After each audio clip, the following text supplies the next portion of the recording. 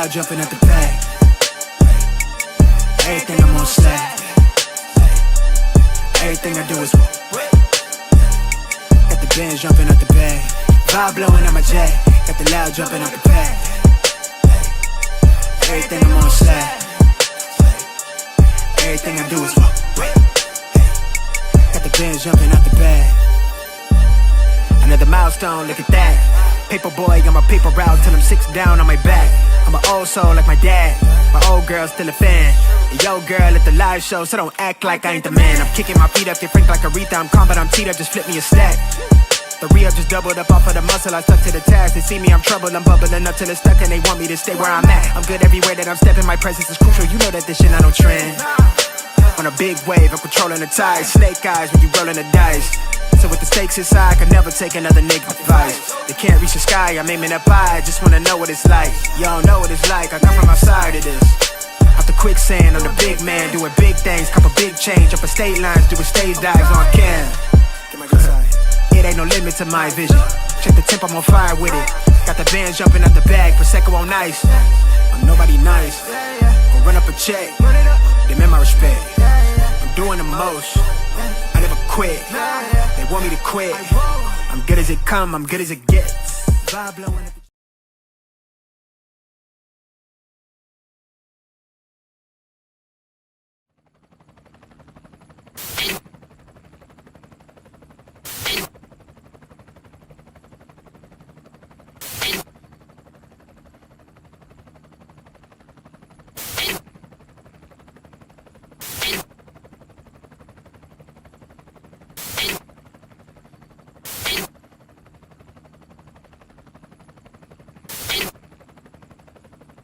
and you're in the Desert Storm bunker with Hollywood CGA.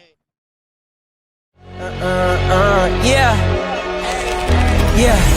Legends ain't born, they built from the grind. From benches to banners, we sharpen the mind. We sharpen the sword and promise and swore that we going hard and leaving it all on the floor.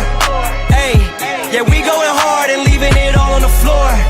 Ayy, yeah, we going hard and leaving it all on the floor. Legends ain't born, they built from the grind. From benches to banners, we sharpen the mind. We sharpen the sword and promise and swore that we going hard and leaving it all on the floor.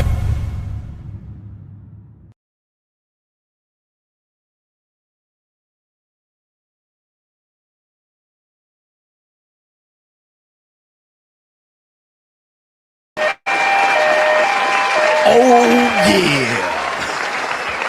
What's going on, everybody? It is Coach Greg Adams back in here with another YouTube live stream. Shout out to the Coach Gang. And that's you. For being in here, being involved, and being active on this YouTube channel. And welcome back to the internationally known, the critically acclaimed Boss Up Show. Part of the Free Agent Lifestyle podcast here on the Free Agent Lifestyle channel. You in here with the Bruce Wayne ish. The King of Kings, the King of Content, and the Speaker of Truth. Yours truly, the Notorious World Order. AKA Mr. Coachellini, better known as the prognosticator, Coach Stradamus. And you're in the Desert Storm bunker with Hollywood CGA and EWF. That is every woman's fantasy in the whole fucking show.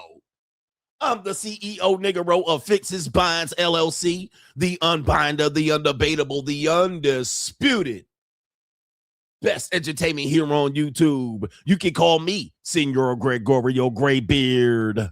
The ladies love to call me Mr. Third. Your third leg was just phenomenal. Also the man with one trabajo. That is the ecclesiastical Mitch Slapper. You're looking at the anointed one. Acknowledge me. The founding father of the After Pill. The junior college sociologist. The Morpheus of the mating matrix. The chocolated Confucius. The Black Moses, the deliverer. Also known as the man that ecclesiastically walks in the spirit of Elijah. You're looking at the man with more nicknames than anyone in the game. Call me James Bond, Malo Poppy, Hentai CGA. You can also call me, the king of the Lings, Ling Arthur, and many, many more. But in case you forget those names, just call me CGA, see God Allah. You're looking at the 14th time and previous banned on YouTube, demonetized champion of the world. You better ask somebody. We got a great show for you lined up today. This is going to be the long stroke. Get up on the long stroke. Everybody get up. Hey, get up on the long stroke. Everybody get up. Yeah, this is going to be the long stroke. Pause. All right. Hey, yo, chill, son. Hey, yo. Speaking of long stroke, last night I made love for the very first time with two. Oh, last night I made love for the very first time. I don't forgot the words. With two. Hey, man, if you missed last night on CoachGregAdams.locals.com. New world order. The craziest JUCO story of all time. All right. The craziest JUCO story of all time I featured last night on Fix's Binds show over on CoachGregAdams.locals.com. Y'all don't got the stomach for what these women are doing out here today, bro. Y'all ain't got the stomach. Do you have the stomach? They ain't got the stomach, bro. Your future wives are out here doing the goddamn thing, bro. Y'all ain't got the stomach. So you got to check it over on CoachGregAdams.locals.com. We have the best member group of all time. I know you guys don't want to, you broke niggas can't afford it. You know, I'm not giving Coach extra money. It's crazy. Our members content, we got a great money mindset group. We have great members content over on Locals, the JUCO. We've been doing both for about 3 years now. And it is so amazing. All right. You guys are amazing over there. I appreciate you guys. You guys keep the show running. But the information and details that I provide for you privately behind paywall is some of the best information you'll find even on the internet. I know you free niggas, YouTube University ass niggas. All right. But it is unbelievable. All right. It is unbelievable. The story that I have shared over on there with the supporters over on CoachGregAdams.locals.com. It's crazy. All right. But if you ever wanted to know, you could go over there. You're free to go over there. It ain't free, but I mean, it's free. But you can join free over there. All right. But anyway, we got a great show for you lined up today. We have a ling-ling. All right. A ling-ling. I cook, I suck, I shut the fuck As up. we say, a condescending ling. All right. Shout out to all my condescending ling-lings. You know who you are. She says, women don't need marriage. Marriage needs women. All right. Women don't need marriage. Marriage needs women. This is right on track with one of the greatest books ever published and self-published. Let me think here. Let me think. So fantastic book that's out. I don't know if you guys have read it. By an author. Let me see if I can find it. Let me see if I can find a copy of this book. One of the greatest, most predictable books. A lot of people have stolen and ripped from this book, by the way. They become famous by taking the details and the data that I put in this book, written in 2019. And when this book was written, the current marketplace was not known. All right. The current, what you're experiencing in 2026, and when I wrote this book, this was not known. What you see in 2026, nobody knew. I mean, only a few people knew. You had to be on the dark side. But I took a predictive stance here with this book called De-Evolution. And what you're seeing today is everything that I said in De-Evolution is coming to fruition. This is the reverse engineering of American women. This is feminism's reverse engineering of American women. And it was written not to say we need to stop feminism. It is just to create awareness of where feminism is going to go, right? We are in the after effects of feminism. And even though you will find women come out today and say, well, feminism, you know, it didn't really accomplish what it needed to accomplish. You will have them kind of say, we could have done it without it. Maybe we could have changed it a little bit.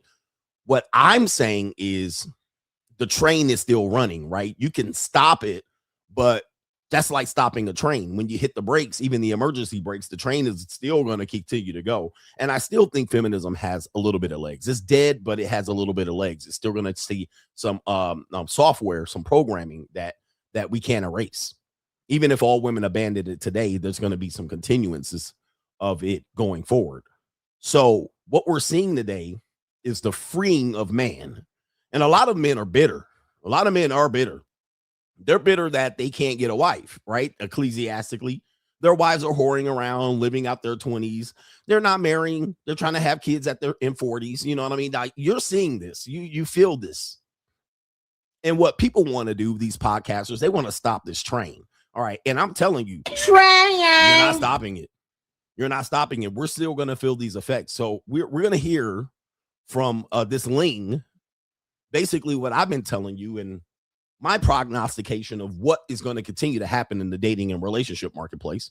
You're going to see evidence of this throughout the show. This is why it's important. I know a lot of people just watch the main event. All right, I'm going to just show up to the main event. I get it. You don't have 3, 4, 5 hours because we're doing a long stroke today. You don't have that much time to invest. And I try to show clips, but every time I clip something, YouTube always finds a problem with it because, anyway. But throughout the show, I set up the show for the main event. All right, the main event, people were like, it's only 15 minutes long, the main event. Right? You think I'm going to go an hour on the topic. But I don't need to go an hour on the topic because I'm setting up the topic as we go. So you're missing it if you're just joining in on the main event. You're missing the setup because the first segment, Doom and Gloom CGA, is going to set up the main event. Straggle and Sniggle Theater is going to set up the main event. I hate to explain this, but that's how it works. I'm sorry. This is the only way I can do the show. This makes me the greatest.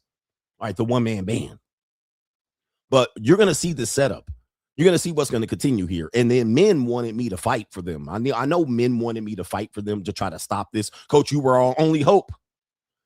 And then you see me out here being a famous sugar daddy out here. You're like, yeah, daddy. Some nigga said I turned into Andrew Tate, which was crazy. I'm like, huh? All right. All right. But he thought I was just going to be, go my own way and just rail against it and work hard to stop the train. I never said I was going to stop the train. I wrote the book. I said it's a wrap. All right. Ecclesiastically, traditionally, it's a wrap. All right. All of these things that men have depended on to control women or to have marriages, it's gone. I'm sorry. I said it's gone. I told you, I wrote you in the book. I said, this is where we're going. Okay. I don't know what you thought that I was going to just ecclesiastically stop the show and criticize and shame women. I was like, dude, that's pretty much not an option for you going forward. So you have to do what? Live the free agent lifestyle and figure it out. Now, if you happen to just meet a sweetie and marry her, just realize I fucked her first. Okay. As long as you're cool with that, I probably fucked her first. All right. As long as we're going on, I had her first. All right. Ray J, in the spirit of Ray J, I fucked her first. And so a whole bunch of niggas fucked her. All right. Before you got her. So that's what you're going to have to remember going forward. I still want to prove that I can find a wife. Well, I fucked her first. All right. More than likely, I probably put hands on hips, depending on where you met her. And I get around, nigga. I'll be on city to city. I'm from state to state, ocean to ocean. I'm from Frisco to Maine, all the way to Spain. All right. I'll be out here putting hands on hips. I'm going to try to fuck your girl. All right. Before you marry her. That's my, and ladies are like, no, you're not. Yes, I am. All right. You got a bind that need to be fixed. But do see me out here being a sugar daddy, and they think I'm marketing you to be a sugar daddy. I don't give a fuck if you're a sugar daddy. I am, though. All right. Okay, daddy. All right. But now, look, what did you want me to do? Sit here and just rail? Oh, they're destroying it. OnlyFans is going to stop. It's going to destroy society. No, it's not. It's going to destroy your bitch ass. All right. It's going to make you and your recessed chin and your patchy beard unable to find a wife. Look at this bitch ass nigga. It wasn't like I didn't tell you this was going to happen. I wrote the book. I said, this is where we're going. I said, look, the book ends saying we're going forward. There's going to be long-ranging consequences to these actions. And then one more thing. I used to say this one thing.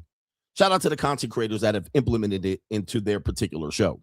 Because people steal from me. All right. But anyway, this is not a steal. I used to say this back in 2019.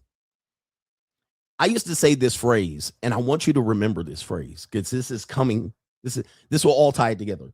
Have a long memory. Who remembers that? Who was around when I used to say that? Have a long memory. And people don't have a long memory. I used to say, you need to remember these times because what happens is we have a short attention span. We have a short attention span. You guys don't see it. You forget.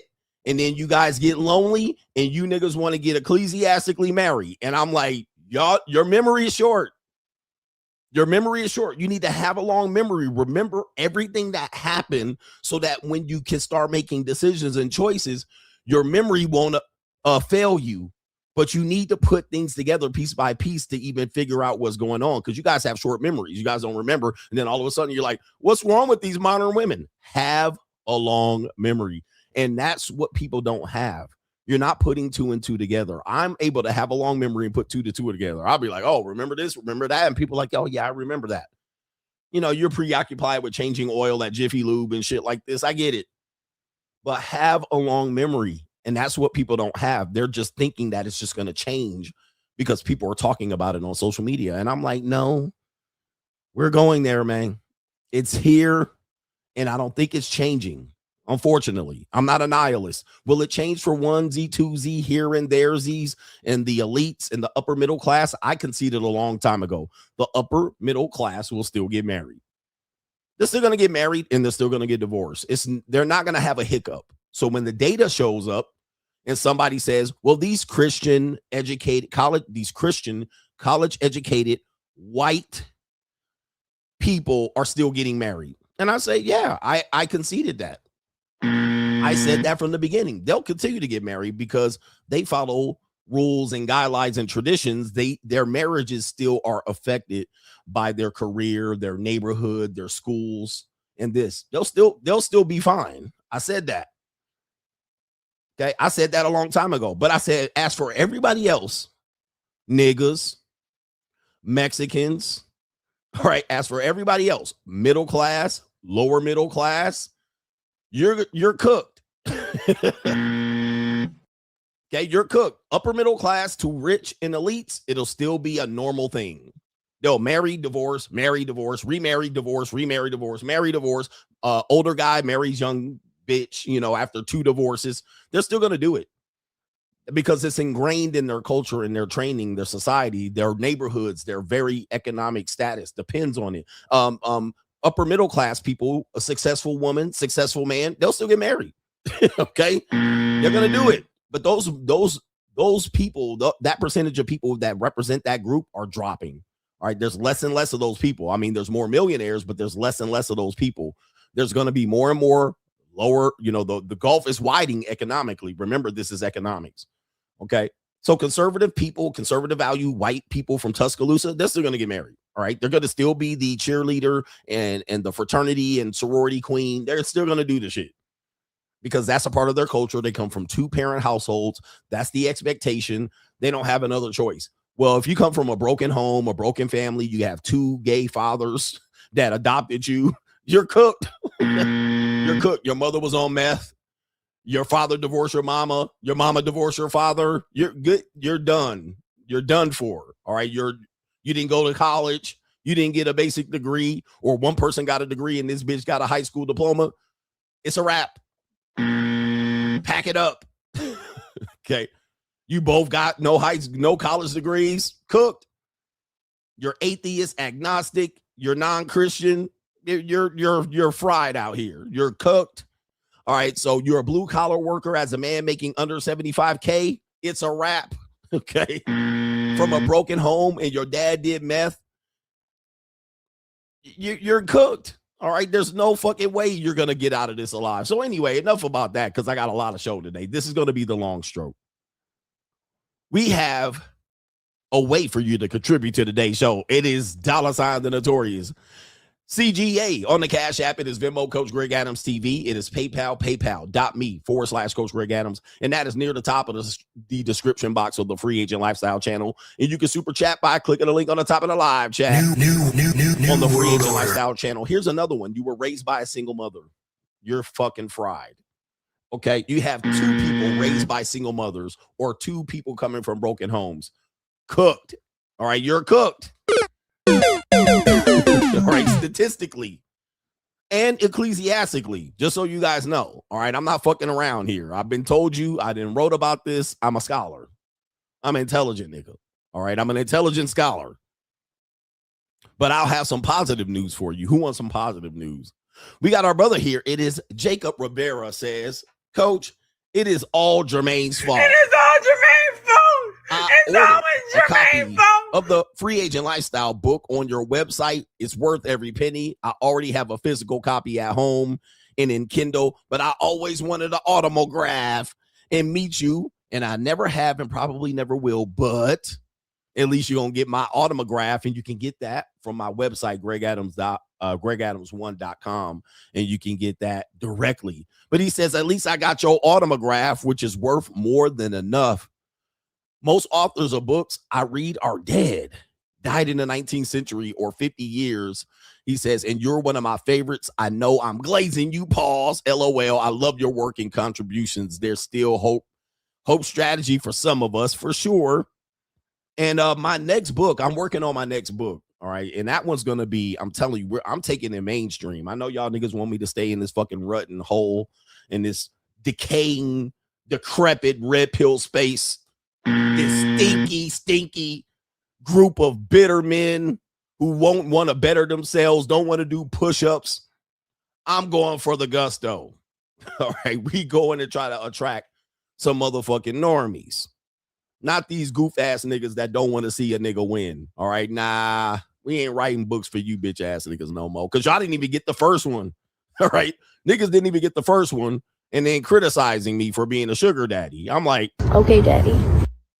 I literally told you that that's what we're doing. And if you want to miss out on the pussy and the money, that's your problem. I don't know what to tell you. But what I'm not going to do is stay in these trenches with you stinky ass niggas. You musty ass niggas. You cartoon character mascot ass niggas. But wait for the next book. It's really going to price you niggas out. All right. The book is going to be like $1,000 a copy. All right. Nah, it won't be $1,000 a copy, but it ain't going to be cheap. I'm pricing niggas out. Why is it so expensive? I will buy it, but you a broke ass nigga. Oh, too bad. I don't got to sell that many with a high price book. All right. No ebook, none of that shit. Nigga, get the physical copy. All copies come physically with an autograph and a link to the like 18 chapters that I didn't put in the book. All right. Anyway, so that means I only have to sell 100 books, and I done made more money than I made selling all these other books to these bitch ass niggas. All right. Anyway. Shout out to our brother G says, I think I'm jaded from ever wanting a relationship due to seeing the dark side of women. Do you think in order to maintain a relationship, you have to be ignorant? Because seeing this one tanned ring finger as I'm skeeting on her back, her throat fucked me up. You skeeting in the back of her throat, F me up, not gonna lie. Well, I'm gonna just tell you, man, one of the things that will mess you up is being promiscuous. Okay, fornication is gonna mess you up because, you know, women are very, very evil creatures. They're succubis when they're in the throes of passion. And they do nasty things, right? And they do things. They cheat on their husbands. Wasn't there a conservative man? This was last week, and I didn't even get a chance to report on it because you guys know, man, I have to cover so much stuff. And I'm like, how do I let this fit in? You know, it's got to fit into the show. But apparently a conservative trad cuck, I guess his conservative trad con wife made him wait for marriage, but she was cheating on him during the engagement and through the marriage. This was a story, and I'm going to look it up. I might have to read. Sometimes I miss it and I never come back. But this was a story about a week ago. And I didn't remember the names because I never heard of these people. I was like, I never heard of these people. They don't give a fuck about them. And I figure, I don't know if my audience cares. But see, it is that type of thing that when you see it, you can't unsee it. It is literally to me, it is the nightmare of all men. It is the nightmare of you all, you simps, all you hope strategists. That's the nightmare. So I guess you guys are naming the people here. So she was cheating with her boss, but while she was cheating with her boss, she was engaged to a guy saying she was a virgin, ecclesiastically a virgin. She was ecclesiastically a virgin, telling the guy, her fiance, she was going to wait for marriage. She was an ecclesiastical virgin, but she was fucking her boss. See?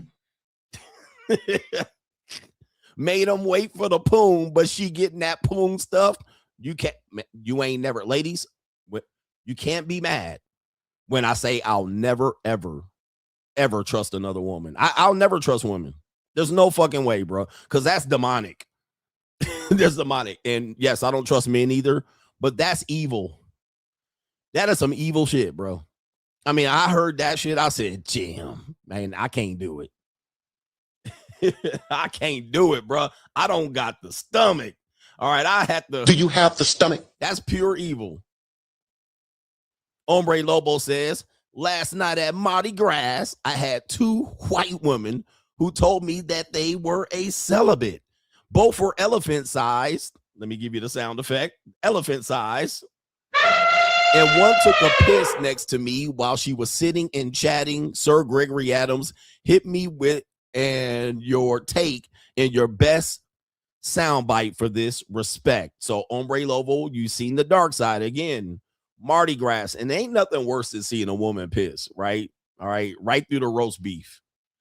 And then they piss be all out of control. And then the way they squatting, they pussy be up, you know what I mean? And the roast beef curtains be there and the piss be like, pfft. All right, it sound like an elephant pissing.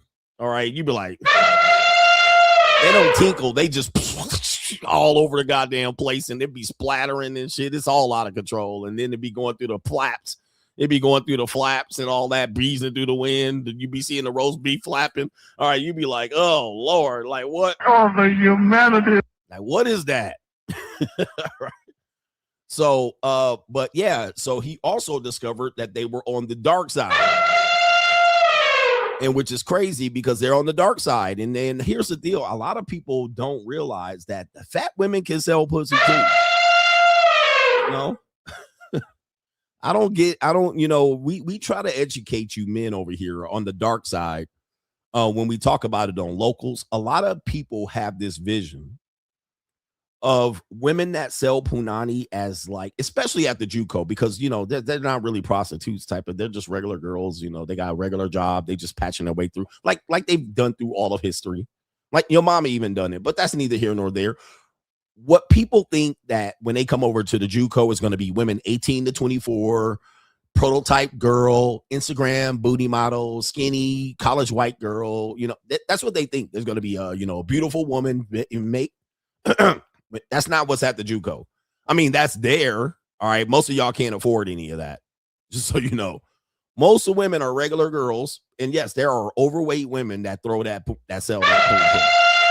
There are very, very ugly, overweight. There's ugly women that sell it. And yes, dudes will buy it. I'm just letting you know. Dudes will get it. There's older women that sell 40, 50, 60, 70. So it's not just a young person's sport. All right. You can whittle it down and say, I will only get it to this particular group. Most of y'all can't afford it. You're going to be pissed off with your red pill rage when you realize, well, the price is pretty high for that particular group, as you would expect. All right. That's prime punani. That's grade A. But nah, man, big women can sell it with the stomach fat and all of that.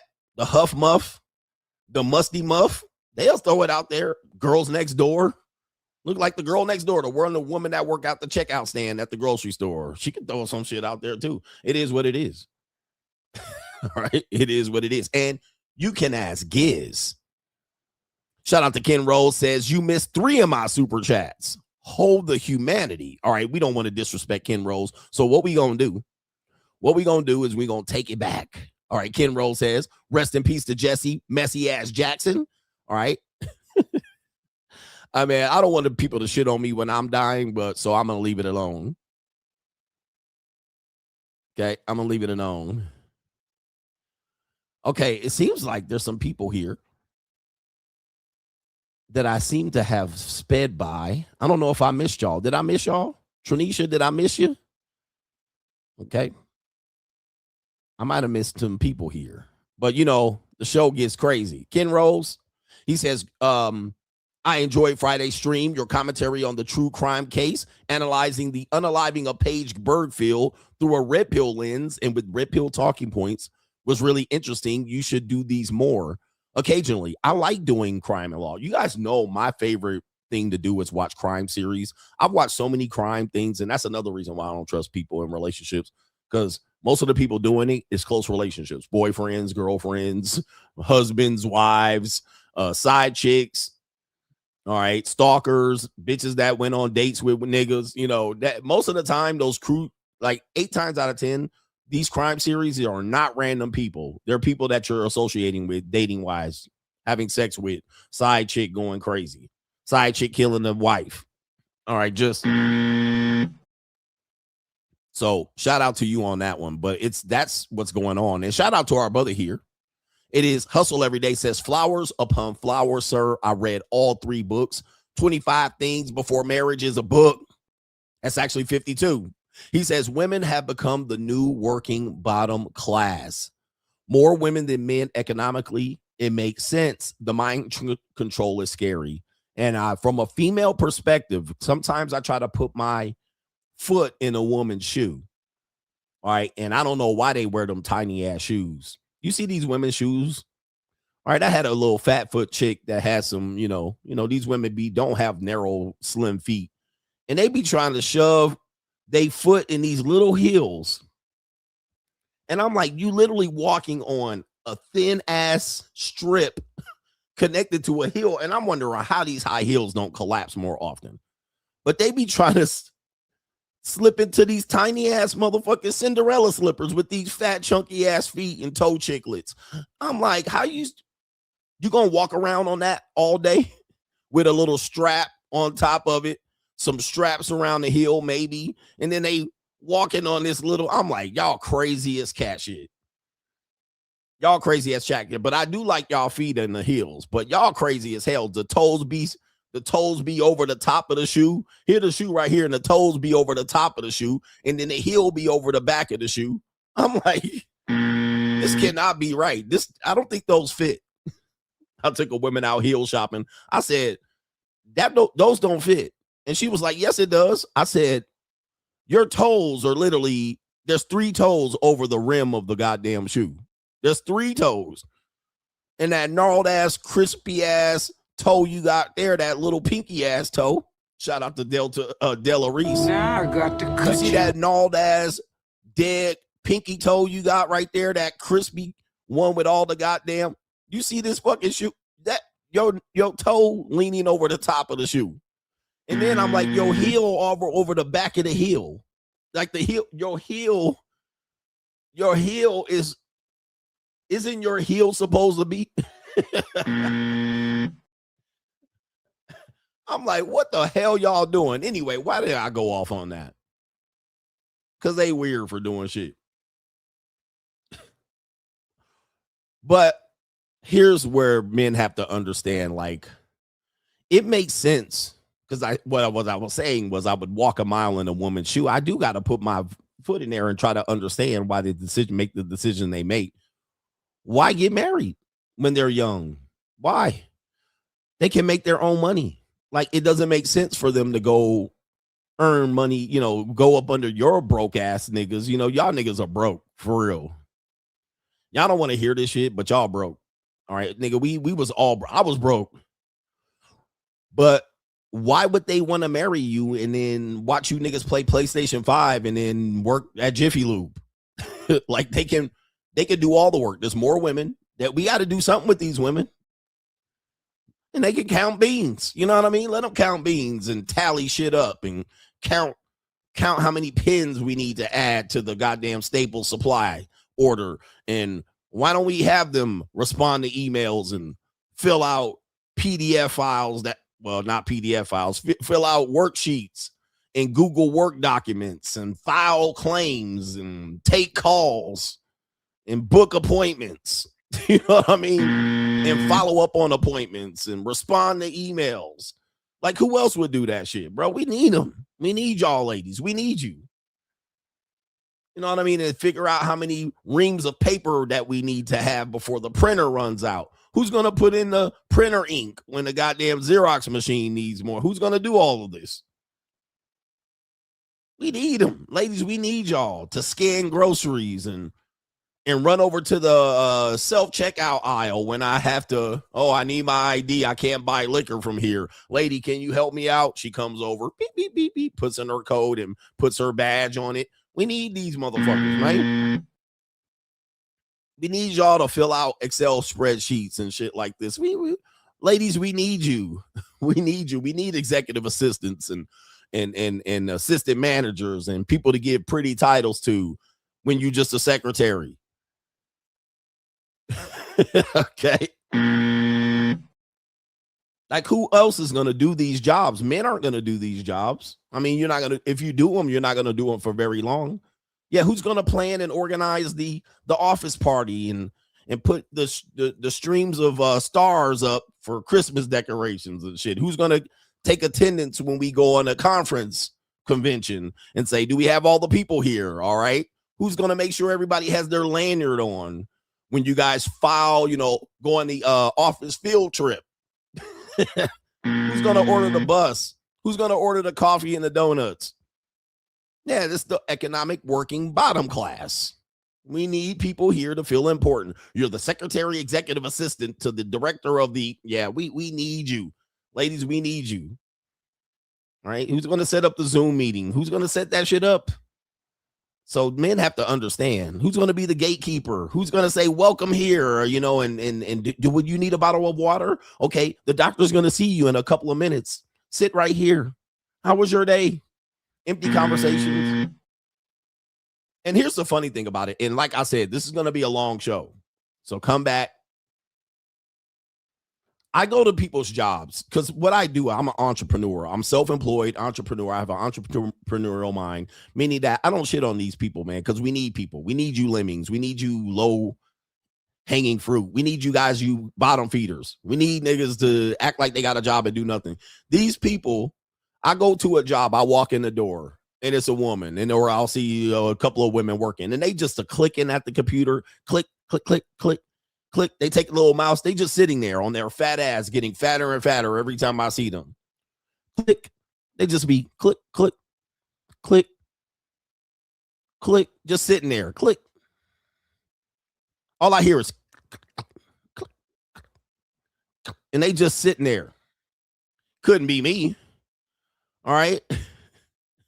Click, click, click, just moving shit around. Playing office. I'm like, there ain't no amount of clicks you need to be doing for 8 goddamn hours. You don't need to be fucking clicking no mouse for 8 hours continuously like that. There cannot be that much fucking work on that computer. There ain't no way you could just be moving that mouse around. Click, click, click. All right, did you click off solitaire when I walked in the fucking door? Because I know if I see the side of your screen, solitaire is going on over there. Click. Click, you playing one cell. All right, there ain't no fucking way. Then I see niggas do it. It ain't just women. I see dudes doing it. They be working security guard.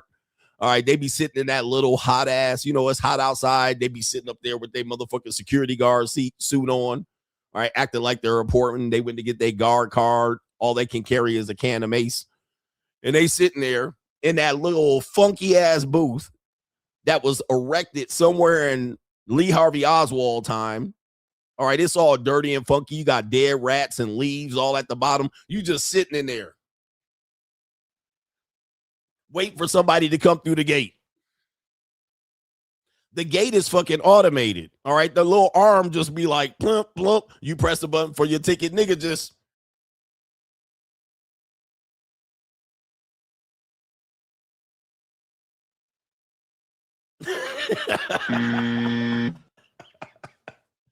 I'm like, hold the fuck up.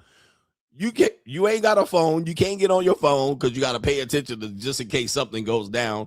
You can't click a mouse or a computer. You don't take no motherfucking notes or nothing. You don't write people in. You don't sign people in. You just. I'm sitting in there like, you need to reevaluate your life, nigga. Listen to me, bro. Brothers and sisters, speaking of Jesse Jackson, I have, what is it? Brothers and sisters, you need to reevaluate your motherfucking life. Your life is not where it needs to be.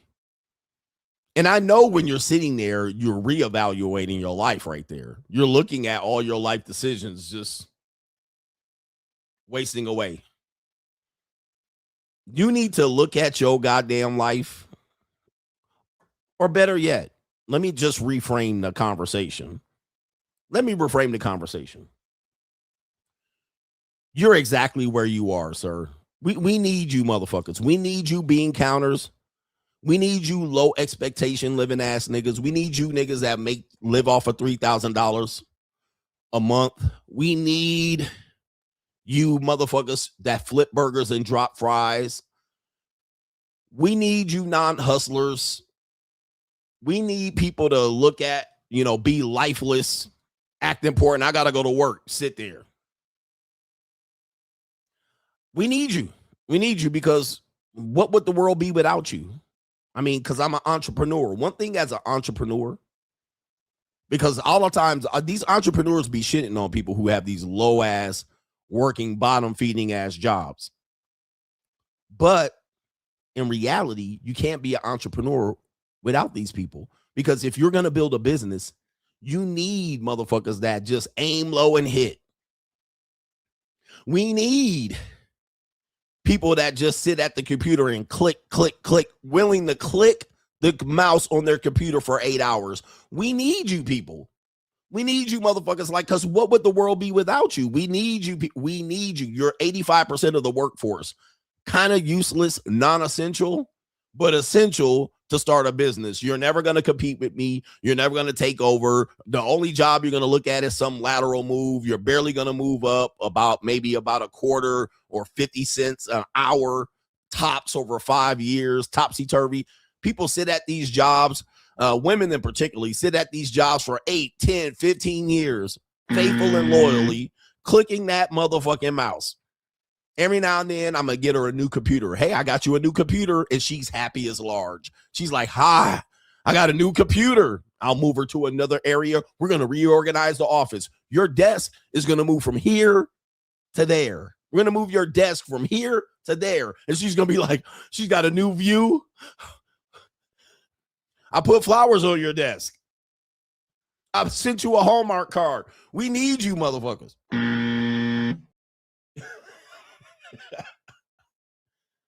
All right. We need you. Somebody said, I got a blonde sister I'm sending your way. All right. You can send her over here. We need these motherfuckers to sit here 8, 10, 15 motherfucking years. All right. Moving her from there to there, moving her from here to there, giving her a promotion, a rise and raise. Look, have you guys 4 times a year sit there and do your little review. All right, let's do your quarterly review. Okay, let's do your quarterly review. All right, here we go. All right, I gave you a 5 for this, a 4 for that, a 3.75 for that, a 6.5 for that. You can do better for this. You've been great. I typed up your quarterly review, and we're going to give you a 50% raise. I'm sorry, we're going to give you a 50-cent raise. A 50-cent raise. Okay, and then they'd be like, I got my quarterly review. These people be like, my quarterly review's coming up. I'm really nervous. I'm really nervous about my quarterly review. All right, she dressed up in her blouse. She sits in there faithfully quiet. All right, I give you a 5 for this. You get 3 stars for that. I give you 8 stars for this. All right, you're really good at this. And they giving them a positive sandwich. You're good at this. What you can improve on is this, but you're really great at that. All right, positive sandwich. All right, I give you a motherfucking hit. I tell you you're great at something, and I tell you you ain't shit at this, and then I tell you you're great at that. All right, here's what we're going to do. What we're going to do is we're going to give you a new title, not a raise. We're going to give you a new title. Your new title is Executive Peon, all right, to the self-director of the Executive Peons. And then they come back. They get on Facebook. I had my quarterly review. All right, they gave me they said I was super good at that. I was valuable to the company ass nigga. And they said they can't live without me. And they said if it wasn't for us, I would have made him a millionaire today. All right. So I'm so glad my quarterly review went well, ass nigga. So we're going to give you a new title and more responsibility, but we're going to not give you any more money, but we're going to give you a new fancy title. Aren't you here for this shit? Let's go. All right. And since everybody else since our retention rate sucks, but you're sticking around, you get to do all of their jobs, get a better title, but only 50 cents an hour. How's that sound? You'll take the deal? Good. You motherfucking cocksucker. Get the fuck out of my office, you goddamn goofy ass. Yeah, do all of these motherfuckers work because they keep leaving me. All right. Am I hitting home for people? Is this a little too much?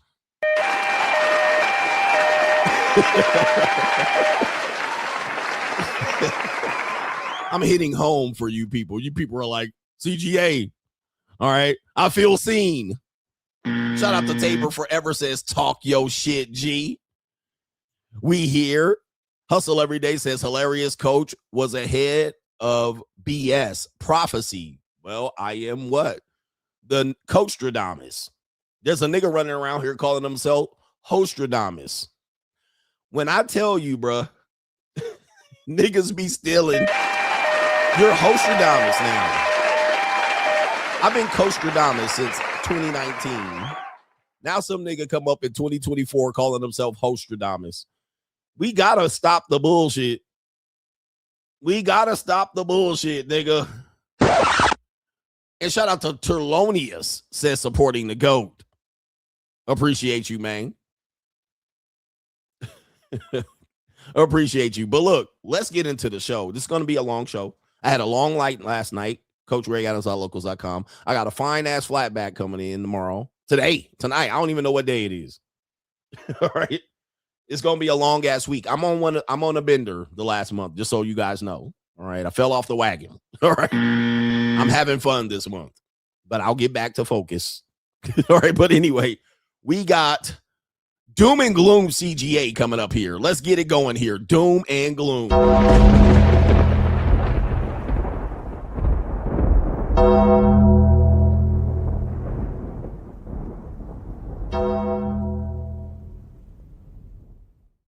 Doom and Gloom CGA brought to you by Forever, the New World Order. Okay.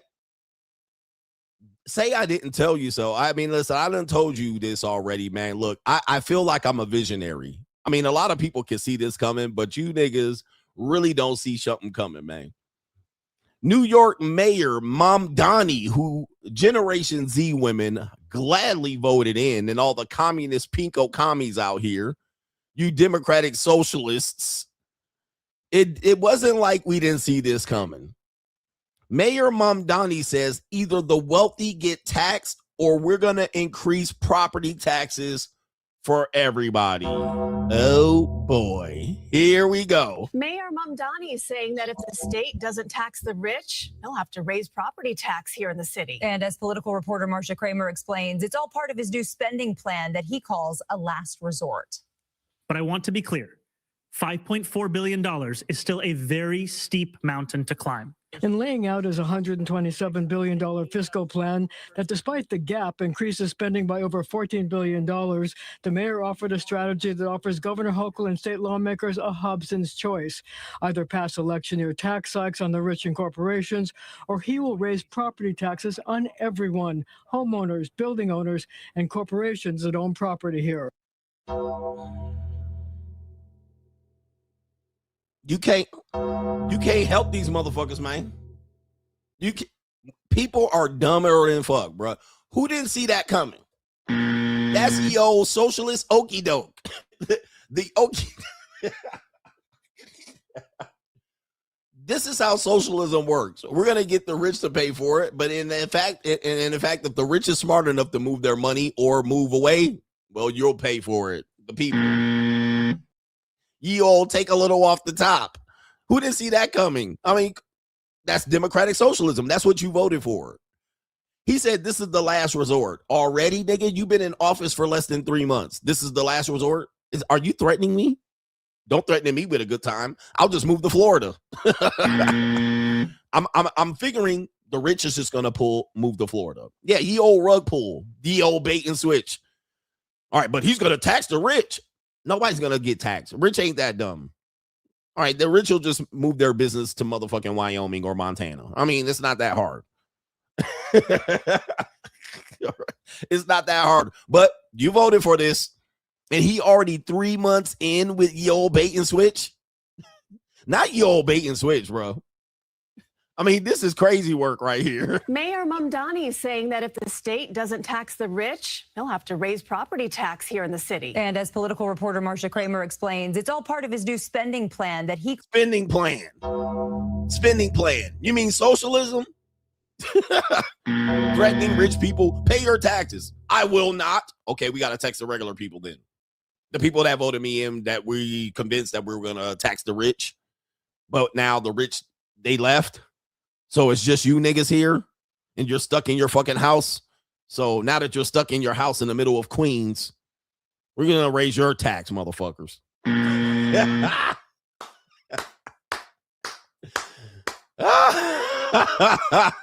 Ring the bell. I'm telling you, people are dumb. I tell you, they dumb as a motherfucker. I mean, damn. I mean, I figured he'd wait 2 years in the office. He's already just shitting on them. He already shitting on them. He's shitting on the people he got voted in for. Okay, well, anyway. Well, women don't own property in New York anyway, so I don't give a fuck.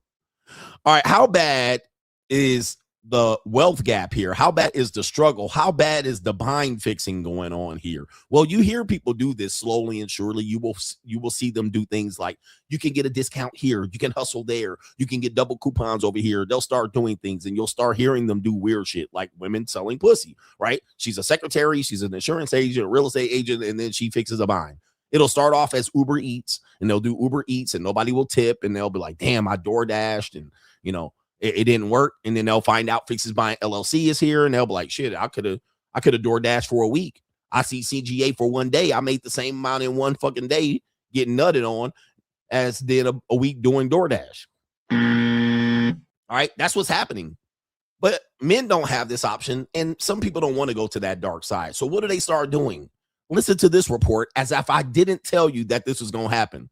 I told you this was going to happen, bro. And I know people who do this shit.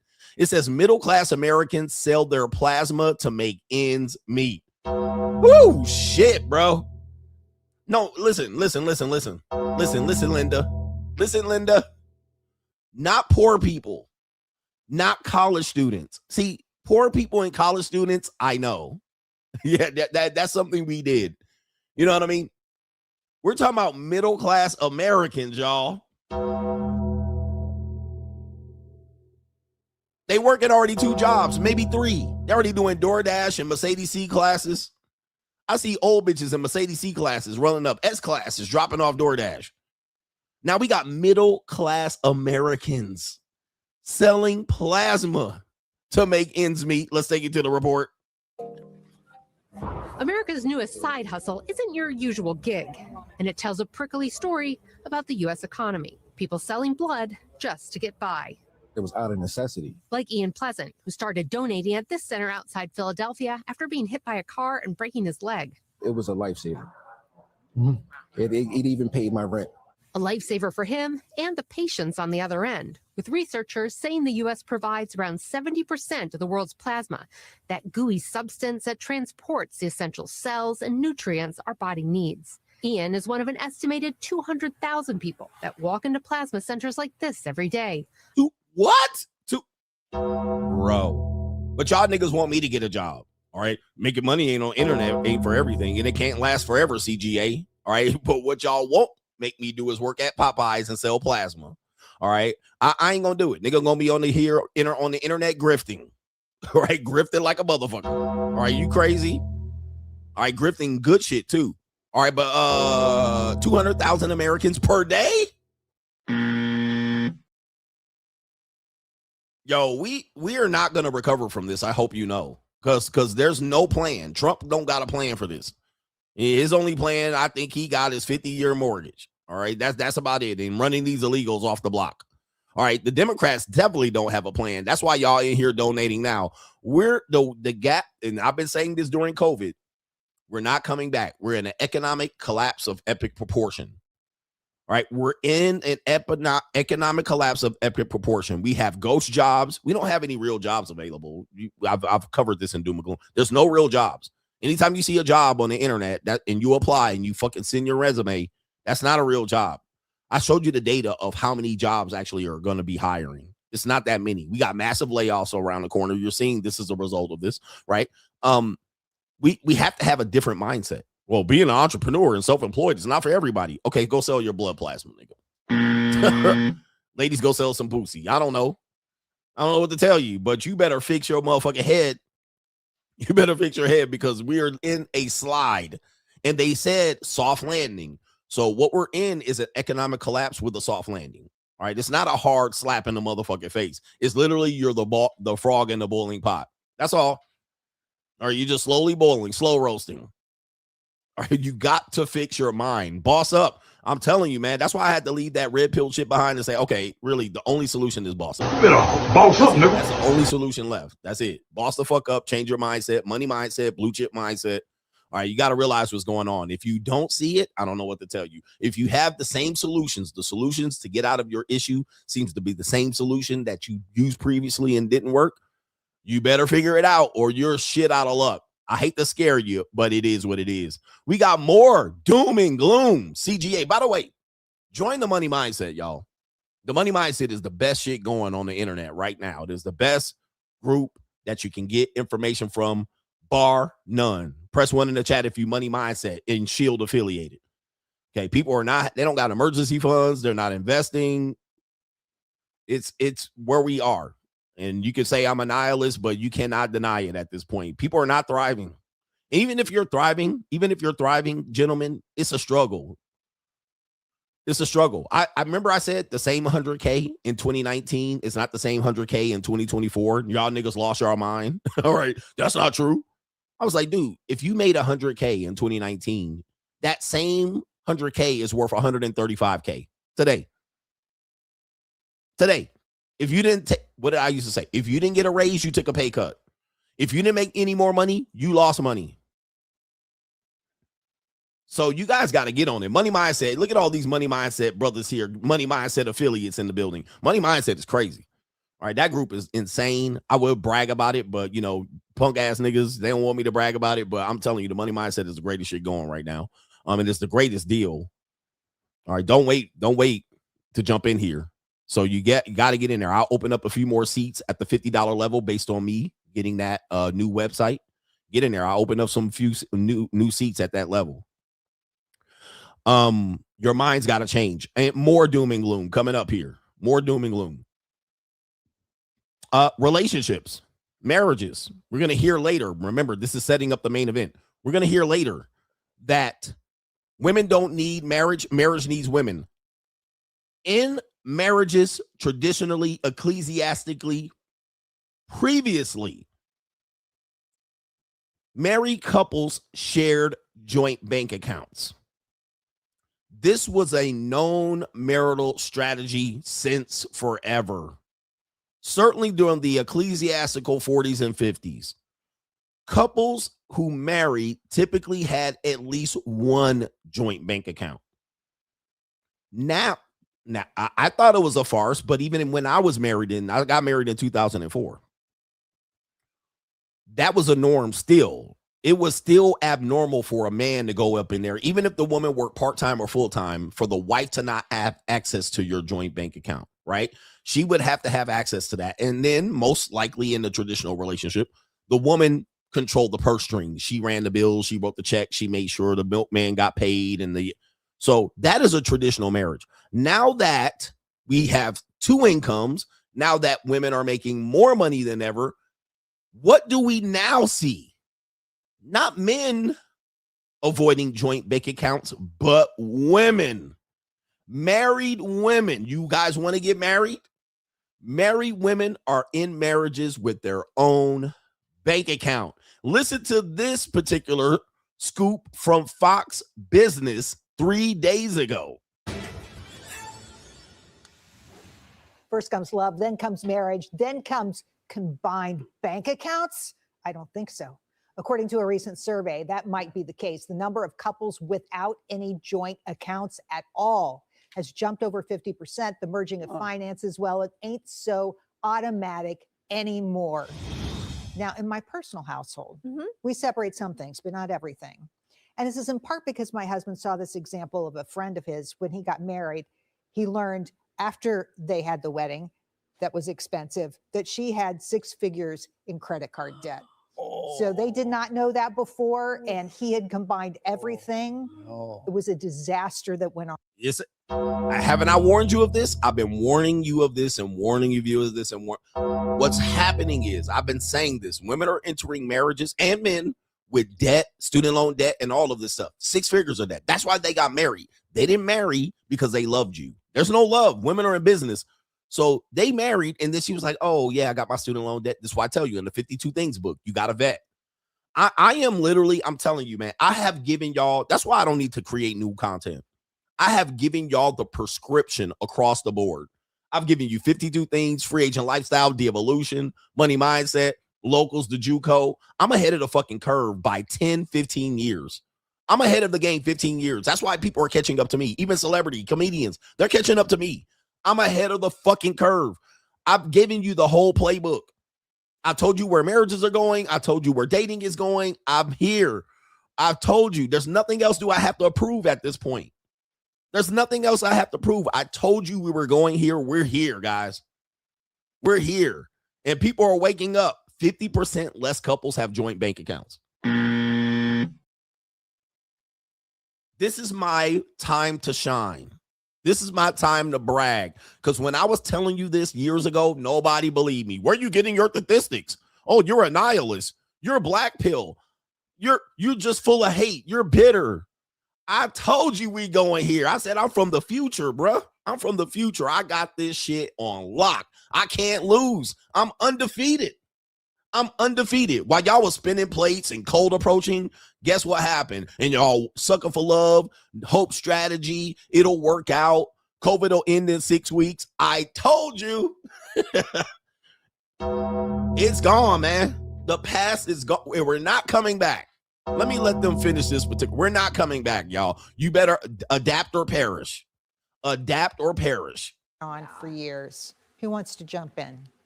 I think the trend makes sense when you just think about broader financial trends, right? We do more on our phones now. It's easier to move around money too. You know, you don't have to write a check to someone else. You don't have to take out cash to hand it to your partner before they go somewhere. You can Zelle them, you can Venmo them. It takes 3 seconds. And then I also think just from an investment perspective, when you think about how many more young people are investing in the stock market now, they're starting their 401k at 22, right? And they're starting to allocate that money. Well, it sometimes can make sense to just leave that money, let it work in those investments that you already made, and just sort of let it be. So just from a broad perspective, I think that sort of makes sense. I haven't had to make this decision myself. I was just going to ask about your personal experience. I have not made this life easy move to talk about in So theory. Exactly. I love what that guy said. It's easy to talk about it in theory. Take hint from these content creators who I always criticize. They just talk in theory. It's easy to talk from theory, but when you're talking from experience, it's a whole new ball game. I'm speaking from experience. They're talking theory. These niggas ain't never had girlfriends, ain't never fucked bitches on vacation. They never lived with a woman. They never had a long-term relationship. They're speaking from theory. And he was speaking from, as a young man, theory. But now the older dude was like, it's easy to say it when your feet ain't in there, when you ain't in the motherfucking sinking ship, when you never lived with a woman. It's easy to say that shit. But now when you start talking about partnerships, we're leaving spouses. We're leaving husband and wives. The people who are getting married today, especially women, want partnerships. So part of partnerships is we're 2 separate entities, which we legally are, but we never are we're never a one entity, which marriage was. It created one. All right. But they're coming into it. No, we're separate. I have my own 401k. I have my own lifestyle. I have my own independence. I have my own male friends. I have my own social circle. I have my own church. I have my own bank account. I have my own past history. I have my own. However, you can pay for all of this shit, though. Pay off my student debt. Pay off my back rent. Pay off my car loan. Pay off. You can pay that shit, but I keep all my shit separate. By the way, man, gentlemen, I called this shit. I'm so happy that all of this shit has worked out because I knew it was coming. How about this ecclesiastically? On Doom and Gloom CGA? This would be a long show. And somebody said, what's the point then? Exactly. What people are going to figure out is there's no point in marriage. Remember, this woman is going to speak it. At that point, when people look at, is marriage even necessary? People are going to look at it and go, it's not even necessary. Because that was the point of marriage. It was a financial binding of one. It was taking two corporate entities and creating one. But people are coming in with separate entities. And then you look at it and the man's going, well, why would I be in a marriage? What's the point of that? And some women are going, why would I join with this guy? Other than the benefit of him being generous with his money and being willing to, give her an escape. And what if she's a successful woman and he's a bum? She's like, what's the point in that? Okay. You even have people going, we're going to live in separate houses. I'm telling you, man. I'm telling you, bro. Let's get to the next one. Doom and Gloom CGA, an ecclesiastical marriage. This is a marriage that has stood the test of time. This seems to be two Gen Z or boomers. They seem to be two boomers married for, I think, over 25 or 30 years. It says, POV, your codependent parents are trying to separate but failing. Okay, this is a gray divorce in the action, but they're holding on to tradition. They're trying to separate, but they can't really separate. Listen to this story, man. Your dad and I have separated. It's just an experiment. We've been together for 34 years and we're best friends. So I just want to learn things about myself. Like, am I triggered and irritated by him? Or am I just grouchy all the time? Am I just a or am I just a when he's here? Like, we still do all of our grocery shopping together. He still drives my car. Like, if I have to go somewhere, I'm like, can you? He comes over. I have to come over and drive her car, yeah. We're still FaceTiming till like 9 o'clock at night.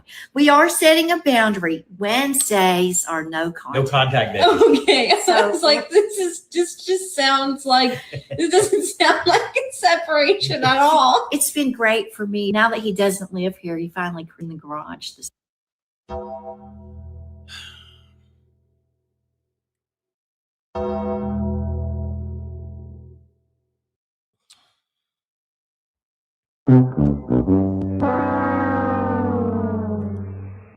But ecclesiastical marriages.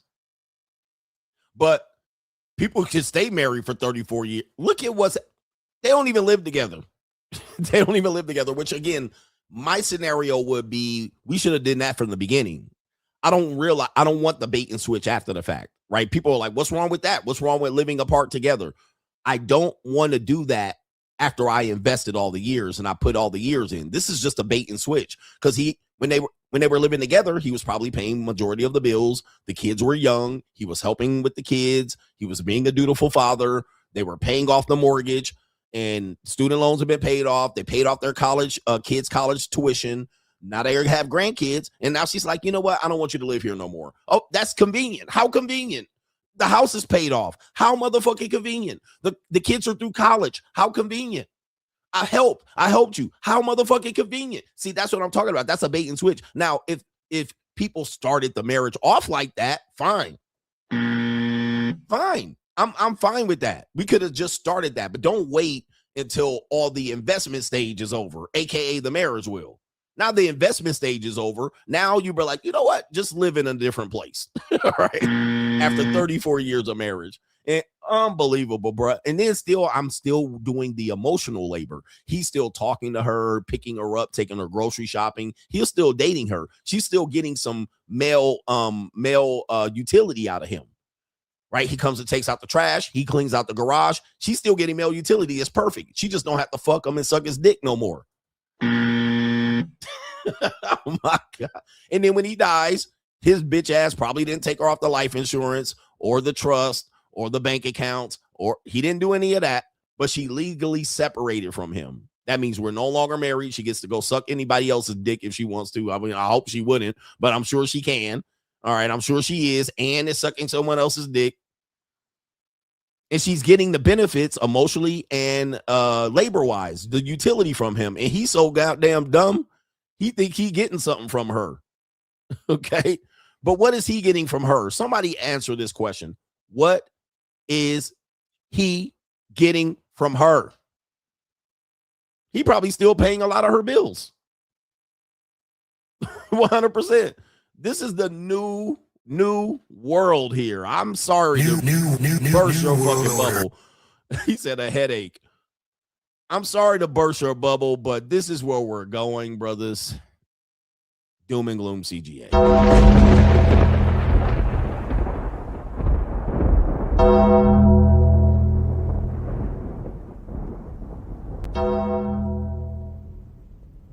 The Money Mindset 2025. Join us if you are looking to elevate your mindset to the next level and get your financial information and game back to where it needs to be. This is the Blue Chip Mindset on steroids.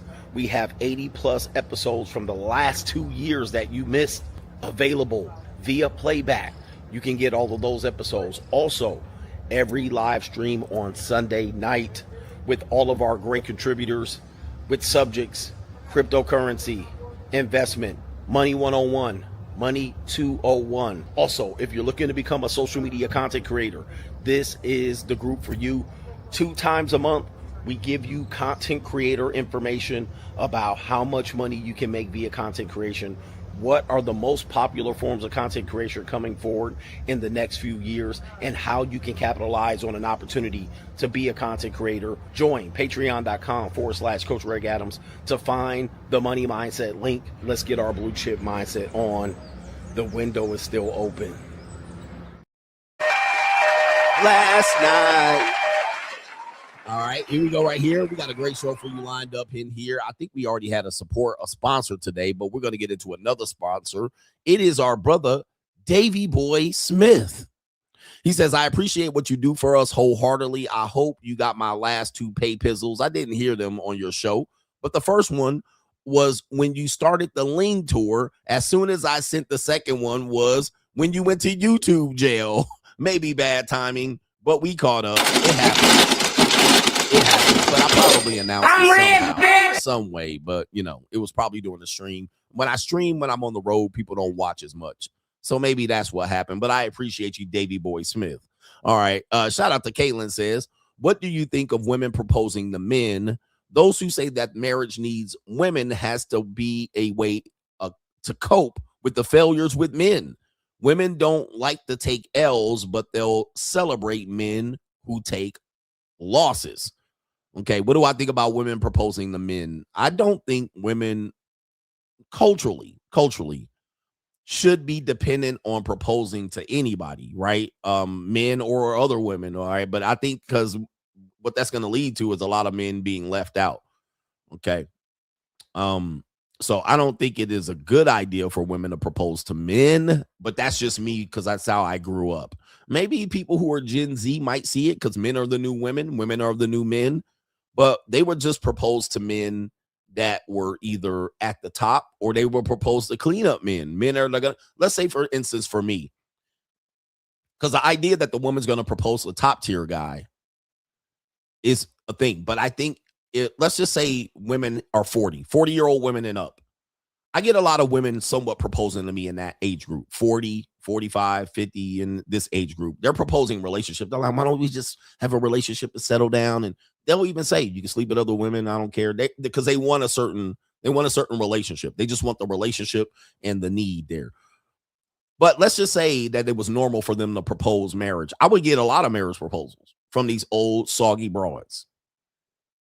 All right, because they're essentially, that's what they're doing. They're proposing a marriage to you. Hey, let's just settle down and have fun and we could travel together ecclesiastically. And so they're somewhat proposing to me. But if it was common for them to just buy a ring, I would have a whole bunch of soggy 40-year-old plus broads proposing to me.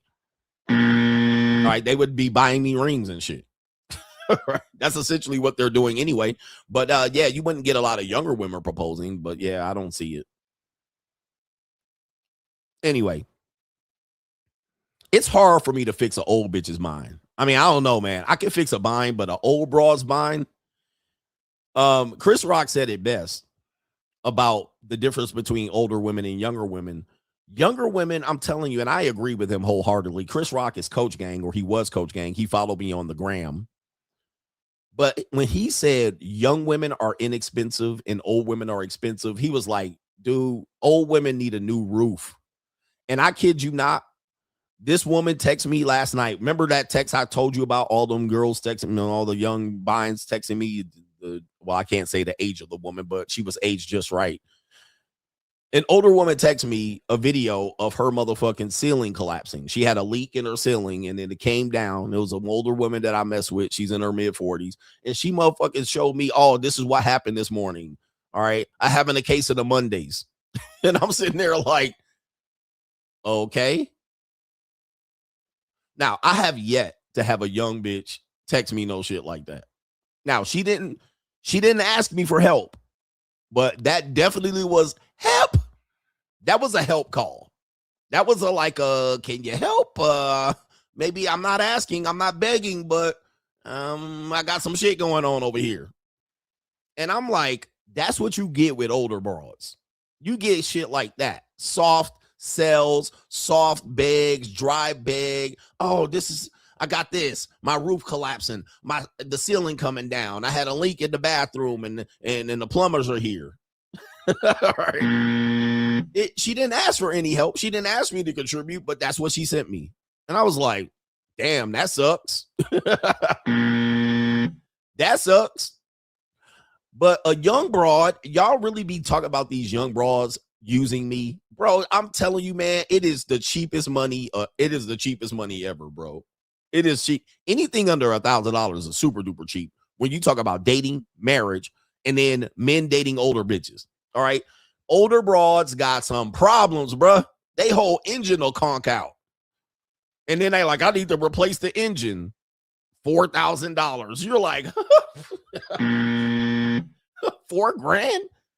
And still be fucking young niggas on the side. Nah, I don't think so. Go find out where them young niggas at. Where them young niggas that you said are so great and they got the mouthpiece and they got their shit together. You know how these old bats be something here. These older guys don't got their shit together. See, these young guys got their shit together. They'll approach us. All right. They got their lives together. Okay. Call them niggas up. All right. See if they gonna help you with that leaky fucking faucet and that ceiling. See if they gonna help you with the roof. See if they help you when the motherfucking car crash in your front door and you don't got homeowners insurance. Call them young niggas up who got their shit together. All right. Who be dropping off dick. These young guys dropping off good dick and rolling good weed. Call them niggas up. Right? Because when that water heater go out, call them young niggas up. I hope you call them up. Them niggas that be dicking you down and that they so great. Shout out to our brother here. The Pro Mansplainer says, Coach Alini, I have a second ZZ top for your music playlist. First, Tush. And today is I'm Bad, I'm Nationwide. He says, you're welcome from the Jones generation. That's born 1954 to 1965. Shout out to ZZ Top. I'm Bad, I'm Nationwide. Who remembers that? Who remembers that? Yeah, that was a dry bag. That was a dry bag when she sent me that video. I was like, hope to see you soon. I was like, nope. Ma'am, you're at the bottom of the list. Nice woman, though. Shout out to our brother Hustle Every Day says America is fucked. Jakirian Jones says, thank you for bossing up 2026. Thank you. All right. Thankful for you. Boss Up 2026. Shout out to you. Kirby says, from janitor to environmental engineer. Oh, the humanity. All right. You're not the janitor anymore. Oh, the humanity. You're the environmental engineer. Now, clean the toilet. Okay. Clean that fucking toilet, nigga. You thought you done moved up. You still got the same khaki jumpsuit on. But I'm not a janitor. I manage the janitors. Shout out to our brother. We got a sponsor today. All right. Did I acknowledge our sponsor for today? I think I didn't. He said, young bitches just want to go to eat and little shopping. I'll do that all day long, ladies and gentlemen. I know y'all hate this. I know y'all niggas hate this. And y'all be like, that's tricking. And I'm not in the marketplace where I'm hiding. You know, like I'm monk mode. I've been my own way. I've done all that shit. All right. So I ain't hiding from the bullshit. Y'all niggas are out here hiding. But when you talk about what young women need, it is like a drop in the fucking bucket, bro. You like, out here, take that shit. And then they be tooting that ass up too. All right. They be tooting that ass up. You be blowing that young ass back out. I'm like, yeah, here. What? Did you want to go to the, you know what they do we want to go to? Sometimes they want to go to fine dining. I get that. They be wanting to go to the goddamn crab boil. They be like, I want to go to the crab boil. You want to go to the crab boil? Yeah, I want to go to the motherfucking seafood boil where they got the shit in the bag and you put the bib on and the gloves and they bring that shit in the bag. They bring them goddamn sea cockroaches out to you niggas. Right? They bring sea cockroaches out in a fucking dingy bag of dirty water. And y'all spread that shit all over the table. And y'all start breaking in there.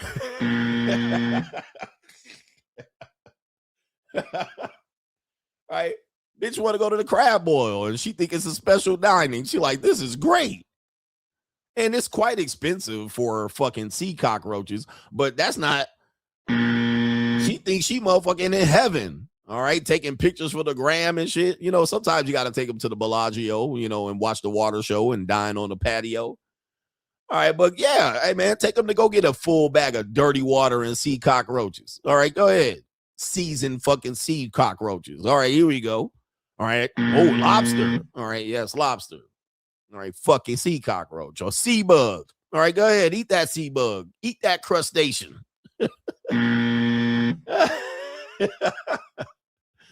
Woo-wee. Yep. One potato, a couple fucking sausages, couple fucking snow crab legs. Never buy snow crab legs. If you buy snow crab legs, you a broke ass nigga. I'm going to tell you this right now. And if you don't know the difference between snow crab and king crab, snow crab is like trying to open a can opener without a fucking can. I'm sorry, I opened a can without a can opener. All right. It's trying to open a can without a can opener. All right. What the fuck is this shit, bro? Ain't no meat in here.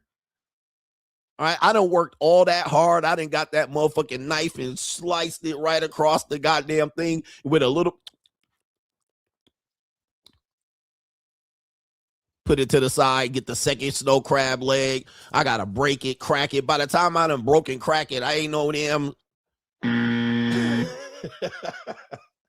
snow crab legs. All right, man. Snow crab, get the fuck out of here, bro. Where's the king crab? Any king crab or nothing else? Market price, nigga. All right, anyway, but y'all be going to all you can eat snow crab. All right, bro. All right, anyway, I'm teaching y'all a lesson here. These are jokes. Shout out to D Jones, says, Coach, pay the housekeeper, cuh. Shout out to you. He said, pay the housekeeper. All right, I got to pay the housekeeper. Shout out to you. And Handsome Paul says, could you please clip the epic rant from yesterday? Winners take all, and if you want something, you take it. But the bitch-ass niggas wanted it handed to them and would bust a nut in a orgy. He says, it would bust a nut in an orgy. Pause. I think that's what you meant. Could you read my chat from yesterday, Monday night stream, please? All right, Mr. Handsome Pauls wants me to read the Monday night stream. I do have to say that our brother Jacob Rivera, apparently, did you sponsor? Oh, I see what you did. You bought the book. No wonder I was confused. All right, no wonder I was confused. But the epic ran yesterday. People want everything handed to them. Money, jobs, power, all right, status. Shout out to our brother. He says, Mr. Handsome Pauls, I never understood following a goofy like Myron, who doesn't have the experience to back the talking points he preaches. I mean, stole. He says that lame got his bitch taken by a nigga on a rollerblade. He said, look at that bitch ass nigga. Think you missed my last night's chat. He said, I missed all of your chats. Shout out to you right there. And no disrespect to Myron. He's done a good job and contributed. But, you know what I mean, just like anybody who comes up, they don't have their own voice. People steal, and I just have to call it out. It's kind of like, you don't know what you're talking about. And it's not a diss. It's that he's good at just parroting. But what happens is sometimes, and I have to call out because he really just ripped me off a few times. And I'm like, holy shit, without credit. You niggas get excited Content creators, this is your time. You content creators get excited to say some shit that you just heard somebody else said. I can get caught up in that too. And especially when you're first starting off as a content creator, you're trying to find your voice. You can do that too. It happens to everybody. This is one of the reasons why I don't listen to people related to the male space. I don't watch them on YouTube because it happens. You tend to bleed over and blend a common conversation that you heard somebody say. But what happens is you get excited. You want to sound like you know, and you don't give credit, proper credit. Now, there's sometimes you don't have to give credit. I just said something and paraphrase it. You don't have to give credit. But when you just outright just take somebody's shit and then you pass it off as your experience knowledge and you don't give proper credit, just it is sad, bro. That is sad. It's tragic. And then what'll happen is these guys will end up DMing me. Oh man, I'm sorry, I got caught up. I forgot to give you credit. But yeah, I did take that from you. But I was caught up in the moment.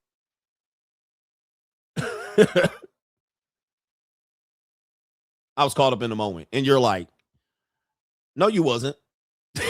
All right. You wasn't caught up in the moment. All right. You knew what the fuck happened. All right. But now you're apologizing me on a DM that nobody's going to see. But what happened when you were in front of 3,000 people? What happened when you was on the interview? So it's not enough. And I that's what pisses me off about it. All right. Anyway.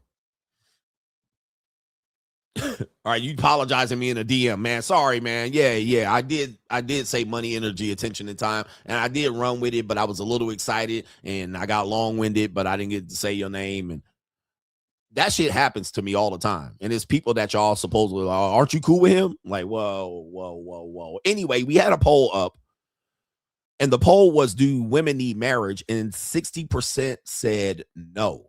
60% said no. Now, with that being said, we got to go on to the next segment, which is Straggle and Sniggle Theater. We have, the black community, y'all about to take an L as normal in Straggle and Sniggle Theater. But black folks, buckle up your seatbelt. There's going to be some Uncle Tom shuffling and bootlicking going on. Here we go. Hey, ride with me if you ride with me. You can slide with me if you feel like 550 on the 5 sticky. Come get high with me. That's a deal, right? Straggle and Sniggle Theater. Do me a favor. Give me the lights. Don't pass the scroll. You're looking at the best entertainment on YouTube. The one and only, the greatest is in the building. We have Straggle and Sniggle Theater. We have our brother Caleb Hammer is on a video clip that someone sent me. And somebody's going to ask, how do you know these people are stealing from you if you don't watch them? Well, niggas send me clips on locals. That's why. All right.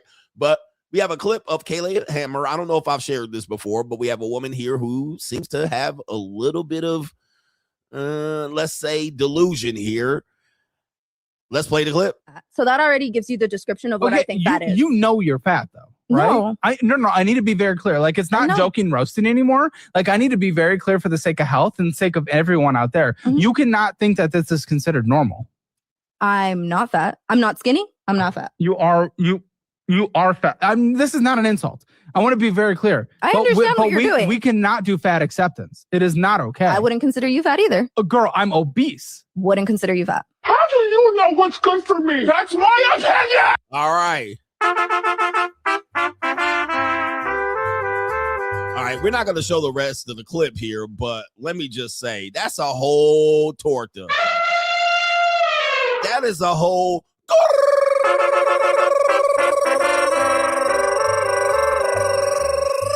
Gordita. That's a whole Gordita. And you niggas are responsible for this. She gonna say I'm slim thick. This is a whole chalupa.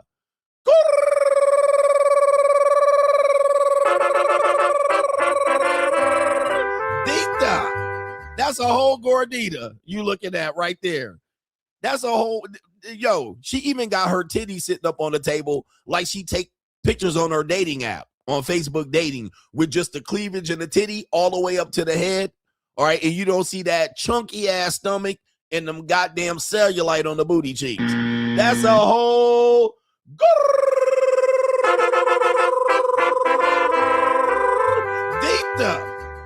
And she's sitting up there saying she ain't fat. Come on, bro. We Woo-hoo-hoo. And that's because she's small. You know, she almost midget size, 4'9", 4'10", 4'11", barely 5'1", looking like a butterball turkey.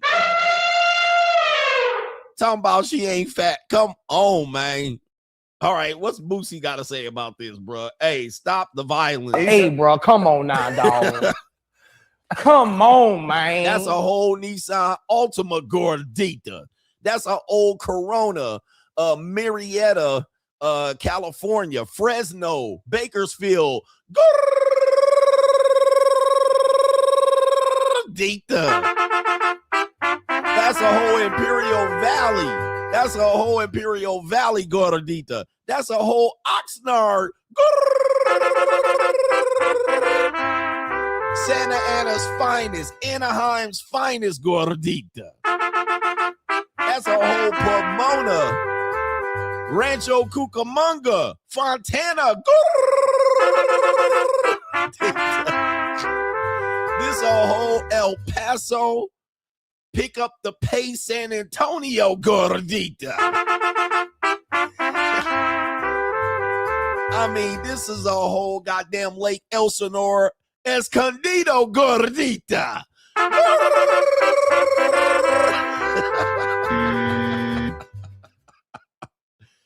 You got to be kidding me, bro. El Paso, Las Cruces, New Mexico, Albuquerque's finest. Get the fuck out of here. Pueblo, Colorado, Tucson, Arizona.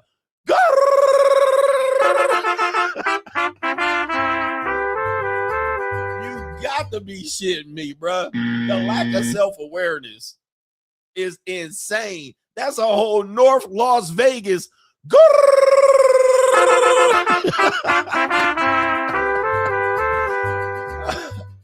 What the hell, bro?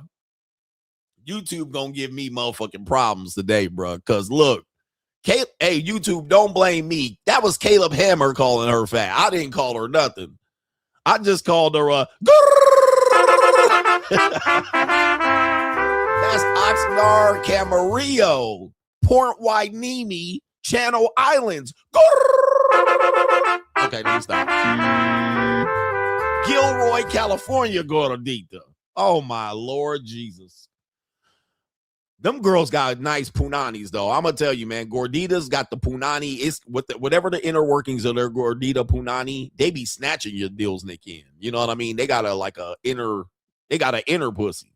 All right, they got a punani and a punani in there. Just be grabbing it, all right, and soaking it.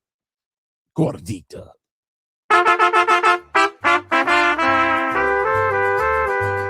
All right, shout out to them. And sometimes they can drop that neck really good too. They gotta drop neck good. Right, you go right here. We have Straggle and Sniggle Theater. Yeah, gentlemen, Black community, this is it for you. It's over. You're not coming back. And I don't know why people are mad at this. But the Black community, you got to mark your L's. Apparently, allegedly, across Al Gore's internet, there is news that the Disney Corporation has a new superhero cartoon character called Captain DuRag. And it says Disney under fire after debut of Disney Junior's superhero Captain DuRag. Okay, you can't say this is racism when you niggas are walking around with do-rags everywhere. I told you and warned you about these dookie rags. Okay? I warned you about these dookie rags. Didn't I warn you? I told you you guys look like fucking idiots walking around with your do-rag. Now, shout out to my do-rag wearing people here. I get it. You got nappy hair. You got that weird phase where your hair is half grown in and half grown out. You don't want to comb your nappy ass hair. You don't want to take time. You know what I mean? Your fade is fading. I get it. You're balding. You know, whatever it is that you're trying to cover up, you know, it's easy to throw a hat on or a do-rag over it than to comb your nappy ass hair. I understand why niggas wear do-rags, because, you know, your kinky nappy ass hair, you know what I mean? You don't got a fresh lineup. I understand. You go to the gym, you go to the grocery store, you go outside. I've been criticizing these do-rags since forever. And I said, it's only a matter of time where this shit comes back. And it didn't come back. So anybody who is mad at this, do not be mad. Do not be mad at this. This is not racism. Y'all niggas proudly wear your do-rags everywhere. What's next? Princess Bonnet? Is Princess Bonnet next? And then y'all can't get mad when they come up with Princess Bonnet, because y'all niggas wear dookie rags and bonnets to the airport. Monique warned you. So I don't know what the outrage is, but let's go ahead and go to Al Gore's internet and report on this. You can see Yahoo's doing it, MSN, the Times of India, International Business Times UK, Rollout, and so forth and so on. Okay, I can't play the video because it's Disney, but Captain DuRag, let me read the story here. Disney Jr. just launched a fresh animated series called Hey AJ, and it is supposed to be a fun celebration of Black family life and imagination. But one character in particular has everyone talking, and not always in a good way. It says Captain DuRag, the new superhero. Captain DuRag. Oh my goodness. They should have called it Dookie Rag. Captain DuRag, the new superhero who debuted in the show's 8th episode, has split opinions right down the middle. Well, I'm on the right side of the opinion. Some see him as a clever nod to Black culture, while others call him a step backwards in how media handles representation. What do you mean how media handles it? You niggas walking around all the time in your dookie rag. Why y'all mad? I don't get it, bro. Because when I tell you about your do-rags, y'all niggas get mad at me. I told you. Don't get mad when they now come up and when like these niggas like to wear do-rags. All right, come on. And it says right here, this debate blew up fast, especially since the episode dropped during Black History Month in February 2026. Let's break down what happened, why it matters, and where things stand. The show and its superhero star. It says AJ follows a young Black girl named AJ who dives into the wild adventures through her vivid imagination, probably in the ghetto. The series comes from, who cares about all this shit? Martellus Bennett, former NFL player turned storyteller. All right, so it was a nigga that did it. All right, so don't be mad. The series comes from Martellus Bennett, a former NFL player turned storyteller who drew inspiration from his own children's books to create something joyful and relatable to kids. So a nigga did it. It wasn't the white folks, the gay white folks at Disney. It was a nigga. It was a nigga story. All right, let me continue here. They got, okay, I gotta read this because it's really bad. Set in a mix of real world family moments and fantastical spots like Slime City. The show highlights everyday Black experiences with a full twist. So the city is called Slime City. Ring the bell. I can't help you niggas. I cannot help you niggas. You shoot your own nigga self in the foot. Now I got to cut you. Y'all got to blame yourselves for this one. Another nigga L. Brought to you by Nigga History Month. And then y'all outraged at who? Niggas. Like your own people doing it to you. Slime City, Captain DuRag. All right. A girl named AJ. We're going off the deep end here. It says Bennett aimed to fill a gap in children's programming by focusing on Black joy and creativity, and early reviews praised it for its fresh approach. Now, meet Captain DuRag in episode 8. He's an imaginary hero AJ conjured up to protect Slime City from chaos. Dressed in a purple outfit with a flowing cape, he battles trash monsters and promotes simple lessons like cleaning up your room. The standout feature, his mask and cape are styled from a do-rag, a head wrap deeply rooted in Black hairstyle and care. I'll play a little bit of this, but I get censored all the time. But I'll see what's going on here. You just go stand there all day like a bunch of soggy laundry? Help a brother out. Help a brother out. I can't, brothers. I'm not even gonna. I can't with you niggas. What do you want me to do? I can't be outraged over this. This is fantastic. Many Black Americans feel this is extremely disrespectful, and even during Black History Month. Disney took the video down. Disney took down this video and many other Captain DuRag videos from their YouTube channel, but I was able to recover the footage there. So again, I'm gonna probably get a copyright there. This is currently no confirmation if Captain DuRag will return. Help a brother out. That's Straggle and Sniggle Diva. Like, ride with me if you ride with me, you can slide with me if you feel like 550 on the 5 sticky, come get high with me, that's a deal, right? Who's offended by this? There's no way you Black people can be offended. There's no way Black people can be offended by that.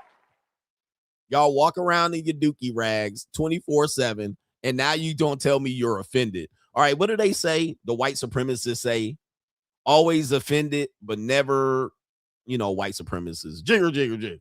Right. Always offended, never something. Okay. That's not an offensive character. That literally is a public representation of what you niggas. And then where's the white tank top and the basketball shorts? I'm looking for the long basketball shorts. All right. Because are y'all still wearing long basketball shorts? Let me see something here. Okay, let me see something here. Are y'all still wearing tank tops outside? Everything that I've been saying and been critical of how people represent themselves is coming to fruition, and you can't be offended. Y'all niggas still wearing long basketball shorts out? I'm like, you look crazy as fuck. You look like these niggas right here, bruh. Okay. I don't know if you know, but you look very dated when you're wearing this. All right, you look very dated when you're wearing this in the dingy white tank top and the do-rag. I'm like, you didn't try to help yourself out at all. You didn't try to upgrade your look at all. All right, I still have a lot of basketball shorts like this. I mean, I might wear one out onesie twosie here and there, skis. All right, but yo, you look crazy as fuck. All right, you look crazy with them long ass shorts, nigga. Did you get them shits at Marshall's for sale? Like, catch up with the times. Like, these niggas was wearing, we back to nut huggers. We back to nut huggers now. All right, but anyway. All right, coach, man, that's just in the white community. All right, you mean the real community, the real world? The real world, not where the niggas live in a bubble. Let me see something here. Let me see here. I'm gonna pull up another example of this. See if we can pull it up. Oh, this is the one I want to pull up. All right, this is the one right here. This is how here we go right here. Let me see if I can pull it up. This is how niggas is walking outside in 2026. I'll be seeing y'all outside at the gym. I'm like, you look completely out of date. And this does happen. It happens to me. Because, I got a stylist now. I got to pay attention to my image. I can't just be walking out here looking out of date all the time. But, what happens is, I'm going to tell you what happens. You get caught in, I criticize men about this on Monday on the Coach Rick Adams channel. You think that I don't need to progress. I don't need to buy anything new. You get into this, I don't need anything. I don't need to buy something. I could just wear the same shit. I call it the old graphic t-shirt. You still got that graphic t-shirt with the Nintendo Entertainment System cartridge on it and with the buttons, and you think you're cool. And what dudes will do is they'll buy it from Target in like 2013, and they still wearing the same t-shirt with holes in the armpit, armpit stains in it. And they still wearing that shit. And I'm like, it was a medium when you bought it. Now you all 30 pounds heavier and pregnant looking, and you're squeezing in the medium. And you just still keep pulling out that shirt. You're only supposed to wear a t-shirt a year or so. All right, throw that shit away. It's fast fashion. Okay. You're still wearing a graphic tee you bought 13 years ago. Like, bro, you need to catch up, nigga. Catch up. This is crazy. All right, do yourself a favor. This is why bitches ignore you in public. And I'm gonna tell you what happens, because as a person ages, we don't realize how fast time moves. Time moves fast. All right, but we're still thinking, oh, this will work. So you're still walking around here. You know, I remember when I was a kid in the mid 1980s, and people were still wearing teeny weeny afros and bell bottom pants. This was like 1984, 1985, 1986. Now, if you know anything about bell bottoms, they kind of were played out in 1982. In 82, it was kind of like we're moving away from the bell bottoms and the platforms. But there were still some niggas that were in their 30s, in their 40s, still rocking the bell bottoms and the motherfucking not even a cashmere, the polyester motherfucking pants, you know what I mean, with the flat shit right here, like the fucking Staying Alive. But they were still pushing it to 84, 85, 86. And you was just like, as a kid, I was like, damn. What happens is kids start getting older and they look at these adults still kind of pushing it further and shit. And you're like, damn, that's like niggas wearing velour suits. You see a nigga wearing a velour suit today and a bitch wearing baby fat with baby fat scribbled around the goddamn booty cheeks. And you're like, oh, I know you didn't come out with a velour suit. Oh, this velour suit still fits. It doesn't really still fit. You look ugly. You look still fat in this velour suit. Okay. You see, this is the type of shit that happens, you know, because girls will still rock a baby fat. You'll see a Mexican that bought it at a shady mall wearing baby fat. And you're like, I know you got that shit for cheap. And I know you wanted to buy baby fat like 13 years ago, but it doesn't look good today. We can see that velour baby fat suit has been played out. But you can get stuck. You can get stuck. I get it. I get stuck too, wearing some shit that's just makes you look dated. It makes you look dated. And it then leads to not getting respected. Then you get disrespected out here. I get it. I know. Y'all think I'm hating on you. But update your fucking wardrobe. And this is why for men, y'all complain about how women treat you.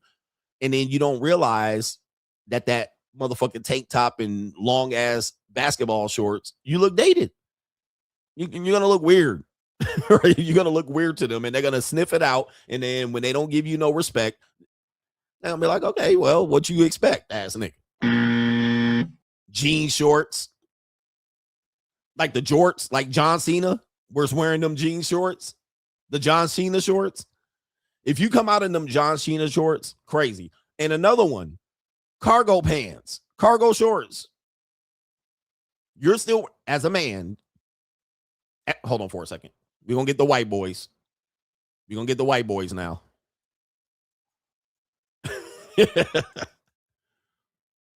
Cargo shorts. If you are still rocking cargo shorts, and they're very utility-wise, cargo shorts are great. Okay, these right here, the white boy shorts. Utility-wise, these are great. You can put your wallet over here, your phone over here. It won't fall out. You can put your key in there. You don't have to wear a purse or a merce. Cargo shorts are utility and purposeful-wise. They're fantastic. I mean, they're great.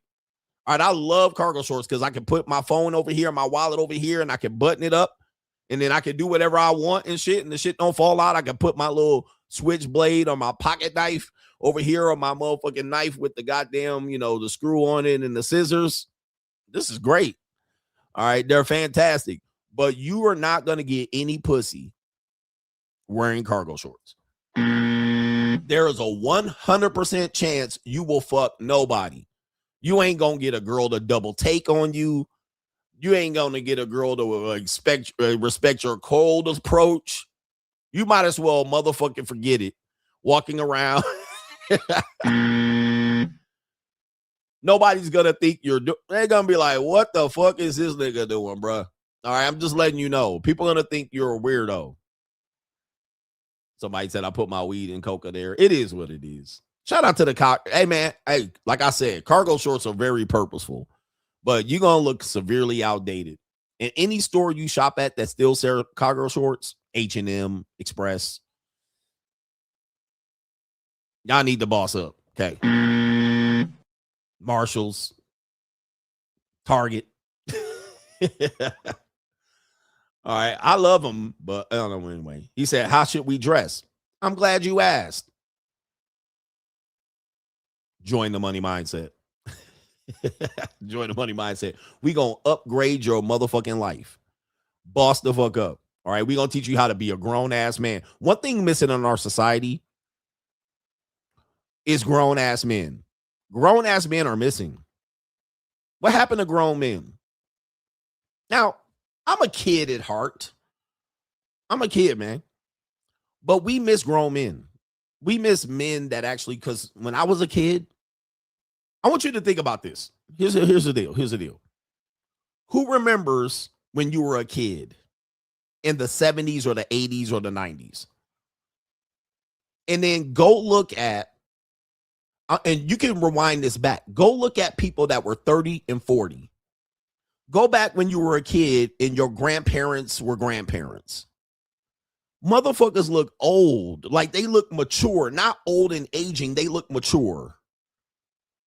Back in the day where them black dudes had the little tiny mustache ass niggas and they was a grown ass man. They came in, they had some slacks and a nice shirt.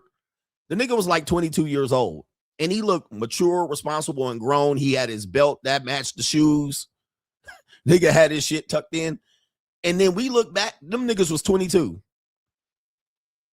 They was 22 looking grown and shit. You thought that was a whole man and shit. He came and shook your hand and his motherfucking hand smelled like cologne. You were like, damn, this nigga hand smell like cologne. Your grandparents were 45 and looked like they was old and mature and responsible and shit. Okay. When you look back at people who you thought were old as fuck and mature, they was 29, 30. 29 or 30 tops. And you thought they was 40 and shit. You start looking back and it was like, these niggas 40 and 42. They were 29. And what happens is, I want you to compare it to today's men. They're 29 and they dress 22. They still wearing the same shit. They're 40 and dress like teenagers. Even when they dress up, they halfway dress up. They're halfway dressed up. They'll wear a suit with sneakers. Okay. They'll wear a suit with they'll wear a sweater with a baseball cap backwards to a nice dinner. Dudes went out to Valentine's Day and got off the couch, and then the girl got dressed in an ill-fitting outfit too. All right, but the dude just came out in his regular shit. Oh, grown ass niggas, man. Grown ass niggas wearing DuRags. I mean, it's just like where I think we are, you can't admit, and I'm not telling you you have to be a classy ass nigga, but we've lost class. We have transcended into the even where they do the billionaires, even that nigga Mark Zuckerberg walking around here with a t-shirt. Okay. What you're seeing is stunted development. You're seeing people stuck in arrested development. Their stunted growth in their maturity. And maturity, you could say, is how you present yourself. How do you present yourself? It is no effort. Somebody said lack of decorum, laziness. It is sloth. And it is a representation of who you are. Then when you wonder why you have problems with prejudice, DuRag man, Captain DuRag, when you have people prejudging you, they don't treat you with respect. Women diss you in public. You can't get a job. Grown ass niggas still wearing braids. I'm talking to a lot of my viewers. Grown ass niggas still wearing braids and cornrows and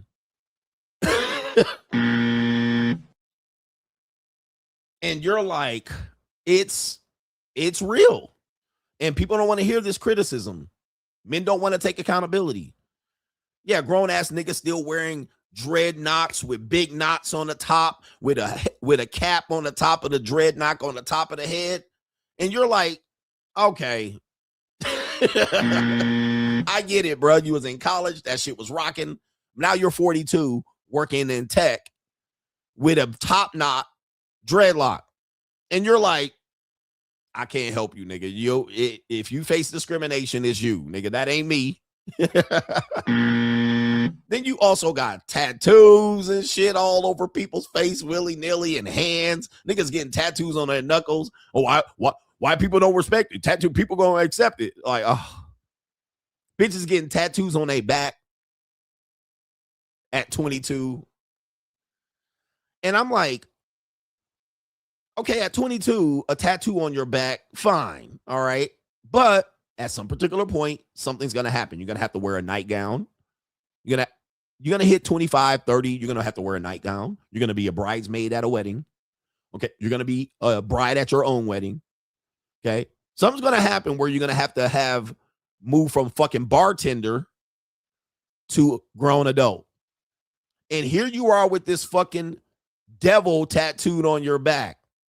Whatever trauma you went through, what's gonna happen is you're gonna have a collision course of maturity versus immaturity.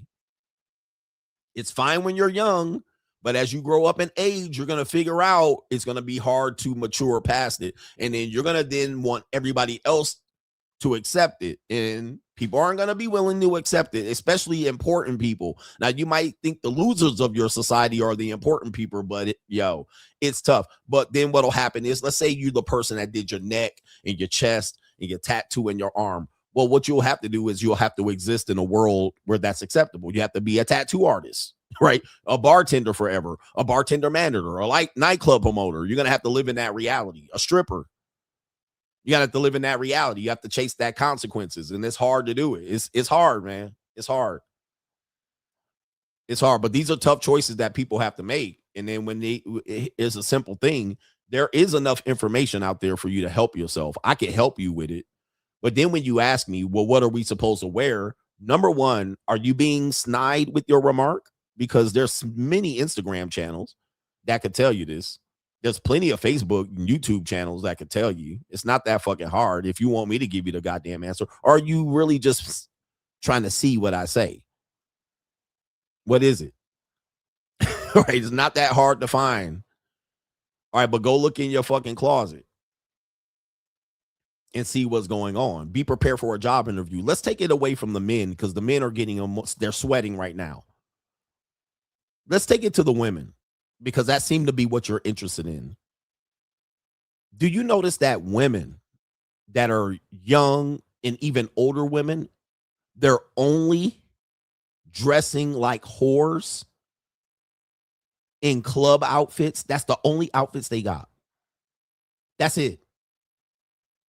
Thigh-high boots, knee-high boots, short skirt, see-through sequin motherfucking shirt. They'll wear that shit to court, the club, job interview. That's their only fucking dress-up attire.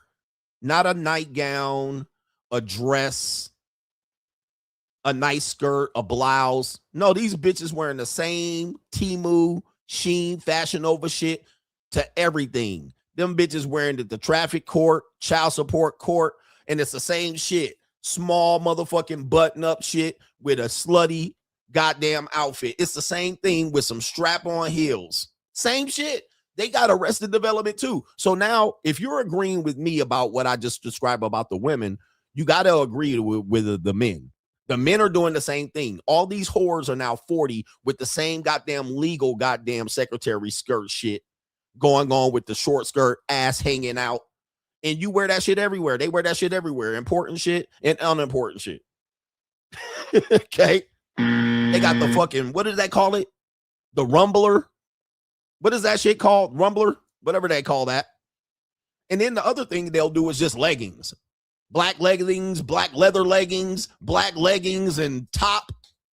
It's like, what's wrong with this? What's wrong with this? Why I can't wear this to work? Well, because you wore it to the nightclub. That's why. It's fucking a cat suit. Romper. Yeah, the romper.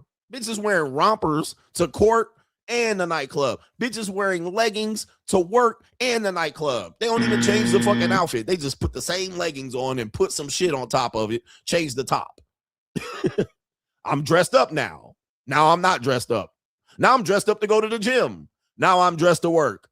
So if you guys think I'm right about the women and their arrested development, you got to say the same thing about the men. You guys are same thing. People are doing this way into their 40s and 50s, doing the same goddamn shit. Yep, leggings at church. They go to church, court, nightclub in the same goddamn outfit. It's like, all you did was change the top slightly. Sexy heels everywhere. Sexy high heels everywhere. And it's pathetic. I think people are not growing up and maturing. All right, anyway, enough about my commentary about life, but that's what I get paid for, to give life commentary. So if you offended, all I got to say is kiss my black ass. All right, I don't care if you offended. If I described you and you motherfucking convicted, so the fuck what? Why don't you start a podcast and let me know what you think? Other than that, shut your bitch ass up. These niggas be at the airport wearing goddamn pajamas and do-rags and bonnets. Niggas be at the grocery store wearing goddamn pajamas. Sometimes I come out lazy. I will admit. Sometimes I come out lazy, and sometimes a nigga will recognize me. I'll be like, shit. Pajamas and shit places. These are low-grade human beings, just so you know, man. These are low-grade human beings, but if you got a vagina, I'll still put my dick in. I'm just letting you know. That's not gonna stop me from fucking you. All right, but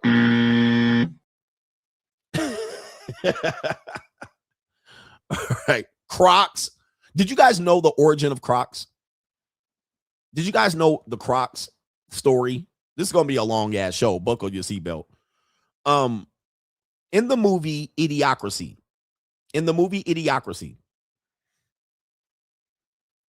there was Idiocracy was, when did Idiocracy come out? Go watch the movie. This is homework, by the way. Idiocracy came out in 2006. All right, Idiocracy, great movie. It basically tells you about the dumbing down of society, how we'll evolve to just basically sound effects and dumb people being basically just, social media and television is going to dumb us down. 2006. You got to watch the movie to see where society is going, and you're going to see it.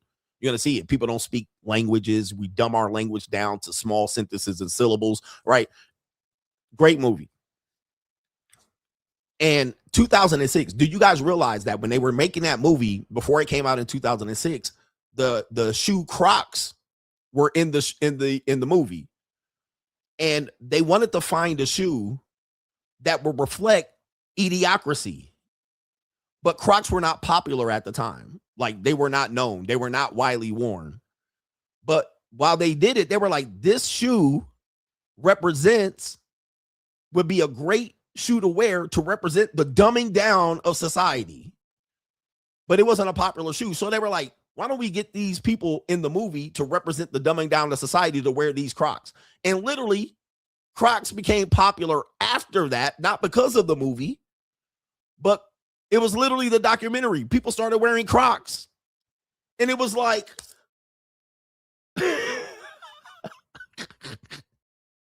it literally happened. It's like art imitating life. It's like, it was a documentary. It was like, wow. People started wearing Crocs like, oh, these are a great shoe. They're comfortable. What's wrong with them? Oh,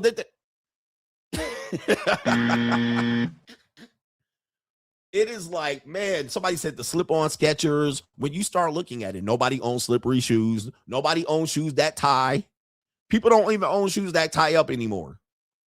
Even if you have a shoe that ties up, you just stick your fucking foot in there and jam it in there and wiggle it in there so you don't have to untie and tie the goddamn shoe. Like, this is where we are going, bro. When I tell you society is dumbing down, people are lazy, they're slothful. It's not just the graphic tees. It's not just the cargo shorts. It's the whores with the whore outfit that can't determine between what's slutty and what ain't, what's appropriate and what ain't, what's lazy and what ain't, do-rags, bonnets, Crocs. It's all across the board. Black people and white people, it's all across the fucking board. People are becoming lazy, slothful, pieces of shit, and they wanted to blame it on depression. What people are is they're lazy. They're lazy. People are becoming lazy, stunted growth, stunted adolescence, failure to develop, and so forth and so on. Right? Every shoe is a slide in. It's just pretty bad. And I want you to ask yourself this as a human being.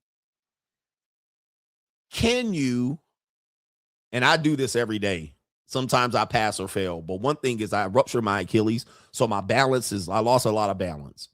All right. And also, when I'm out of shape, I can't do this. Can you put on your shoes standing up?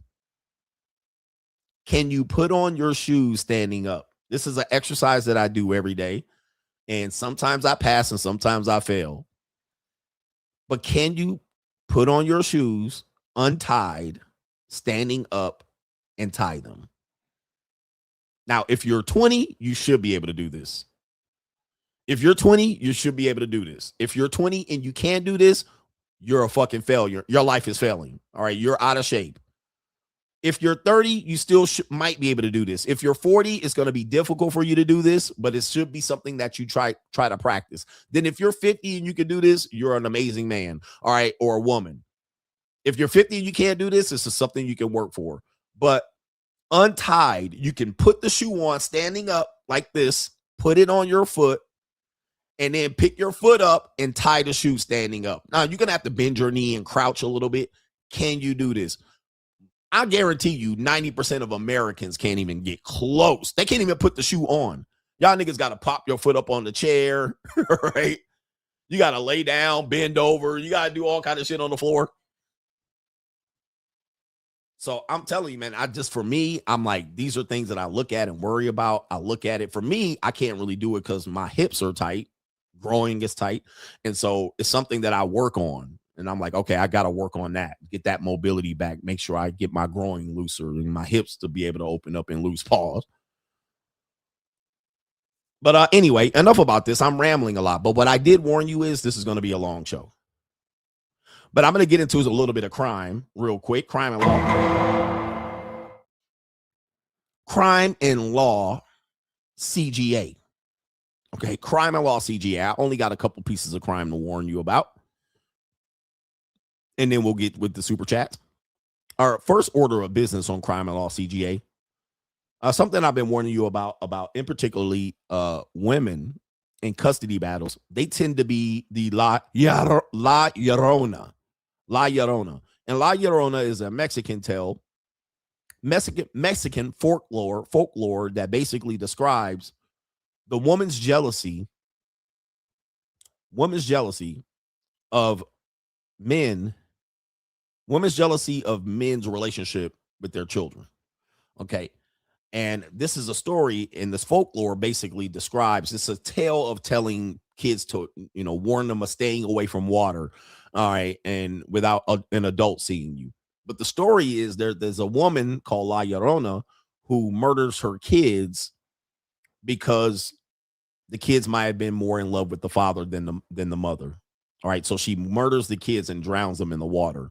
Now, that's a tale to tell kids, like, watch out, La Llorona will get you if you're too close to water and you have no parent around. That's kind of what the story is about. And it kind of takes shape different places depending on what Spanish-speaking area you live in. But that's basically the story.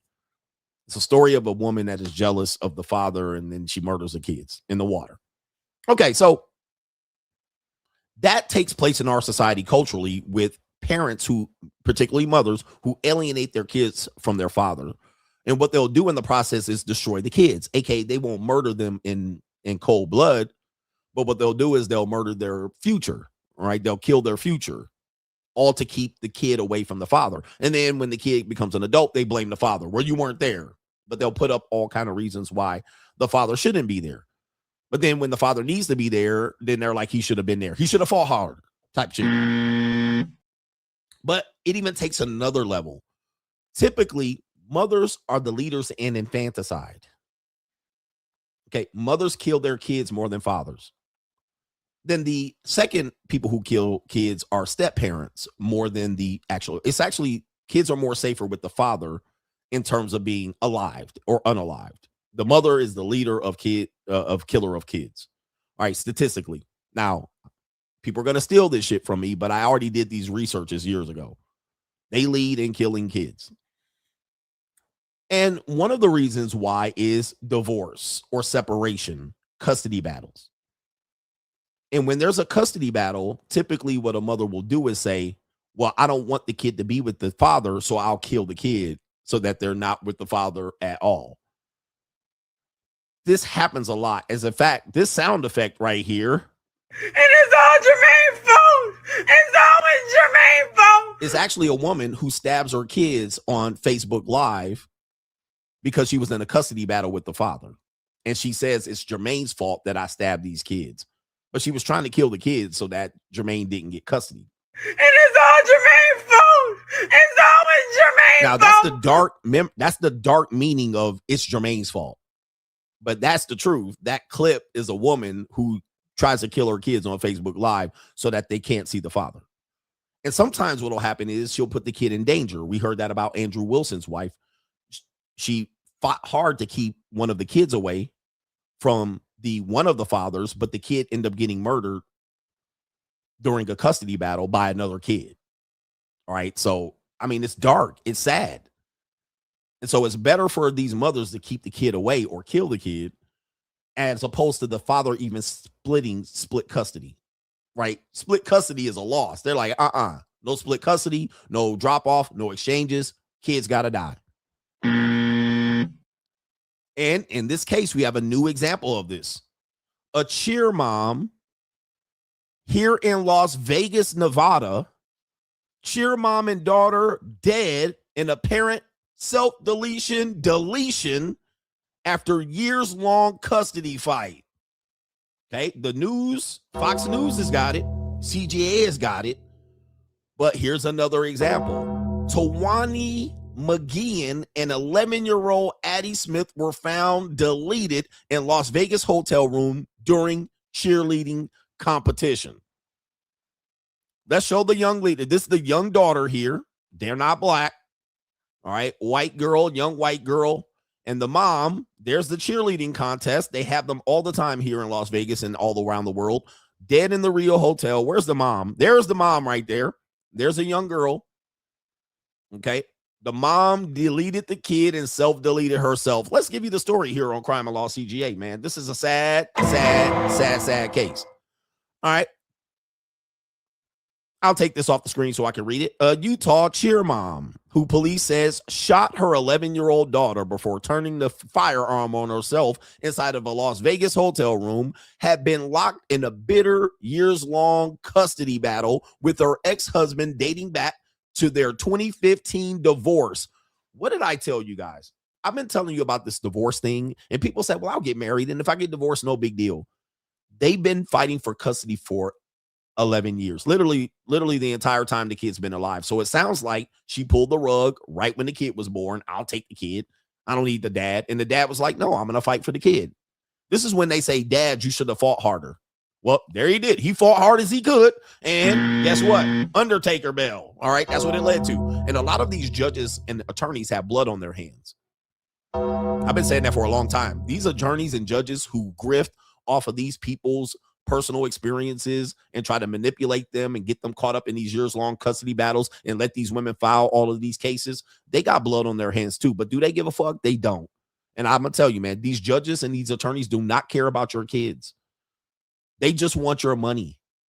Okay. And they will get you fighting each other for that long. They literally were in an 11-year custody battle. Who wants to go through that shit? I went through it. Nobody wants to go through that just to get married and have kids and have this bitch run off with your kid and then have her running around the country in a cheerleading competition. And I'm pretty sure dad showed up to the cheerleading competition and she said, fuck that shit. All right, we got to die. Jones, everybody, let's go. Las Vegas Metro has not publicly identified the mother and the daughter found dead Sunday at the Rio Hotel and Casino. However, court documents and family members identified them as Tawani. That's the mom, McGeehan. I'm probably mispronouncing that. Age 38, and you saw her. And the daughter is Addie Smith, still with the father's last name. Yep, I'm right. So it says court filings reviewed by Fox News digital shows McGeehan and Addie's father, Brad Smith, all right, spent nearly a decade fighting over custody arrangement with judges imposing detailed exchange protocols governing how and where the parents can hand off their daughter.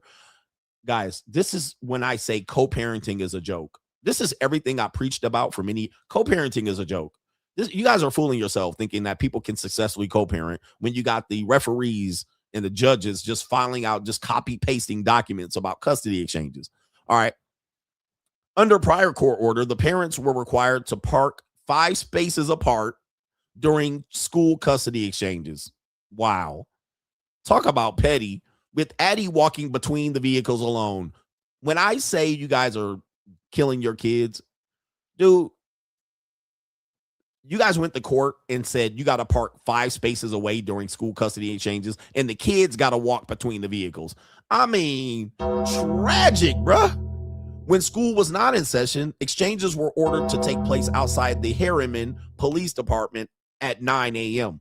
The court also barred the parents from filming exchanges and required them to communicate through a court-approved custody app, Talking Parents, Parenting Wizard, and all this for the children, bruh.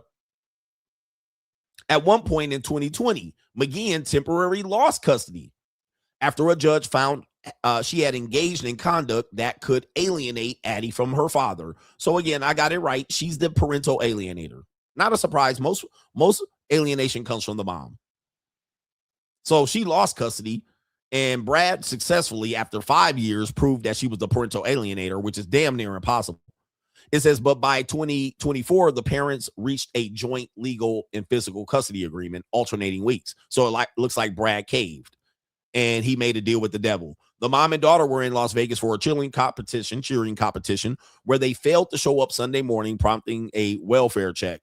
The New York Post also reported that McGeehan, the mother, had recently been receiving mean texts from other parents on her daughter's Utah Extreme cheer team. So they're from Utah. The mother had been receiving mean text messages from other parents. Connie McGeehan, Tanya's mother, told the outlet that her daughter had been having problems with 1 or 2 other mothers on the team and that the tensions escalated about a month before the tragedy. Yeah, these parents saw her as a piece of shit, more than likely. She probably was still talking shit about how the dad ain't shit. My ex-wife used to do that all the way through the kids till they were 16 and 17. The dad ain't shit. I'm super mom. He did this and he did that. Meanwhile, I'm super goddamn dad. I was parent of the year at my kid's school. And she probably, the other parents was like, get that shit out of my face, bro. So the mom was having problems with the other moms on the team. And they probably was like, let the daddy see the kid. And she was like, nah. Okay. And it says right here, okay, we don't need to know the rest of these details because I could just go on and on about this. Okay, hold on for a second. Okay, other cheerleading moms who spoke confirmed that there had been tension among some parents, but said the focus now is on the children grieving. Okay, I got some things here. I want to see if I can read this. It says right here, in the last competition they had, another girl got dropped, and some of the moms were saying it was because of Addie. Oh, yeah, this could get petty in these cheerleaders. They were texting Tawny mean stuff and blaming Addie. The Post also cites close to the team who says there have been recent confrontations between the mother and another mother in a waiting room. The owner of the cheerleading team told the outlet that he was aware of comments back and forth, but the mother and some other parents said everything appeared to be normal when they traveled to the Las Vegas. All right, so the mom was having a mental breakdown. Right, she couldn't handle the shit. She probably wasn't paying the cheerleading tab. All right, cheerleading is expensive. My daughter was a cheerleader, and she was having some stress. So guess what? The kid got to die. I mean, that means that's, yo. And one thing that happens is mothers that are in these situations, they think they're normal, but they're creating stress and tension, and they're creating the kid. The kid is like, the kid can't even be a kid. Because let me just tell this. This happens to my kids. My kids will tell you this. When I was in the presence of my ex, for anything, my kids' stuff, exchanges, holidays, we just happen to be in the same presence, they would be like, because they didn't want shit to go down. You guys all saw that when you used to follow me when I started it. There was a video of her crashing out at my daughter's tennis event. Okay. At my daughter's tennis event. So when we both were in the same proximity, my kids are like, oh shit. So what did they do? They typically tried to just give the mom support. All right, I'll just hug mom because mom was the one that was going to crash out. So what fathers feel is that the kids are choosing the mom side, but what they're doing is they're trying to relieve the tension. They're stressed. They all pent up, and They're like, oh shit, we don't want no bullshit to happen. So what do? They sue the one that's going to crash the fuck out. So they hold mama's hand. And they go buy mom. They go hug mom. All right. And then people will look at it and say, oh, they love mom more than they love the dad. Dad must be the problem. But what they're doing is they're crashing. They're trying to support the person that needs the mental support. And then additional things that will happen is that the kid is now can't perform. They can't perform at the talent show. They can't perform at the motherfucking the recital. They can't perform in their sport. They can't perform in the classroom. Because they're so wrapped up in these adults and trying to manage this shit, which they can't manage. They don't truly understand everything. They don't want to pick sides. They love both parents. And meanwhile, there's one parent, typically the mother, who's a fucking got everybody on pins and needles and walking on eggshells. Not just the kids, but the kids of the friends of the kids, the parents of the kids, the teachers, the administrators, the bus drivers, the secretary at the school. Everybody's on pins and needles because of this crazy batshit woman.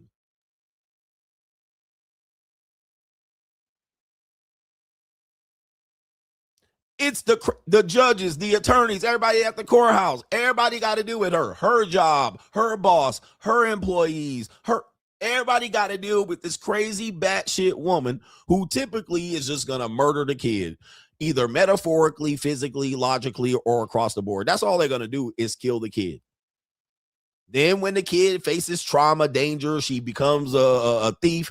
Guess what happens? It's the dad's fault. He wasn't there. That's how they just sum it up. Oh, you should have been there. You should have fought harder. You should have went to court. You should have filed this. Well, Mr. Smith went to court for 11 straight years and still lost his daughter to that crazy batshit woman. All right. And the mother killed her. You judges and attorneys, and then guess what? Society takes the mom's side. Oh, you're a single mother. You're a queen, and the dad is a piece of shit loser who left, and he didn't fight for his kids. And he got all the documentation on his side. He even won custody. That story pretty much mimics my story, other than the fact that my kids are alive. But she did damage to both of them. I mean, I'll say we did damage to both of them, but it wasn't me. I wasn't the one taking her ass to court every week and every month and every year. But the woman will get the pass. Well, she's still the mother of your kids. It literally is the batshit crazy woman. She's the parental alienator. She's the abuser. She's the abuser in the relationship. She probably was the one that caused the divorce because she cheated. All right. I mean, it is sad, bro. But y'all give a niggas a... Oh, by the way, y'all want to get married and have kids? Y'all want to get married and have kids? Is that what y'all want to do? I mean, because y'all think divorce is easy. Y'all think divorce is just signing some paper and walking the fuck off. I'm going to just let you guys know. I want you to know how critical divorce is. When people say, well, only 40% of people get divorced, only 50% of people, what they're minimizing is literally the actions of the divorce. It is torture going through a divorce. It's not just an easy, oh, we divorced, we left, I signed this piece of paper, and we walked the fuck off and nothing happened. No, you literally are going through hell. One of the worst things I've ever gone through is a divorce. That was the worst thing, bro. And unfortunately, that's the worst thing. I'm a healthy individual. Some people have bad health and a divorce. But it is not easy, especially when you have kids. You don't just, I'll roll the dice with marriage, and if I get divorced, it is what it is. It is horrible. It's a horrible thing to go through. I would not wish it on my worst enemy. As a fact, if I had a worst enemy, I would wish it on them. But even though I went through a terrible divorce, I wouldn't even wish it on my own enemy. When I see people going through a divorce, I'll be like, damn. Number one. Number two, most men never financially recover. Number three, most men take the social L. Number four, the woman takes the social hit, the financial hit long term. Number five, the kids basically get disenfranchised. They get basically handicapped. They're going to get fucked over in life. Number six, those kids probably will never marry, have a successful marriage. Number seven, I mean, where do I go? I could continue to go on and on and on. All right. The man basically is going to be fucked the rest of his life financially. He'll never recover. All right. It is definitely terrible. And then the divorce is not just get the divorce. It's not just the financial. If there's kids, it goes on until the kids turn 18. And it goes even further if the kids took sides, then the kid's 18, they start driving, one parent gets left out because another parent hates a parent. So I can't show up to the driver's test when they're 16. I can't show up to high school graduation. I can't be there when they're taking prom pictures because a mother won't tell you. I can't be there when they're taking pictures, senior day for football or basketball or water polo or swimming, whatever you're in, when the parents walk around because the mom's keeping you away from that shit. What about when they go to college and pick out colleges? The mom's going to alienate you from that process. What about when the kid graduates from college? Possibly the mom may alienate you from that. What about when they get engaged or when they get married? And the wedding ceremony comes up. Well, then the dad will be brought in to pay for the wedding, but they'll say, don't bring your new girlfriend. Don't bring your second wife. Don't come to the wedding at all. You're just going to ruin it for me. So then they don't want to bring the dad to the wedding unless he pays for it. But even if he pays for it, they're going to find a way to get this nigga out of it. Just don't come. Come to the wedding party only. Come at the last minute. Then the stepdaddy doing the daddy dance. It's a whole humiliation ritual. Then the kid has a baby issue. Don't come to the hospital, dad. Just wait till. Do you get what I'm saying? So when people minimize divorce and just say only 40%, well, it ain't really 50%. It's 48%.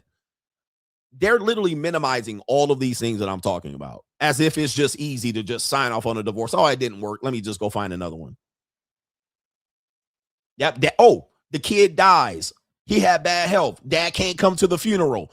Dude, there was a woman that literally had police force blocking the dad from coming to the funeral of the dead kid. This shit is sick. You people are sick, and you think I'm going to trust you people? And bitches be out here trying to date and going through this with their ex-husband or their baby daddy, and they trying to date you and act like they're an angel. And they're like, oh, my dad, my baby daddy doing this, and we going to court and we doing it. And then they'll be trying to date you, but I'm a good woman. You're like, no, you aren't. You're a piece of shit. I'm a single mom. I'm trying. I'm doing everything that I can, and it's hard. I'm like, no, you making it hard on your kid by yourself. By the way, single motherhood is a choice. We're going to go through that later. It's a sick. You guys, people are fucking sick. I'm going to tell you, bro. You guys are sick when it comes to this discussion. You guys are fucking evil. I'm going to tell you, bro. You guys are evil pieces of shit. What you put people through, all because some man fell out of love with you. You guys are terrible human beings, bro. Terrible, terrible people. Then you try to get people to do it. Oh, it's not that bad. Oh, just have faith and trust. Just believe. No, nigga. You guys are shitty people trying to tell people to do it in the face of this goddamn result. Then when the result happens, y'all quiet.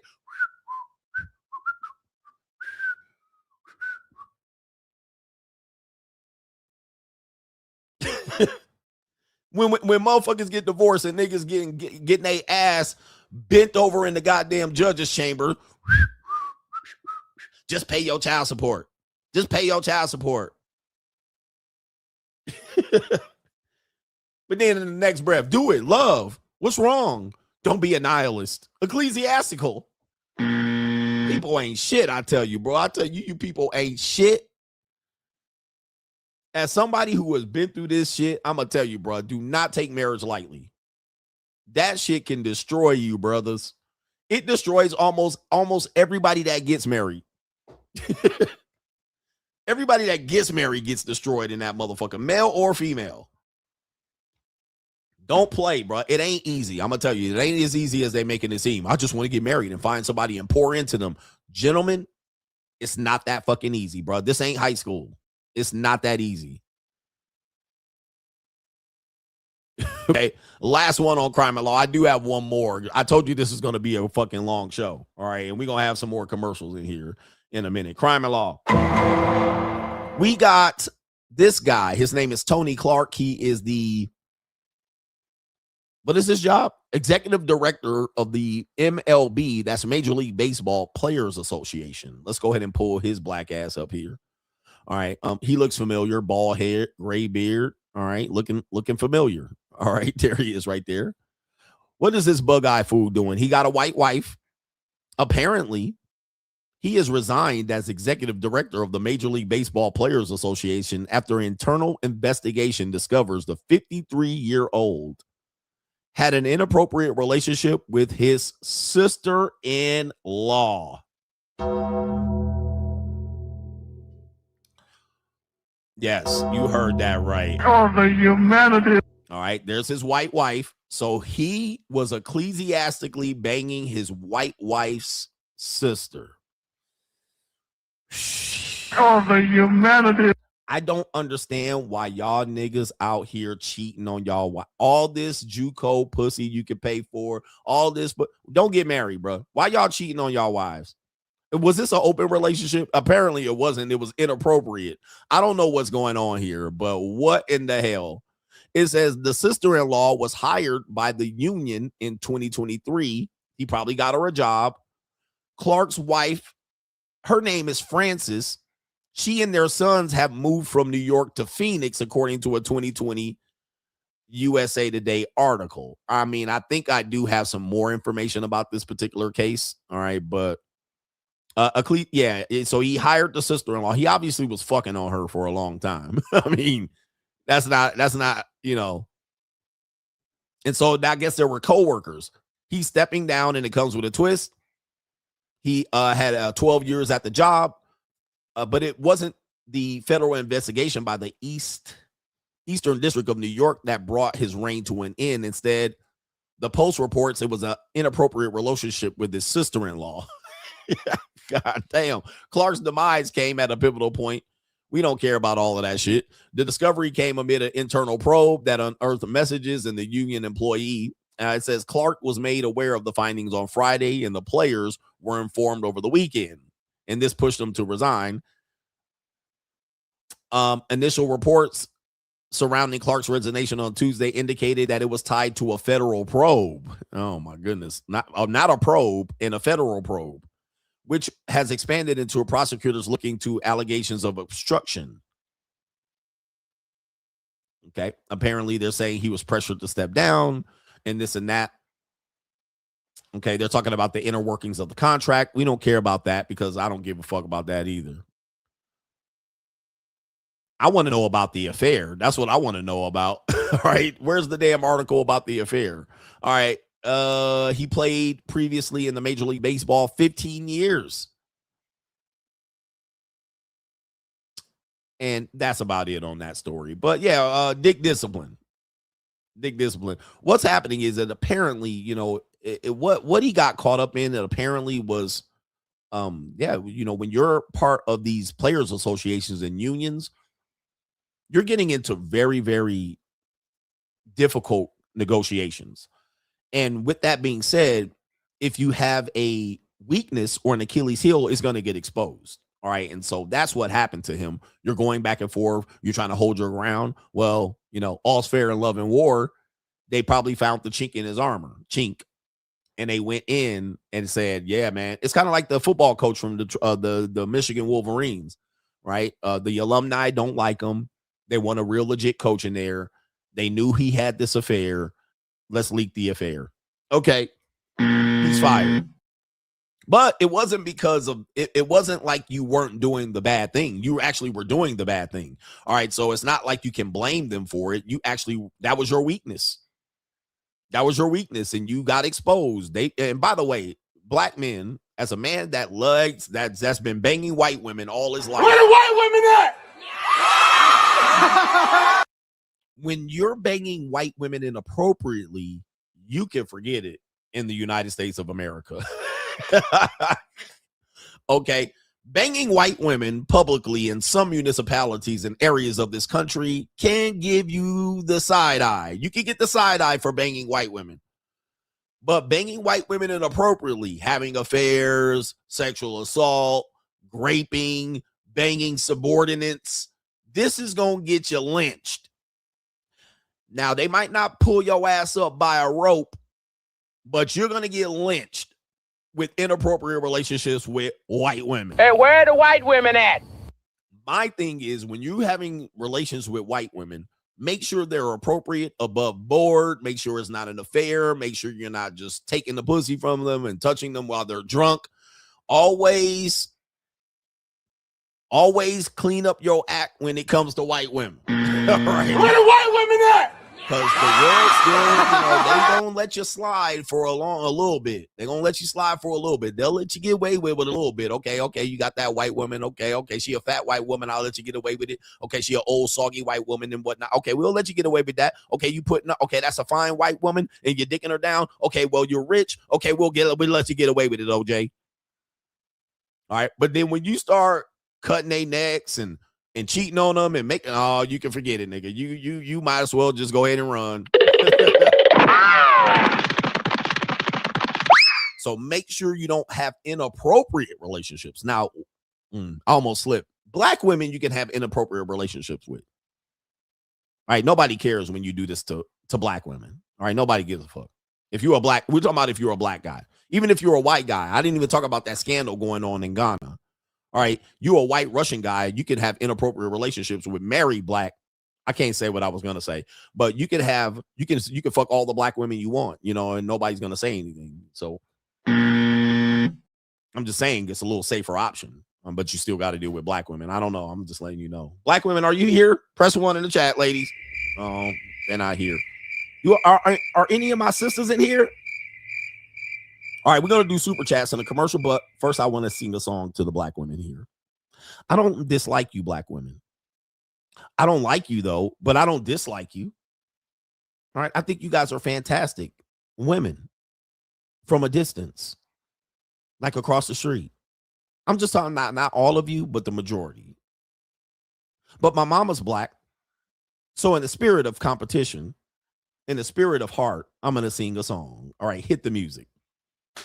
Dun dun dun dun dun dun dun dun dun dun dun dun. Sister, you been on my mind.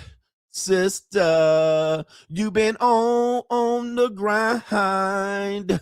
Sister, you know I like you from across the street. Dun dun dun dun dun dun dun dun dun dun dun dun. Sister, you been on my mind. Sister, please stay away from me. Sister, drop off the pussy and leave. Dun dun dun dun dun dun dun dun dun dun dun dun. Sister, don't steal my shit.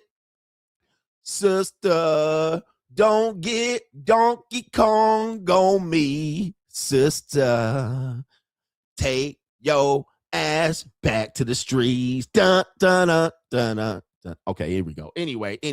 No, that was fire out here. Sister, straighten your hair. Sister, take off that bonnet and sister, take a shower tonight and wash all that titty sweat under your anyway. This is disgraceful. This is a disgraceful representation of comedy. All right. Anyway, I love black women. All right. You are appreciated. All right. Anyway, what we doing here? Let's see here. That boy good. All right. Anyway, what do we got here?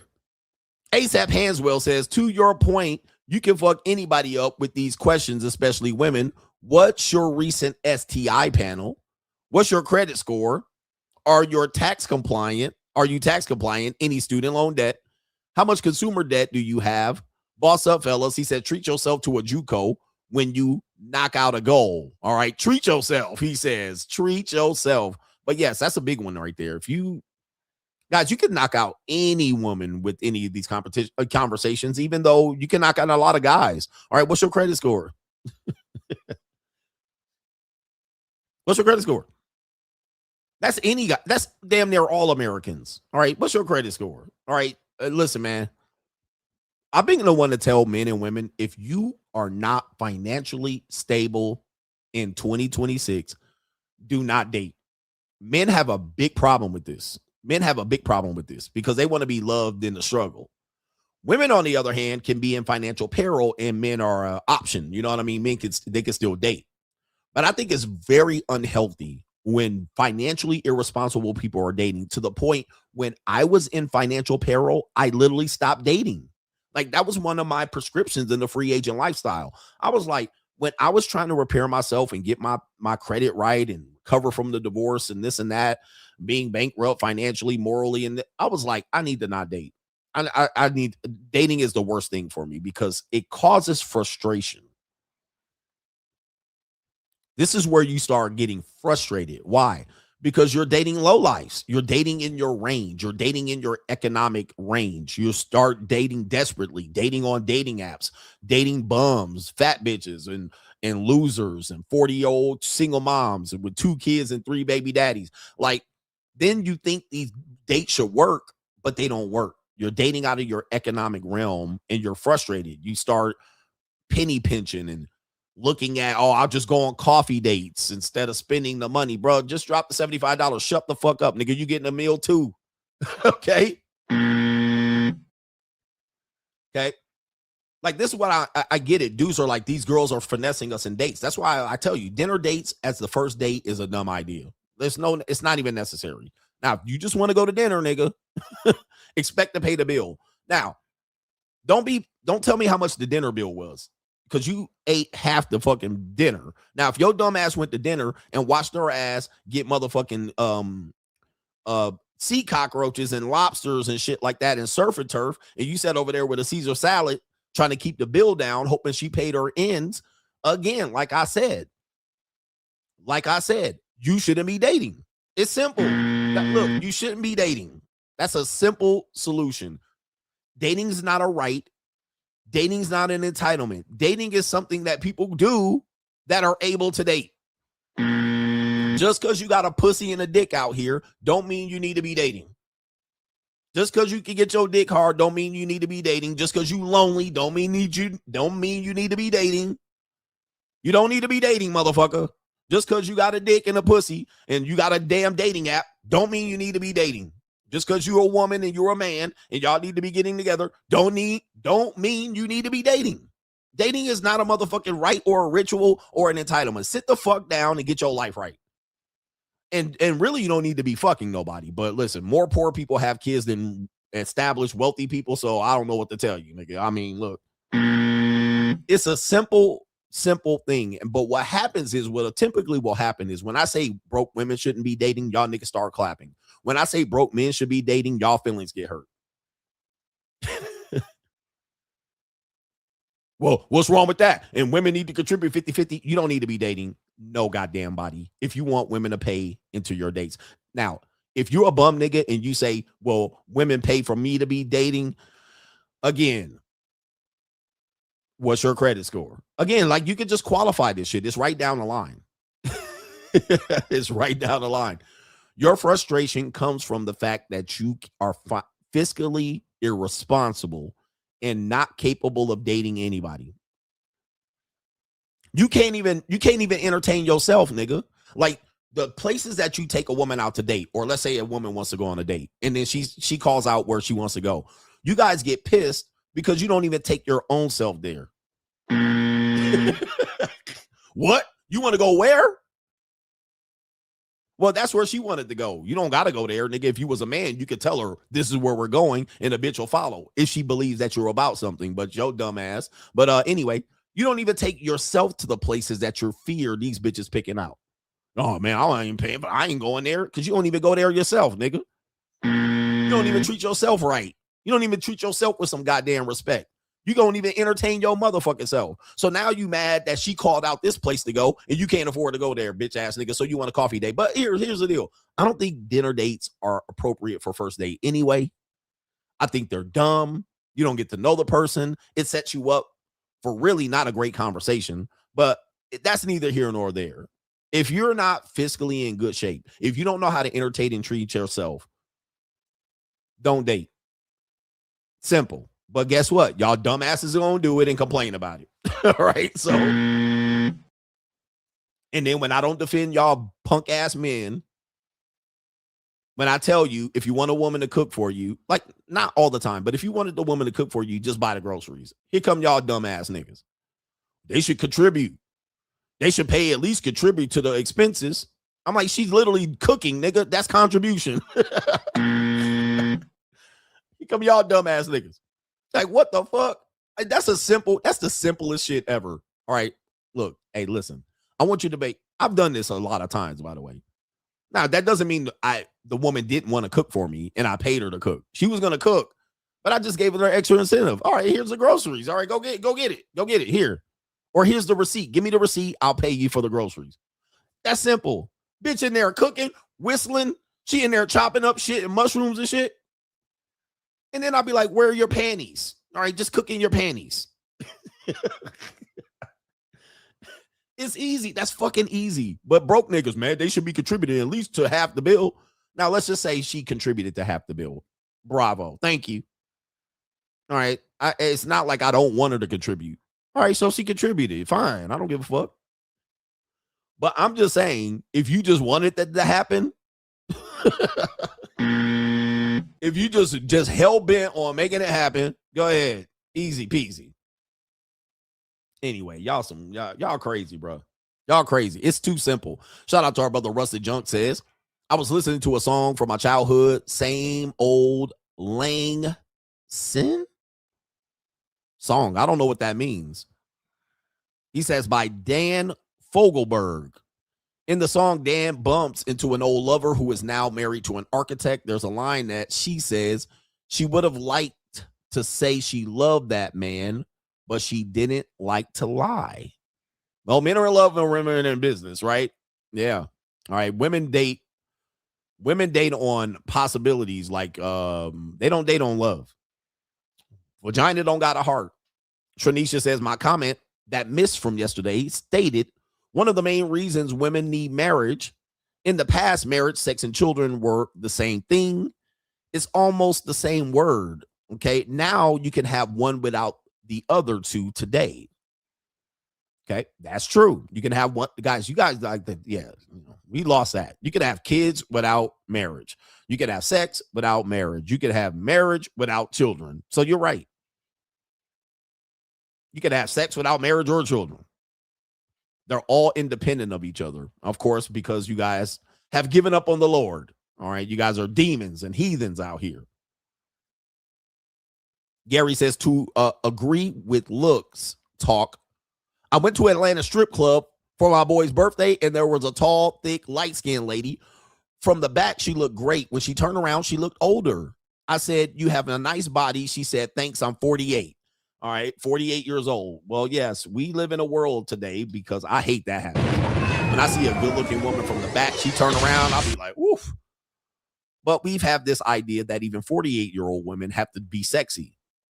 All right, 48-year-old women got to be sexy. Them bitches got to be in lingerie. They got to be in some sexy bullshit. And I'm like, we've lost the middle ground where women, people look mature.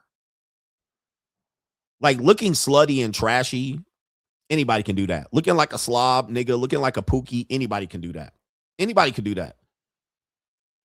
But looking classy and respectable and mature, that's very hard. That's very hard for people to pull off. Tonio Ocasio over here. I appreciate the game, coach. Like Lucario and Steve teaches us how to guide and run game, but there's a catch. You are only going to get old ladies and fat girls. All right, fat. Same with young girls. Kaylee's turned into Karens who rebel your game. That's for sure. One dating coach that I didn't follow actually was doing a breakdown of his philosophy in which, black men, I want you to listen up because I'm always trying to educate the black men because y'all niggas don't got fathers and dads. You've been alienated from you and you've got irresponsible nigga criminal dads and shit like this and uncles in prison and shit like this. So I always have to talk to the black men. When black men talk about game, what they're missing is this element. Game is how you get. Game ain't how you keep.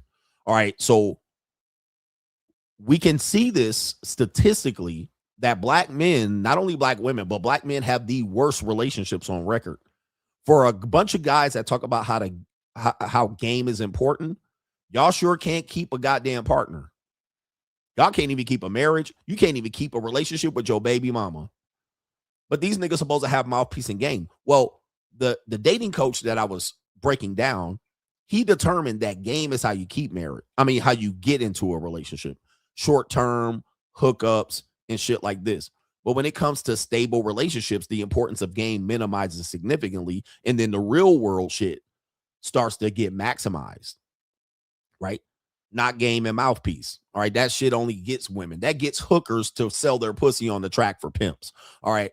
And then when a real pimp shows up, you're going to look like a perpetrating pimp and he going to knock you for your broad because you ain't got no game. So that's how you get short-term relationships. That's not how you keep long-term relationships. That shit starts to minimize really quickly because women don't listen to you after a certain goddamn point. They don't listen at all, but they definitely don't listen well past introductions and well past false promises. But guys don't understand that, and black men in particularly never understand that because they don't have long-term relationships. Look at the record of black men from the 70s to today that have success in long-term relationships, including myself. All right. Very dismal report, nigga. That's probably 70, 80%, 90% failure rate. So if game was so good, if niggas had so much game, why these niggas can't keep women? If game was so important, why y'all niggas can't keep relationships long-term? It don't make sense. But I'm the only one that will ever make sense out here. And there's no feelings behind what I'm saying. There's no emotions. This is pure, unadulterated logic, and it's undefeatable.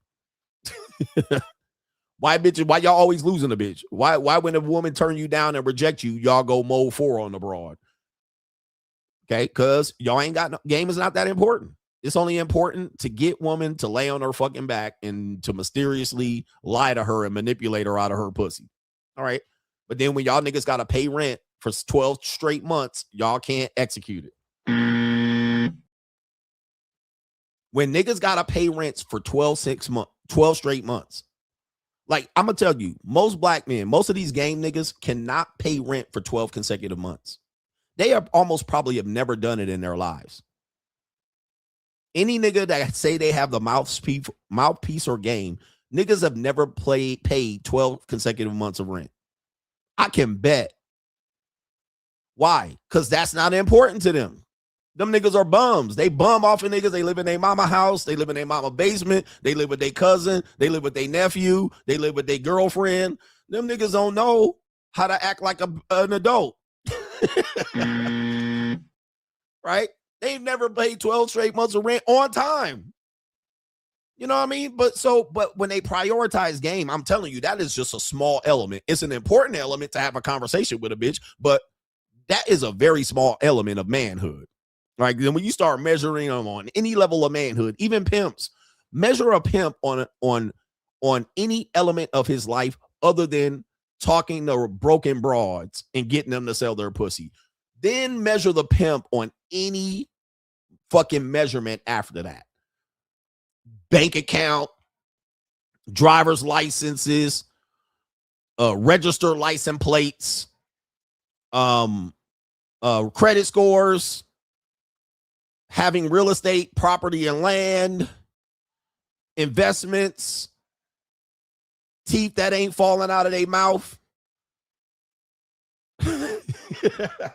They got the utilities in their name.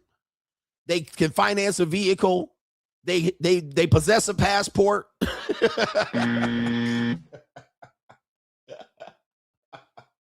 Them niggas are abject failures across the board. All right. Across the fucking, they got an apartment lease in their name.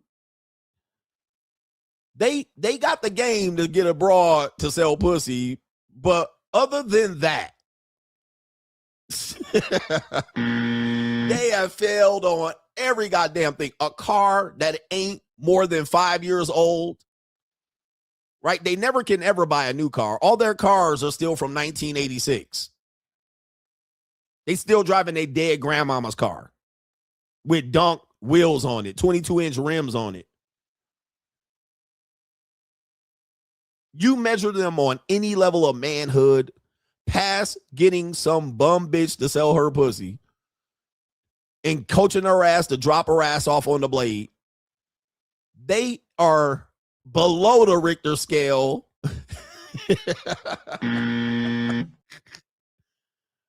Below the Richter scale. Any nigga that say gaming mouthpiece, I can tell you they don't register as a man on any other goddamn, what do they call it? Category. They don't have any male qualities other than that. And that ain't even really a male quality, but y'all seem to emphasize it far too much. All right, but it is what it is. Y'all still drive cars that take motherfucking leaded gas. I don't even know how you do it. How do you even find a car? Y'all still drive cars that take leaded motherfucking gas. And for you young people, they stopped making leaded gasoline about 25 years ago. These niggas still rolling up trying to get leaded. Oh, unleaded. All right, motherfucking 93 octane. That ain't gonna be enough. Do y'all have leaded gasoline? We'll be good here.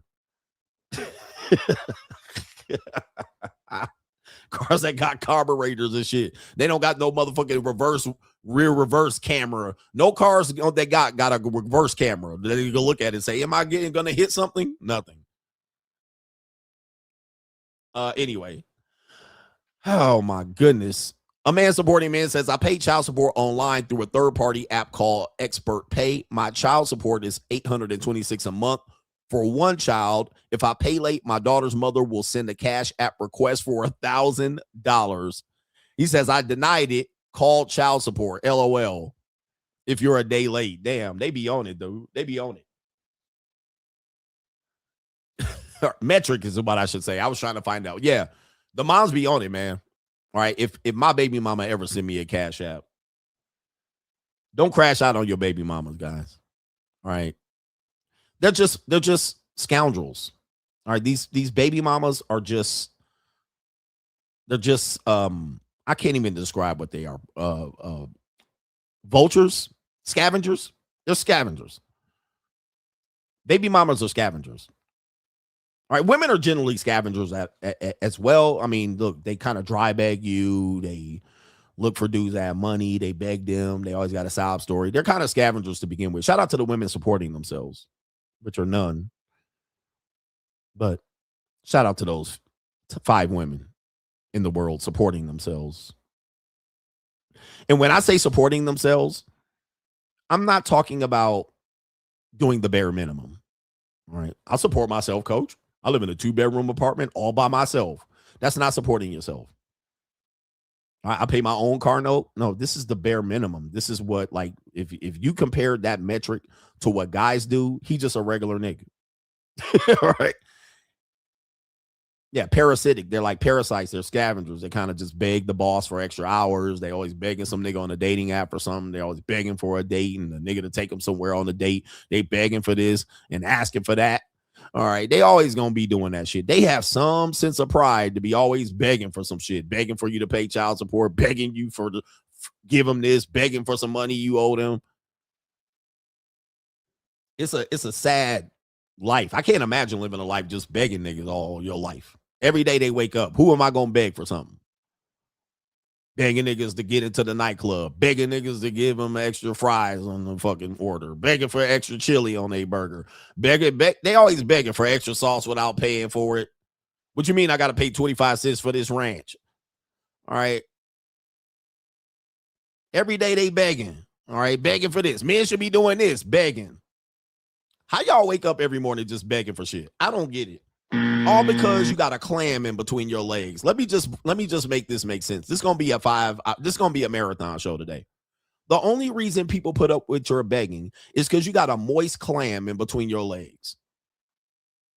Like if it wasn't for that moist clam that be sitting there, that snapper, nobody would even pay attention to your begging ass. Nobody would even be like, what do you want? Okay, placating you. Most people just give up. Stop asking me. Here's $30. Fuck.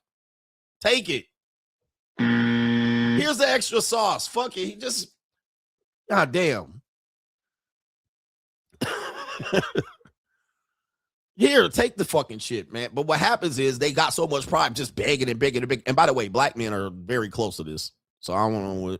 Y'all niggas shouldn't be celebrated. Y'all do the same thing in life. Y'all do the same thing. Black men are like, tell them, coach. Y'all do the same thing. Hey, man, hook a brother up. Oh, man, don't grift. All right, man, just do it for the knowledge. Just do it for the game. Just do it for the legacy. Just do it for the ancestors. Y'all niggas are the same as these black women because your black mama raised you. Y'all niggas be begging too all for something. Hey, man, hook a nigga up. Hey, man, do it for the goddamn culture. Do it for the... Y'all niggas the same. So shut the fuck up.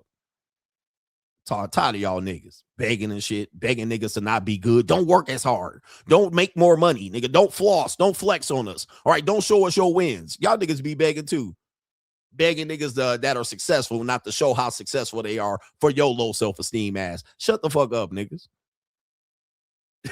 All right, begging me to look like a failure so as to make you not look bad. All right, that's begging too, nigga. Where the discount? Where the discount code? Coach, you didn't send me the discount code. Where it's at? Give me the code. Go to the website. Nigga, I ain't doing all that. Nigga, I ain't gonna click that, nigga. Yeah. All right, anyway, look. Let's do this next segment. Begging niggas to accept you wearing a DuRag everywhere, nigga. All right, yo, anyway. Inside of the mind of the modern woman, all right, we got some woman shit here. Man, we got some single mom shit going on. We have, I remember this woman, Shan Body or Shan Booty. I don't know what she goes by. She's a light-skinned, I think she's a mulatto, a tragic mulatto, by the way. Shout out to our mulattoes here. This is not her, but this is her podcast. She's a famous mulatto, 304 Jezebel, but she's cool and all. I mean, just because I described her as that doesn't mean she ain't cool and I won't fuck her. All right, but that's neither here nor there. All right, this woman here is going to describe something. So this is inside of the modern woman. Let's see what she's talking about here real quick. Like my third serious relationship. So I was like, this is the one. They say the first one is love, the second one is trial and error, and the third one is it. Yeah. So I was just like, oh, I'm done. I want like a family. I want to be married. I want children,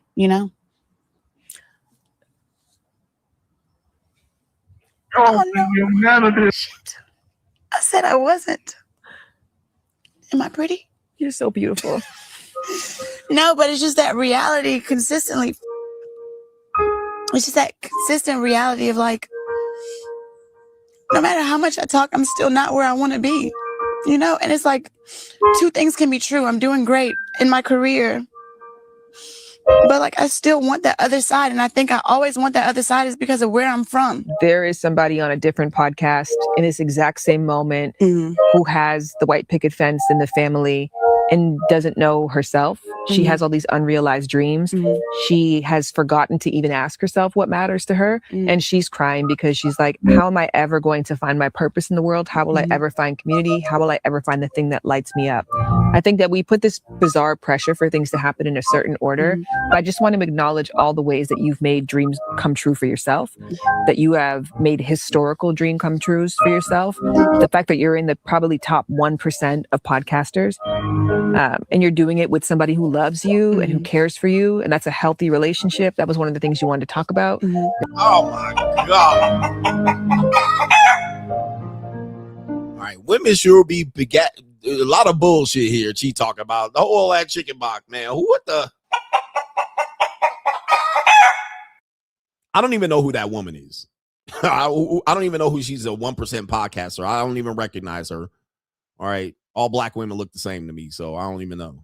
I know who she is. All right, but that black woman with that stringy hair wig or extensions, that look like every black woman I seen that look good. All right, but so I can't. Who is it? But anyway, what is the other woman talking about? You're this and that. And again, we were just talking about begging. This woman begging to be successful. She gets success and she begging for some relationship and shit. Like, ma'am, do you guys realize that many times he said, I got my mom. The nigga said, I got my mom in the car and she bad dogging you. Hey, look, ladies, and I don't know what ladies, they're always comparing themselves. This is why they always begging. All right. And ma'am, just take the success. As a man, you can't have it all. Men knew this. Men know this. Look, you could be single and fucking a whole bunch of women, or you could be married and barely fucking your wife. That's a choice. Like, that's a choice. You could be barely fucking your wife and she could kick you away from all the young pussy being put on the marketplace every year. And you could just barely look at the young pussy coming out here. You can't even imagine yourself fucking some young pussy. All right. That's marriage. You made the choice. You can't even think about fucking some young, fresh, fertile punani. All right. But at the end of the day, when you single, Sometimes you can't even get no fresh punani without paying for it. Or you can fuck a whole bunch of pussy, but you're going to be out here without no wife. You're going to be going to the cleaners by yourself. You're going to be bagging groceries by yourself. You're going to be paying bills by yourself. Nigga, pick a struggle. Pick a struggle. But women, I want it all. The white picket fence, success, 1% income, big dick nigga, tall nigga, 6'8" nigga. And if I don't got it, I feel bad about myself. I'm successful and I'm pretty. Man, pick a struggle, man. I'm getting out of here on them two broads. All right, and listen, I know people are saying, man, broad is a negative term. No, it's not. I'm broadcasting. What I'm doing is broadcasting across the airwaves. Broadcasting about broads. But shout out to Tom Likens. But anyway, we have inside of the mind of modern women. We have our brother here, our extraordinaire Tony Robinson. I always say Robinson. Tony Robbins is back. And he's got a great one here. This is a great one here. You know when couples fight and women be like, but you said I was fat and ugly, right? This type of shit. Gaslighting you, manipulating you, red herring, straw man argument, and you're by yourself in the house and you're like, I didn't say that. Yes, you did. You said I was ugly, baldy, like Hulk Hogan and fat, and that I didn't. You know when women do that, and you be like, did I really say that? Man, I really didn't say, well, I apologize. You are appreciated, right? You end up apologizing, taking the knee. Well, I didn't mean it. All right. Don't close your legs and close it from the clam, right? Because you're like, really, I didn't really mean to piss you off. Maybe I triggered you. Well, we have a couple here with Tony Robbins. And Tony Robbins is going to listen to this couple quarrel. They're quarreling like they're having a, you said and I said and you think. And now we're going to see what happens now that they're arguing in front of an audience as opposed to arguing by themselves at home. All right, let's take it away, Tony Robbins. Let's listen to the whole compilation here. Uh-oh. Hold on for a second.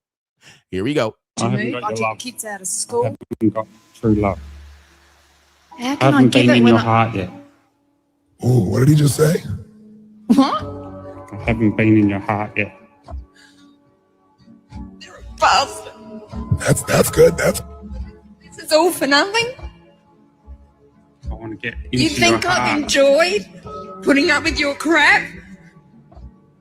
You think I just did it because I like it? Did you say that she didn't give you her heart? What did you say? You might want to clarify for her. I want to get into your heart. No, you said I've never given my heart. Just 1 second. When normally you're by yourselves, no one else knows. So when a woman makes it up and gets upset about it, the guy's f***ed. Unfortunately, there are 1,500 witnesses that's not what he said. What's that? He doesn't think I've given my all, and I have. Damn well have. Shh. This is their discussion. I didn't say you haven't. Exactly. See, now let me stop it right here. See, you see that? First of all, tears. Second of all, she rephrased what he said to what she wanted to argue, straw man, and then argued against it. That's what y'all niggas do to me. She's gaslighting him, and then she's saying that he said something disrespectful and he didn't. Now, normally that works in arguments with women when you're in private. It works because most of the time you don't even remember what you said. Sometimes you remember what you said and you be like, nah, I didn't say that. Yes, you did. And we literally saw it live. And Tony said, and even the audience was like, oh, no, nah, that's not what he said. That's not what he said. And what is she also using? Tears. She's using tears. This is what they do in court. This is called leading the court, leading the jury, using tears, crying, white woman tears. You said. And now she can't get away with it because she has an audience. But this is what he put up with for the past 15 years. You said I'm not giving my all. I never said that. I never said that. So let me play this again just so you can see it, just so you can see. And unfortunately, we never have an audience, okay? And most of the time, if a woman's crying and there's an audience, they're going to sympathize for her. Oh, what did you do to her? What did you say to her? And then she'll be in the first one talking to the police. He said, he did. And you're like, I didn't do that. I didn't say that. Oh, you evil bastard. And you said that to her. How dare you say that to her? She's a good woman. How dare you? I know her. I work with her. She's great. And it's you that is the problem. You tub of lard. You see what happens? And she got caught. She got caught doing the bullshit. And most of us get caught. We get caught in that and we're weak to it. All because she got a clam. All right, let's continue. And you don't want to lose that clam. You had to I haven't move got all your your love. kids out of I school. haven't got true love. How I can I haven't give been it in when your I... heart yet. Okay, so that's what he said. I haven't got true love. I haven't been in your heart yet. Now, they haven't fucked either. She hasn't sucked his dick neither. So that's what he also wants to say. I haven't been in your heart. That's what he said. That was the phrase that she reframed and remixed to use against him. I haven't been in your heart. Ooh, what did he just say? Huh? Hey, what? How dare you? Look. How right? dare There's you? the how dare you? There's a defense. She knows she knows he's right. What? How could you say that? You said, and then I'll rephrase your shit. I haven't been in your heart yet. I haven't been in your heart. You're a bastard. You're a bastard. Okay, name calling, punching, domestic violence, and she runs away. Skedaddle. I don't want to deal with that shit. And he's right, because she hasn't sucked his dick in 12 years, and he knows it. She knows it. She's already emotionally divorcing, so, she's embarrassed. He called her out on her bullshit. That's time. That's good. This is all for nothing? This is all for nothing. What? What are you talking about? Now she's rephrasing the category. Now she's deflect, redirect. What do you mean? These last 12 years have been all for nothing? Did I say that, bitch? I didn't say that. So now she's arguing from you haven't been in my heart to this is all for nothing. So now if you answer that, no, it's been nothing. It could be something. Now you're arguing from that. So that's a deflect, redirect. You're seeing manipulative. When I say women manipulate, they don't even realize they're doing it, but some of them do. They're con artists. And they get you in this situation. They do this shit since the 4th grade with their besties, and they do this shit to men, and men be like caught off guard. Oh shit, what did I do? Okay. I want to get into You think your I've heart. enjoyed putting up with your crap? Here we go. Now it's this crap. You think I've enjoyed putting up with your crap? What does this have to do with anything, bitch? I called you out. I'm asking the questions, Kevin Samuel says. I put this shit on the table. I said you haven't been in my heart. Now you're going to this is all for nothing. You think I want to put up with your crap? This is master female manipulation. And we deal with this shit, not just with relationships, but with your kids, with the world, with female employees, with Karens. We deal with this all day long. Bitch, let's talk about what I said first, not what you're saying. And he's standing there like Barney Rubble. Let's continue.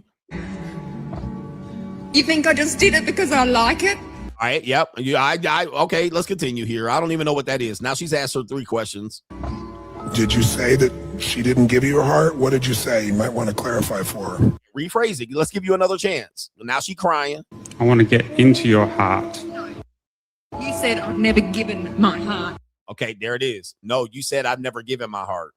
Wrong. That's not what he said. He originally said, I haven't been in your heart. That's what he said. I haven't been in your heart. That was the original statement. No, you said I've never given my heart. False. Now watch the room react. He react. And now he telling her, bitch, we heard what he said. Just 1 second. When normally you're by yourselves, no one else knows. So when a woman makes it up and gets upset about it, the guy's make shit up and gets upset about it. This is how y'all niggas treat me too, just so y'all know. Make shit up and then get mad about it. Rephrase my shit and then get mad about it. So what you saying, coach, is, so what you saying is you don't like black women? When did I say that? When did I say that? Now, I might have said something close to it, but I never said I don't like black women. So, coach, what you saying? You don't like black women? I didn't say that. I fucked a lot of black women. I'll continue to fuck them, too. What I said was, so what you saying is, you see, that's the same thing y'all doing. But I just don't have to fuck you. You know, I'm not married to you niggas, so I can tell you to go fuck off. Unfortunately, there are 1,500 witnesses that's not what he said. What's that? He doesn't think I've given my all, and I have. He doesn't think I've been giving my all. She lying. Damn well have. And I damn well been giving my all. Watch this. Even the women in the crowd. This is their discussion. Even the women in the crowd, they know she's lying. She's lying. I didn't say you haven't Facts. Didn't say that. given. I said I want to get into your heart. I want to get into your heart. We had to. Pretty simple shit, man. Pretty simple shit. But this happens at work. This happens on playgrounds. This happens with the police, grocery stores, across the board. And what have men done? They just shut down. Men is like, I ain't dealing with this shit. Men don't beg no more. Why don't these men put pressure and pursue? And no. Because this is what happens. This is what happens. I mean, we got a long show here. How much show do we want to cut into? I think I'm going to save a little bit of this stuff later. All right, because we got to get to this main damn event. We got some show left.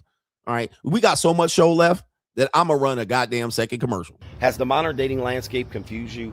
Have many of the standards that you heard you're kind of tired of hearing about, and you're wondering, what does it all mean? Well, look no further. Join us talking about the monetized dating marketplace right now on Locals, and it is CoachGregAdams.locals.com. You can create a free account to join the conversation between the Coach Gang members, but also on Sunday, we do a live stream demonstrating all aspects of the monetized dating marketplace. And coming soon in 2025, you're going to have access to a sample of the monetized dating marketplace course where you can get information related to how to participate in the monetized dating marketplace and or how to understand it, so you're not out here spinning your wheels trying to figure out how you're going to best deal with the monetized dating marketplace. Listen, everything and every aspect of dating is monetized. We just want to relieve the frustration that you might have about it. So the best way to do it is make a free account right there on Locals, CoachGregAdams.locals.com. You can get access to those live streams, but create a free account. Just join the conversation. I am the only one covering this conversation from this point of view. And yes, I am ahead of my time. Get ahead of the information before you're priced out. I often get accused of not liking black women, and it's by Black manosphere content creators, which is really crazy. But my new website is out. It is GregAdams1.com. It is my same website, updated, first update since 2021. You can go there and get the Shield discount. The Shield discount banner is, I believe, on almost every page. So you can get all my courses. You can get my autographed books. You can get all my coaching calls at 50% off. We've had a lot of people take action recently, but at the very least, go check out the new website, GregAdams1.com. You can also look for opportunities to join the Coach Gang or join CGA Creative as an editor, videographer if you're local, or you can have some jobs that you can do secondarily if you have the skill set. Got to be good. You can look for the opportunities tab and join the Coach Gang, CGA's Creative. We're building a great team. We got a team already, but we're building a great team. Also, personal assistant. Looking for somebody that is local, a personal assistant, preferably, not some young bitch, dim-witted broad, all right, or preferably not some broke nigga in here casing my joint.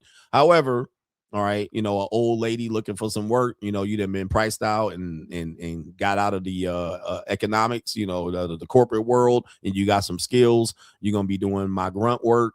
You're going to be my gopher. You're going to be having prime responsibilities for a lot of things going on here. I'm looking for a good one. Like, I'm not hiring somebody that just because, all right, just because you broken out of work. All right. But anyway, nonetheless, the discount code is there. You can get all of the things that you previously could not afford on discount here. And also big one here, Money Mindset seats are open. We've limited those seats for at the $50 level, but I opened up, I believe,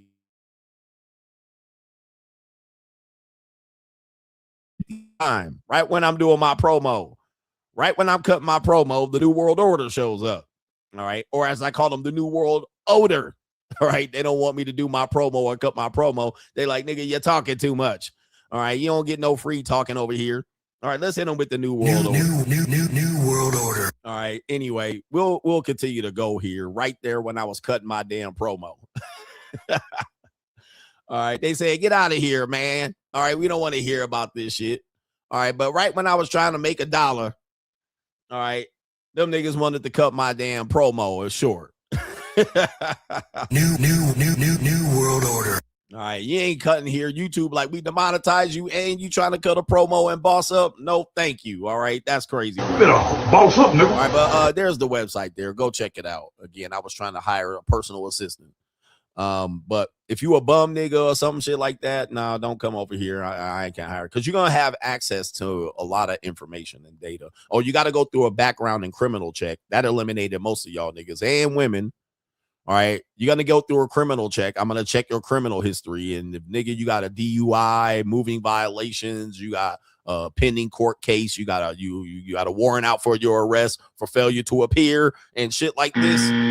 All right, this stuff like this. Now, if you a black woman with big titties and big brown areolas, I might consider, but I'm gonna still run your criminal record. I'm gonna check your credit check, your past employment history and shit like this. If you smoke weed and you carry a vape, you're not getting a job either.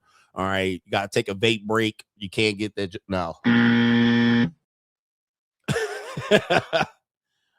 I'm gonna go. Yeah, you getting secret clearance and shit like that. You getting behind the scenes, all right. And you got to basically put orders and organize people behind the scene, and you got to have an active driver's license, because I'm gonna have to send you go over here, go over there. Oh man, I ain't got no car or a driver's license. Oh shit. You see, yeah, you see how hard it is to find good people. It's hard finding good people. It's hard to get. And look, if you young and hot, please don't apply. All right. I'm not hiring you. All right. I might hire you on film. All right. But young, hot bitches, no, please. This ain't the job for you. And you can't use my car and shit. Let me use one of your cars. Nah. Young, hot bitches do not come in here. I got another job for y'all. All right. But it ain't as a personal assistant. Do y'all remember one of these rapper guys got sued? I think it was Soulja Boy. Soulja Boy got sued by his personal assistant. There have been several of these guys, these niggas that hire young females as a personal assistant. You asking for it, because what happens is they get hired, because niggas are dumb. They hire them as a personal assistant and then fuck them. You could have just gave them the money as a JUCO. Okay, they don't need to be a personal assistant, but y'all so goofy. Oh, I'm gonna get this girl as a personal assistant, then I'm gonna fuck on her. Bruh, look. Just that's her job to fuck on her. Just pay her for that. Okay. Don't pay her for a job and then she fucks and then don't mix it. And then she asks for extra money. You like, I'm gave you your paycheck. Yeah, she got 30 million off the nigga. All right, because she was rolling blunts for him, and then he was fucking on her. All right, she was like, I had a personal assistant job. It's the sexual harassment at the workplace. Okay. All right, ladies, if you're a hot young woman and then you want to get close to CGA, I'm just going to fix your mind. All right, that's all. You don't need to be hired for a job. I don't need to see your ass and give you orders and have meetings and give you access to shit. You just be here naked. All right, and here's some money for that. All right, I don't pay you for the fucking job. I'll just pay you to have your feet out and shit and let me nut on those. All right, but I don't need a personal assistant for that. Yeah, no. So young hot chicks, I got another job for you. All right, but you don't have to. But I'll be good and take dictation. I'll do. No, I ain't. No. You ain't getting CGA on no lawsuit. All right. Anyway, woo. Now that the New World Order is here, yeah, $30 million, man, hiring fucking this personal assistant. Y'all crazy as hell. All right, so anyway. What do we got coming up next? I got a segment called It's an Evil World We Live In. All right, this is going to be a long stroke show. There's some remote jobs. Go to the website. There's some remote jobs there. But you got, look, also, brothers, I'm going to tell you, I get a lot of guys that want to do jobs. And I used to have a business opportunity line that people can apply for. A whole bunch of Indian niggas was calling me. All right. All right. Oh, hi, Greg Adams. I'm the Indian. Where are you from? I'm from India. All right. What I do is I do word processing and I type emails for you and I send them out. And then what do you do? Nigga, how many of you niggas do this job? This is like the 15th call I got this week. All right. What the hell, bro? We set up your emails and we'll type your Twitters and oh, Jesus. Sandeep, another Sandeep calling me. Niggas calling me doing this. What we do is we speak in your voice, all right, and we'll send out your emails and make sure the links all work and all this. Oh, my nigga. All right, yo, I don't got a job for this, nigga. You the 18th nigga that do all of y'all do this job? You the 18th nigga to call me this week saying you write my emails. All right. Anyway, but I get a lot of people that want a job. And what's crazy is they want to work for CGA. You see, I'm a brand. You see my website. You see my brand. I got logos. I got a cartoon logo. Look at all my logos and branding that I have. You know what I mean? I'm a whole brand. Black men for real will literally contact me to work and do something and don't got the goddamn tools. This is a blue chip.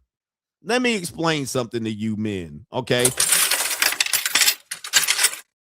You guys will contact me, ask me to do the work, and don't got no working computer, nigga. Like, what? How you contact me to work and ain't got no tools?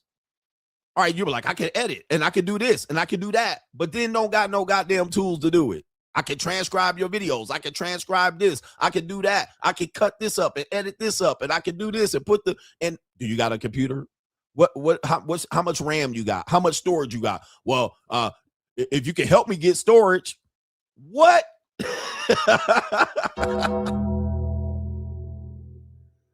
Them niggas doing the shit on the iPhone, but don't got the storage. Hey man, coach, I ran out of storage. Can you help me get some cloud storage? No, nigga. What I could do is pay you for the job, nigga. You can get the shit by yourself. Come in here with the tools, nigga, before you ask me to do a goddamn job. It's like, what the hell? These niggas act like I'm desperate to hire somebody off the fucking streets. All right. Oh, man, I can't find nobody. All right, coach, I'll do it. I'll do your video editing. Just give me a computer, storage, external devices, a keyboard, a mouse, iCloud storage.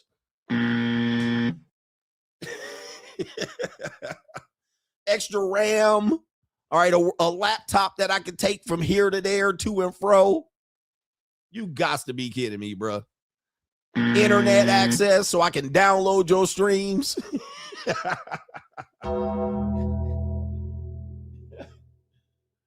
Oh, my Lord. Can you pay for the transcription service? Type your credit card in there and then give me access to it so I can see your credit card number, ass nigga. Like, oh, my Lord. What in the hell are they talking about? They working out of a goddamn cafe, internet cafe. All right, I'm working on your shit at the internet cafe. Looks like the internet's down, ass nigga. Oh, my Lord. Then they get the shit to me 8 hours later, a week later. Hey, man, what happened to my editing shit that I paid you for? Well, I got 3 jobs. All right, I'll get to it when I get to it, nigga. You don't need it now. Yeah, the video that I wanted you to edit, it's no longer relevant. 5 days ago. It was relevant tomorrow. I just did the stream on it today. How about we just put it out later today? No, I can't do it. I got a job that I got to get to, ass nigga. All right. And my motherfucking storage is full. So I got to clean off my storage. I'll get the clips to you in a week. Okay.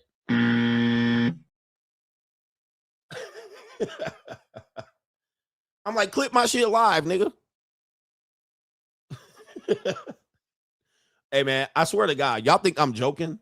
This shit is real out here, bro. It's literally real. The people who reach out, this is some real shit. I'll be like, what in the hell is going on out here, bro? And y'all wonder why y'all make no money. It is real. But can you pay? Hurry up, nigga. I got a bill to pay. All right, they after me. My landlord about to kick me out. Pay up. Nigga, like, what? Give me a deposit. Pay me in advance. I need a payday advance. Pay me up. Pay up. Can you pay in the future? 3 months in advance, and I'll do it. He said, this cannot be true. This is true, man. This is true. And if you ever are a guy who has you hire people, you will realize that people apply for jobs they're not qualified for. They don't have no skills, no tools. Oh, nigga, I'll do the job. I'll build you a house. Just give me the tools. You got a toolbox? You got the tools for that? I'm going to need this tool, and I'm going to need that tool. You're like, no, nigga, you bring the toolbox, nigga. It's sickening, man. And people are like, the job market is tough. Stop applying for jobs you're not qualified for. How about you start right there, nigga? Stop out here wishing on a prayer, wishing on a star. Ass niggas, you're not prepared for this job. You don't have the tools, the experience. Sit the fuck down. You're just applying for the job when you look at the salary. I need jobs with this salary. And then you bullshit your resume on some shit that you ain't even prepared for. And you ain't got no experience at all. Well, how am I supposed to get a job? And how am I supposed to get experience if you won't hire me for the job? I'm not hiring you to give you experience, nigga. I'm hiring you to give me a skill, for talent, for productivity, nigga. I'm not hiring you to give you experience, nigga.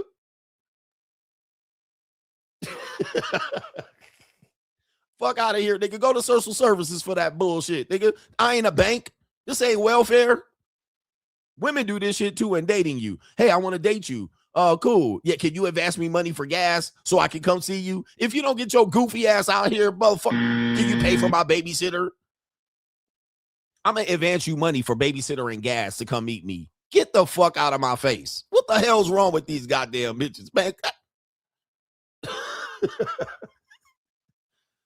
These people are crazy. I'm telling you, man, 85% of people are deaf, dumb, and blind. Ass backwards.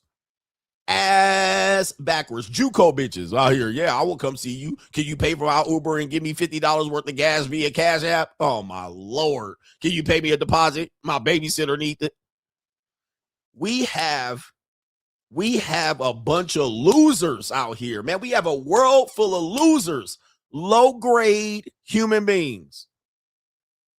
Low-grade human beings doing the bare minimum. Y'all not even meeting bare minimum expectations as a human fucking being. And now we're in America, so my fucking bar is high.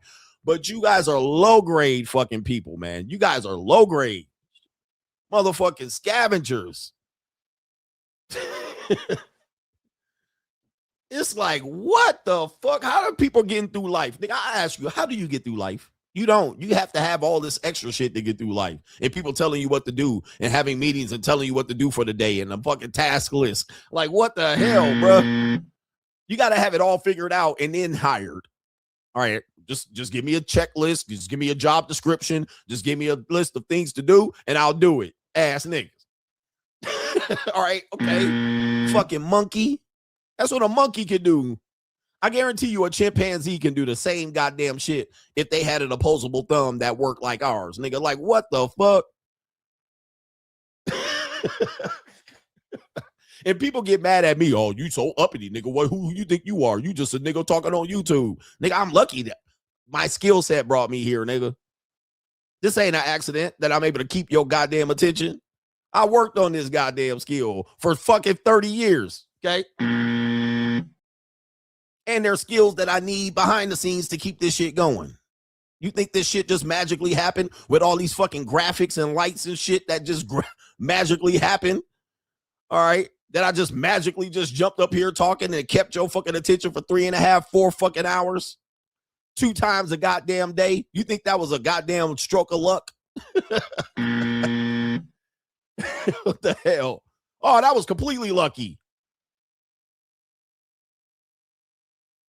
Y'all niggas pay attention to me more than life itself. That's how talented I am. This is a talent and a skill, nigga, at the same goddamn time. You can't do this shit. This ain't no goddamn easy work.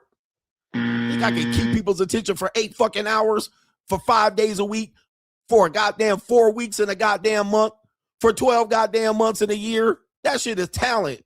That's a skill, nigga, that I worked on from one job to the next and carried it over so I could get on this bitch and talk my shit. This ain't no goddamn luck. And the experience to go with it, the life experience itself, you looking at a goddamn miracle, nigga. All right, this ain't no easy shit. Nigga, you can't even keep a bitch attention for 28 seconds. I got bitches watching, touching a pussy watching me right now. They watching me disagreeing with everything I'm saying, touching their vagina, their pearl tongue, playing with their pussy, sounding like a mayonnaise jar, watching me right now. That's how talented I am. I can talk about them and they can play with their pussy watching me at the same time and hating it the whole goddamn time. And they watching my handsome ass talking about it. What the hell? That is a skill. That is talent. Take that shit to the bank. And ladies, if you want to get on over here, let me taste that.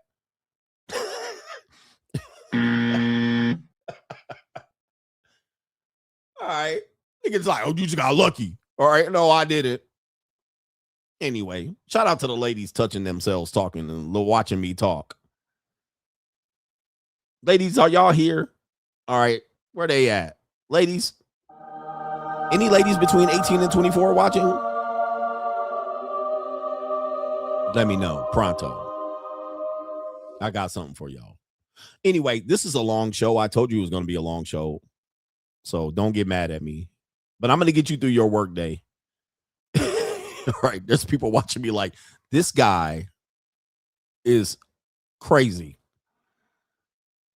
Who is this dude? Who's watching me for the first time? Press 1. I apologize. Yeah, Candace be in there touching herself. I see you in there. Candace be in there like, I hate this nigga, but ooh. Ah. Ooh, ooh, ooh, ah. Hey, anybody watching me for the first time? I just want to let you know, you walked into the best fucking there's no show greater than this. There's nobody greater on YouTube than who you see here. Whoever these boring motherfucking white boys and niggas you've been watching. If you watch me for the first time or some nigga told you to watch me because you going through a heartbreak and a divorce and you've been crying like Stewie while your girlfriend been getting fucked from pillow to post, and they told you I was giving you some goddamn good information and you walked in on this shit.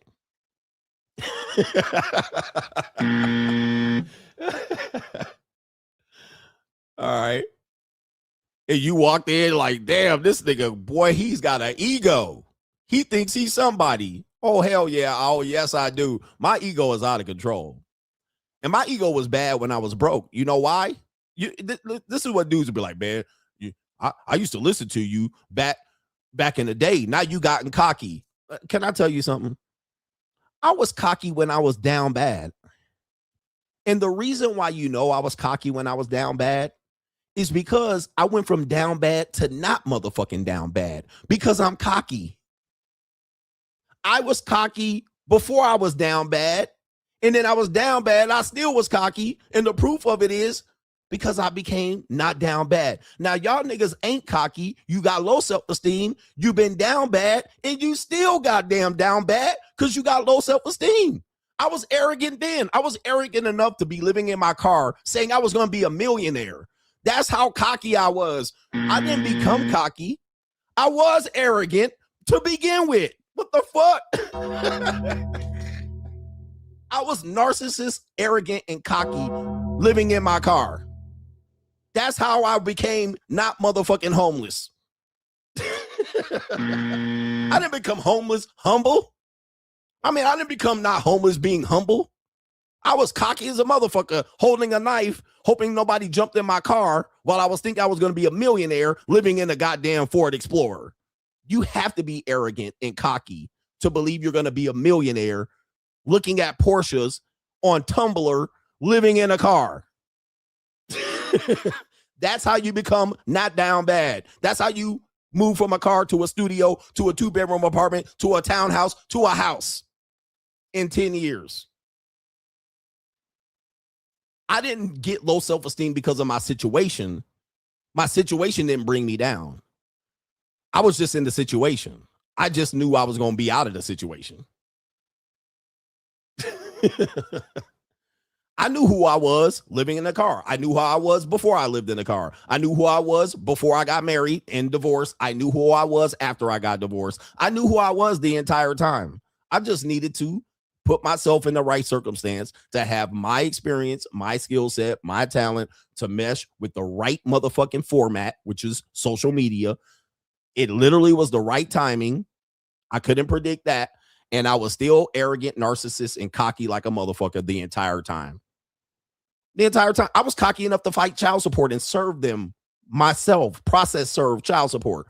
I fought through the divorce when y'all niggas is getting beat down and putting guns in your mouth and clipping yourself. And I was like, fuck these child support niggas. I was walking up in court representing myself. Fuck these niggas. Fuck your court. Fuck your fucking family court. That takes cockiness and arrogance and narcissism. So for people who think I got cocky because of the success, you got it wrong, nigga. I was cocky and arrogant when I was down bad, fighting like a motherfucker.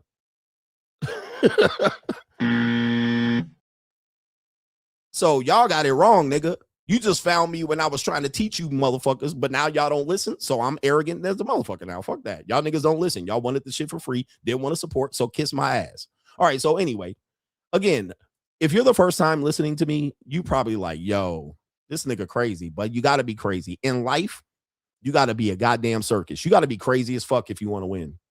You want to win, you got to be crazy. Because crazy, there's a thin line between crazy and insanity, as they say. All right, was the thin like genius and insanity. There's a thin line between genius and insanity. You got to be obsessed, crazy, disciplined. You got to have crazy self-belief. And not only that, you got to have the discipline to stick with some shit. And then you got to have failure and then still be crazy. Say, fuck it. I failed at this, but fuck it. Okay. You gotta have that. You gotta have that. But I can't give you that. I can give you the playbook, but you gotta be crazy motherfucker to execute the plays. You gotta set the screen, nigga. You gotta roll open, nigga. You gotta grab the ball, crab dribble, nigga, and dunk on a motherfucker. You gotta be doing it. And you gotta do that not once. You gotta do 100 drills every day.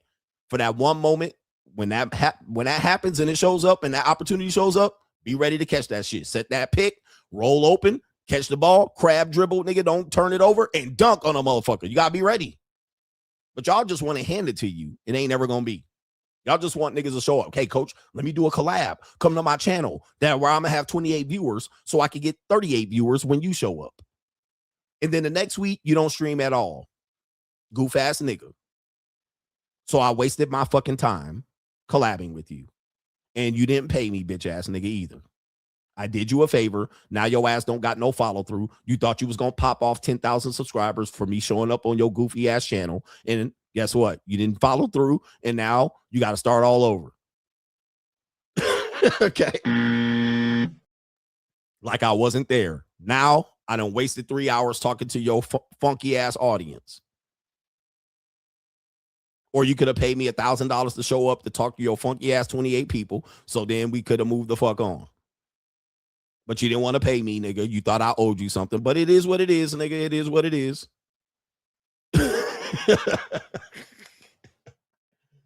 All right, what's going on here, man? My assistant is going crazy right now. All right, I got people ordering shit. All right, shout out to everybody that's ordered the courses. We've sold quite a few courses and quite a few autograph books, a couple of coaching calls, and so forth and so on. I'm just trying to help y'all out with information and teach y'all bitch ass niggas to man up. All right, nothing gonna be given to you out here. All right, you gotta earn everything. You gotta scrape and fight, and you're gonna get knocked down. You're gonna get kicked. People gonna pray and wish on your downfall. They gonna hate watch you. They gonna be ready to you to bankrupt and go homeless and go broke. They gonna be waiting for your Porsche to get repossessed, nigga, so they can celebrate. But at the end of the day, they gonna still be watching, nigga. You still a fan. Let's get to the show. It's an evil world we live in. Okay. It's an evil world we live in. Yeah, when you get down, they're gonna kick you, spit on you, laugh at you, point at you, and all that shit. I knew you'd be back down here, nigga. Okay. Here we go right here. We have a guy. Young Berg is the rapper. He's on the show with Shannon Abba Sharp. And he says he laughs at dudes making $75,000 a year. Okay, $75K a year. We do have world stars, so there's probably going to be a commercial here. So let me see if I can play this. Lord, don't let this happen. But if you were not had all this money, if all of a sudden now you're an average guy making $75,000 to $100,000 a year, would she still be there? Would she still love you? No. What we doing with $75,000? Living, hopefully. Is that pre or post taxes? Which one? We'll make it post taxes. I mean, nah. Mm-mm. Don't a woman. Yeah, wait, stop, Shannon. I don't know if you in tune because you are on the internet. You work a lot. Yes, I do. But you see these young girls. It's young girls getting on streams that are streamers now. That's saying that they don't want a man that don't make over $1 million a year. They talking about 20 years old. Do they understand how few people in the world make $10 million a year? Nope. No, they don't. They don't want a man that don't make over $1 million a year. I think I showed this clip before. But that was a longer extended clip. Listen, whether they know it or not does not matter. All right. That has never stopped a woman from manifesting. Okay. I had a woman not that long ago. She was like, you might be one of these broke guys that don't have. And I was like, one thing you're gonna guys know is that you can show. This is for the ladies. And this is for the men who are struggling. You make 75K or lower. You're broke. You're wanting struggle of. I'm going to tell you, you can be right in their motherfucking face. You can be right in a woman's face and be a millionaire and they won't even see it. Men won't even see it because people look for goofy shit like gold chains and flashy shit. You know what I mean? Big Louis Vuitton monogram on your shirt. They look for weird shit like this, and you can be right in a woman's face, be worth $2-3 million, make $500,000 a year, and they won't see it. They won't see it. But they will want it. They will dream about it. Nigga, you will talk to them and give them a chance. I'll pull you out of the gutter, bitch. And she'll be like, I don't know. Like, she'll turn you down and you're like, wow. But she'll go back wishing on a star. And then she'll want you to do goofy shit like broke niggas. Put pressure on me. Chase me. Pretty woman. So it is the most bizarre thing you will ever see in your life. Don't think that they're going to see it or they're going to, you're going to show it to. Even when you show it to them, I don't know. They'll reject it because they're women, guys. They're women. They're unbelievable creatures. But the fact that he said men making 75K a year, 75K a year is one of those things that it struggles for men because most men, that's good money. That's a decent career, this type of thing. Women fuck guys that got money and then ditch them. I swear to God, they'll get up under you. They'll get tossed and they'll go be back out on the internet trying to chase the next rich nigga. You're like, and then they'll walk out of the house with $300, $400, $500, sometimes $1,000. Be under one rich nigga, rich nigga, and then they'll get to a point where they're like, I'm tired of this. Let me go find a rich nigga to go marry. And you're like, bro, you literally had 12 guys fuck on you that were rich. I'm telling you, man, don't ever think as a guy that you're doing something wrong out here. Don't ever think. Don't think because you're poor, you're doing something wrong, or if you get money, the women are going to recognize it. They only see little shit that they can get. Drinks, chicken strips, dates, dresses, high heels, a trip.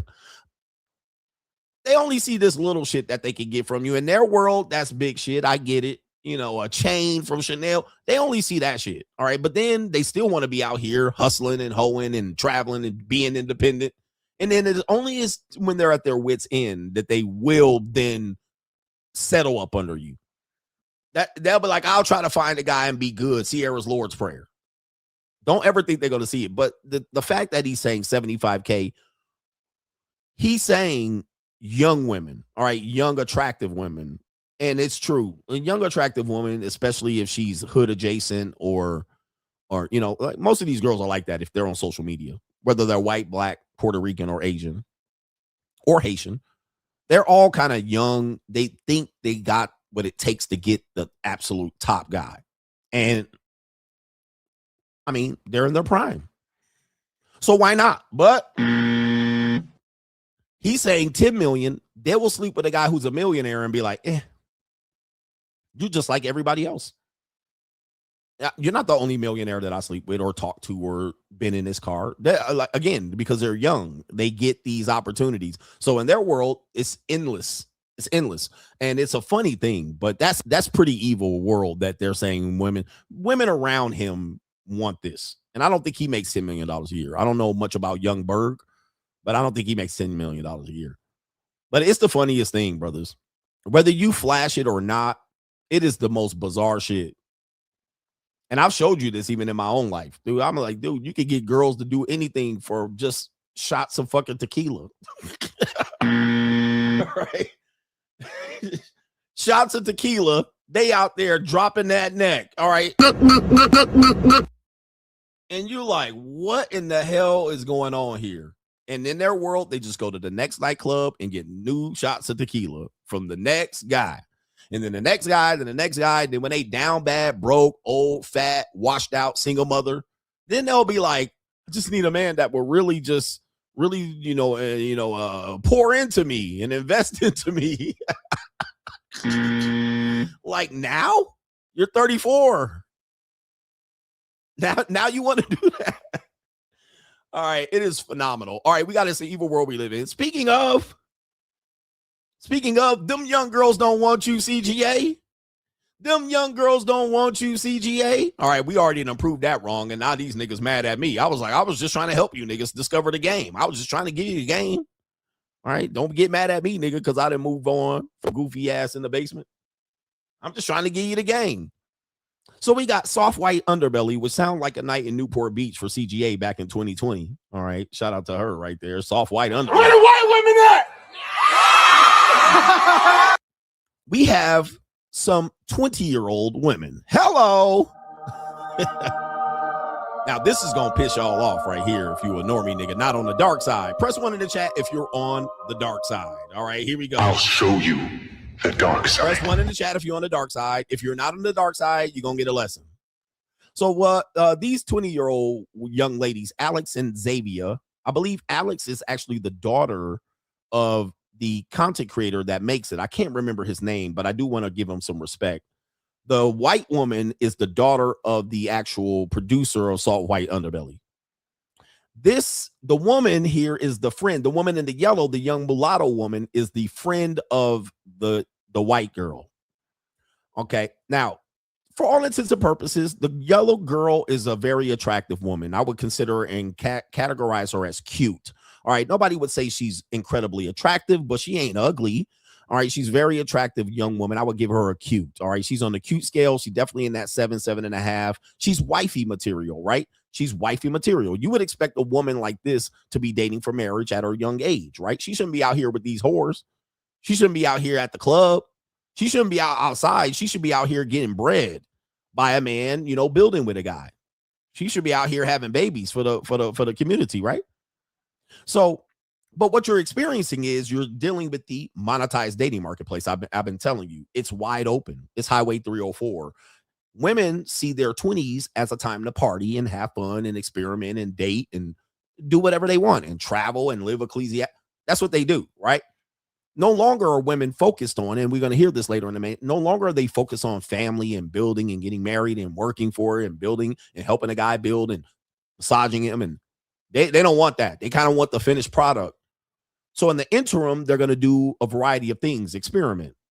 They're going to make their mistakes, but they feel like maybe they'll pray and manifest for it, and then it'll just hit them on the head. What you're going to hear them go through in this particular segment and fair use is age gap dating. Now, the conventional wisdom is 20-year-old women are for 20-year-old men and 40-year-old women are for 40-year-old men, right? That's what people think, but it's actually not the case. It's that most of the time, men have had an age gap, at least of 3 years, but could be up to 8 years, could be up to 20 years. Go see Jesus and Mary.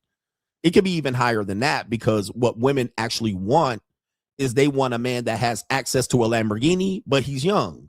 But typically a guy that you see in a Lamborghini, a Porsche, will be an older male. Why? Because older males are more established. So historically, women have been with older men because of that establishment. But what women want today is a young man that has that. He's built, he's ready to go, he's established, he has access to X, Y, and Z, and they just want to join in. All right, I'll take you. But that's not the case. So what women have to do is to open that up, explore older men. Now they think because they're young, they're just going to show up in his life and he's just going to drop all his hoes.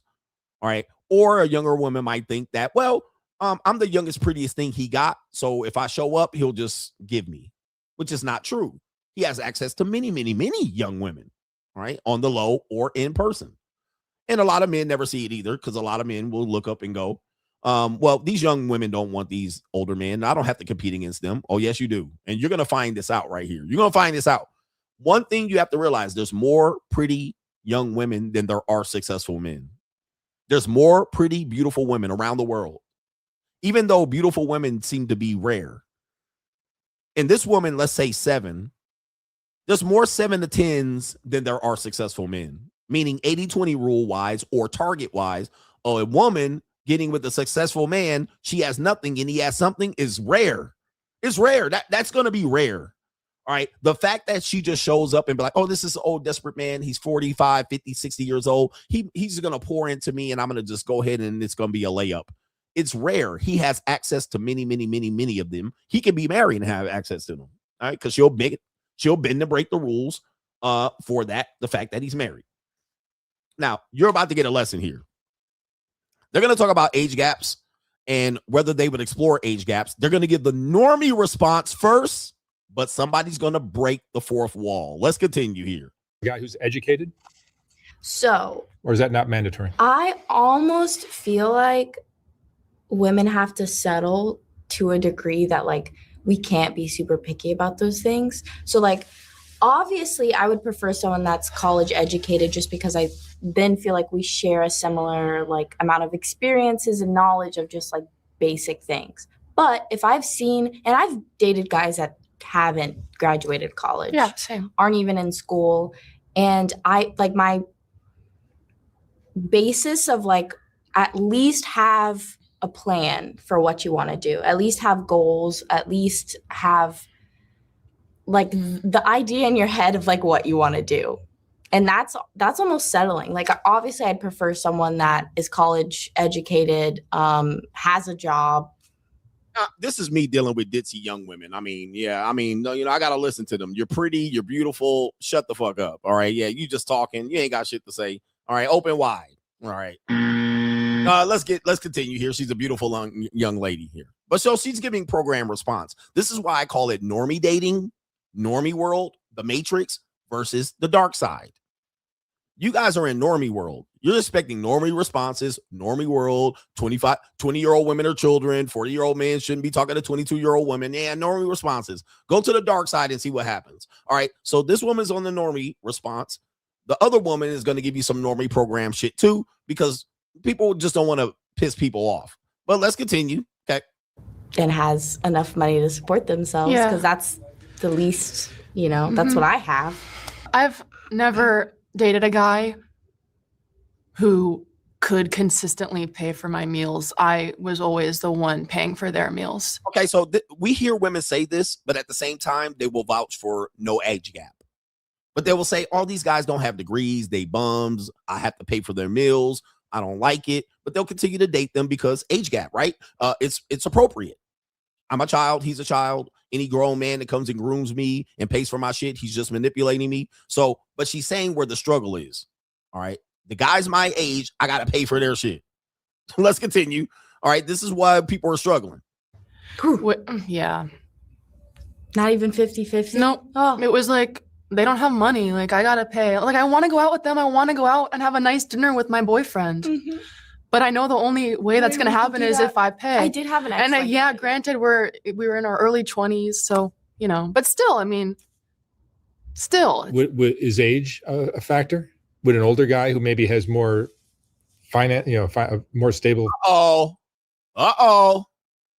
Here we go. Financially? Like, how much older? Like, I think I'd only go, I'm 25. Like, Here we go. 35 is a stretch. I'm not 35. Okay, but look at the girl in the yellow. Look at the girl in the yellow here. How much older? All right, just right. Well, how much older? 2 years, 3 years? What we talking? 25, maybe 35. What's comfortable? Normie responses. Here come the normie responses. Oh, I think I don't want to sound weird or say like I'm going to date some old man for his money. 35, 30 times. But look at the girl in the yellow. Chinning and grinning like I done put nuts on her chin. Like I gave her chin nuts. Okay, what is the young girl? What is the young girl in the yellow doing? That pretty little mulatto. She looking suspect, my nigga.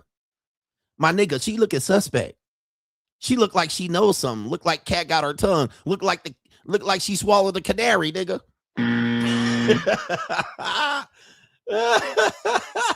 So here we go right here. All right, let's see what happens here. Oh, 5 years older, 10 years older. Okay, let me see. Not someone who is really that attracted to older guys. Yeah. But so I have a unique perspective on this. Uh-oh. So I also, the age gap that I've like always had in my head was like maybe 3 years older than me max. But recently, I got money. Recently, I'm sorry I'm pausing this, but I'm pausing it for effect. Recently, I got money. Recently, I got the pussy for the money. If you got the money for the pussy. What happened, man? What happened? I looked at it as I have an ATM between my legs and I'm just using it. All I got to do is put my card in. And that's it. And put the PIN number and boom, money just comes right out. And I will not confirm or deny whether this was me. But recently, the dark side. So when y'all niggas be saying these girls are prostitutes, these girls are whores and hookers, does she look like a prostitute? No. She said recently. Tell it, baby. What did you recently do? And look at her friend. Her friend done hit the Undertaker bell. She was like, wait, what? What do you mean? What? Her friend is about to be shocked. I've had How old is he? I've had the Like 70? opportunity. You don't know this yet. You don't know this yet. I've had the opportunity. You don't know this yet. And look at her friend like, oh shit. Remember, they're best friends. They tell each other everything except this. I've had the opportunity to see a guy that is like far older than me, but has a lot of money. I got money. Hey, man, I'm going to tell you, man, the monetized dating marketplace is going to be here to stay. I know y'all don't want to think about it. I know y'all want to call this tricking, and I know y'all, but this doesn't look like a prostitute. It's a regular girl. That it doesn't. But she said recently, I got money. Money. It's the Munyoung, guys. I know you hate me, and I know you hate my philosophy. I'm not promoting anything that you do anything. I'm just telling you what the marketplace is, and it's going to be like this for a long time.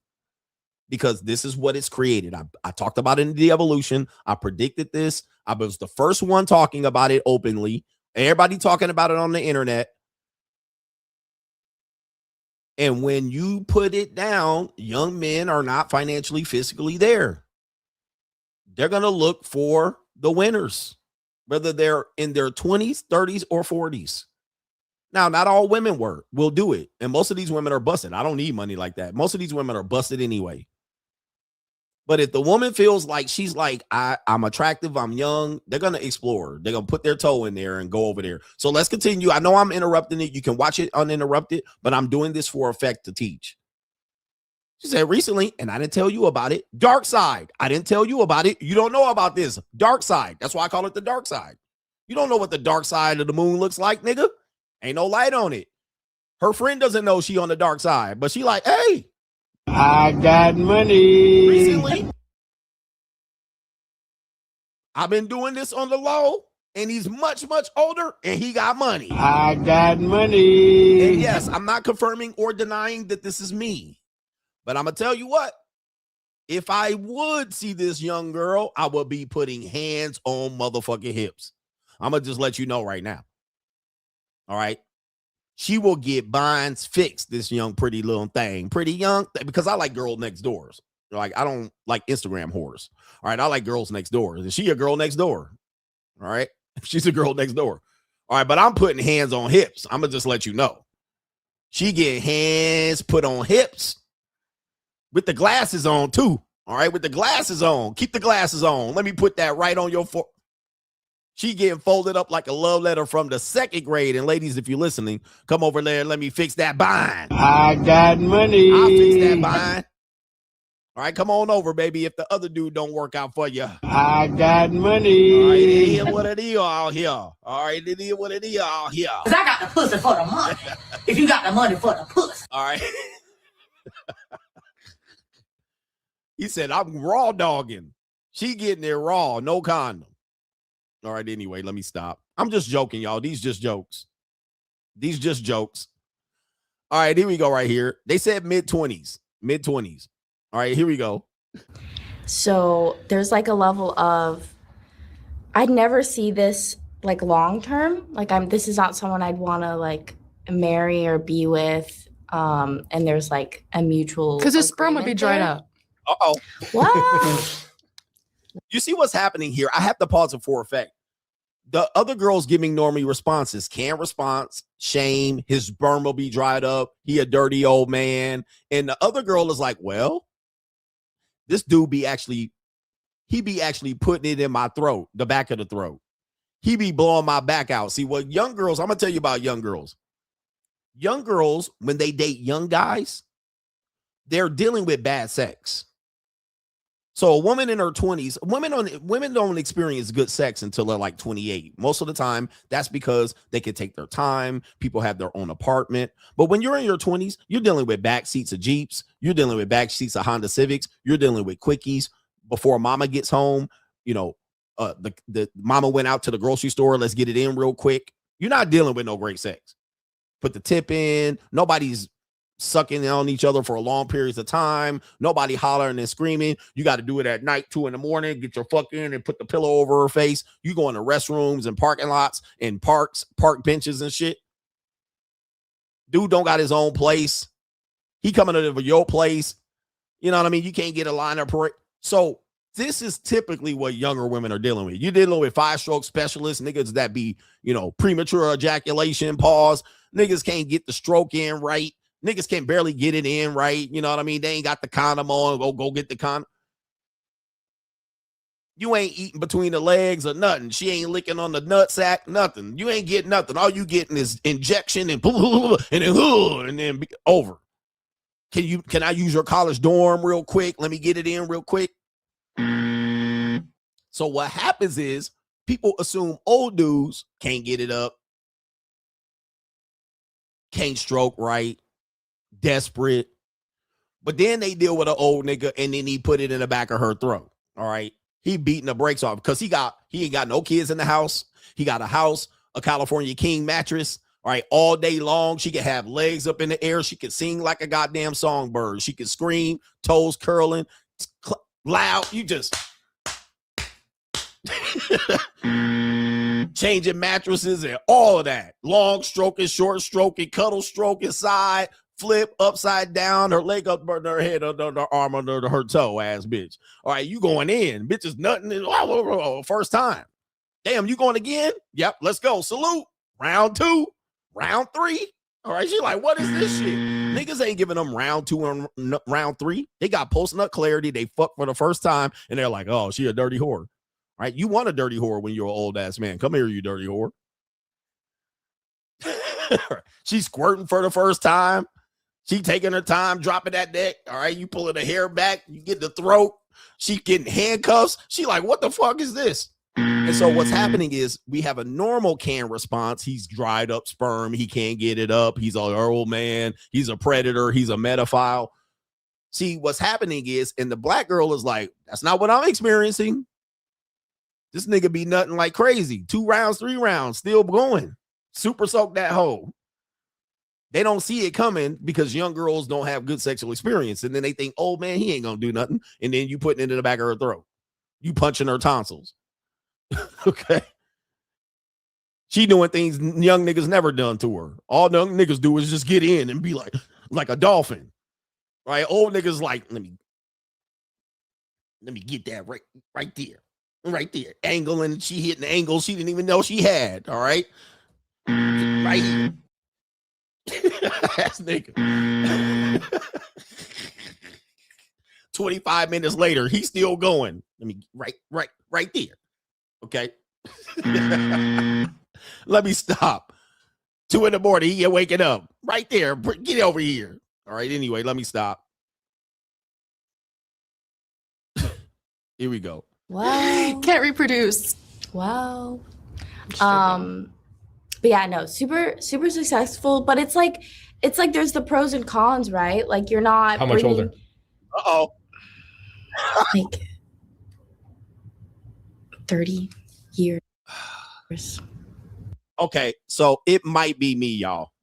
This might be. I have to. I'm gonna come out and expose myself. She talking about me. That's yeah. 30 years older. Not 30 years old. She said 30 years older. Now look at the look on the friend's face. Remember, she mid-20s. We talking about a nigga in his 50s. But y'all think this ain't happening. Girls, these girls, and listen, shout out to all my girls that do this. Some of y'all watching me, some of y'all do this on the dark side.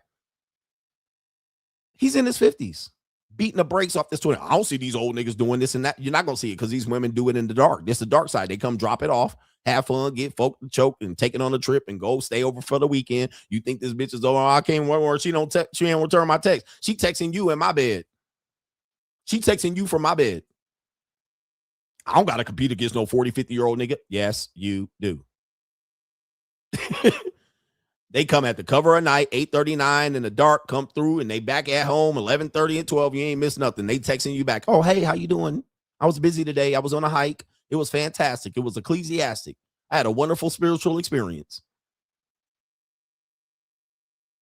Girlfriend, your whole girlfriend out here getting the buying fix. You don't even know. Look. And she dates younger niggas. That's the other thing. She dates young guys. Like, this is not exclusive. This is not one-dimensional. Dudes think, oh, she either dates old guys or dates young guys. No, she dates older guys and younger guys. She goes out on dates with you, goof-ass niggas who can't pay for dates. All right, she goes out with slightly older niggas. She goes out with way older niggas. They're doing it all. They date dudes for relationships and still get their buying fix. And look at the smile on her face. She said 30 years older. That's over 50. Is he a pedophile? Sounds like just right to me. And look at her friend's face. Look at the judgment. This is what you young guys look at me like. Look at the judgment. Look at the hate. Look at the eye darts. Are y'all learning something today? But guess what? Guess who's happy about it? Look at her fucking face. She getting orgasms, stroked out pussy for the first time, and a couple of dollars. That's why she got that yellow canary ass sweater on. So she been good, and she got manicured toes, manicured fingers. She got motherfucking conditioner for her curly ass hair. All right. She got a buying fix. She been able to go to Sephora. She been getting sports bras from Fenty. All right. She got a Fenty bras and a tank full of gas.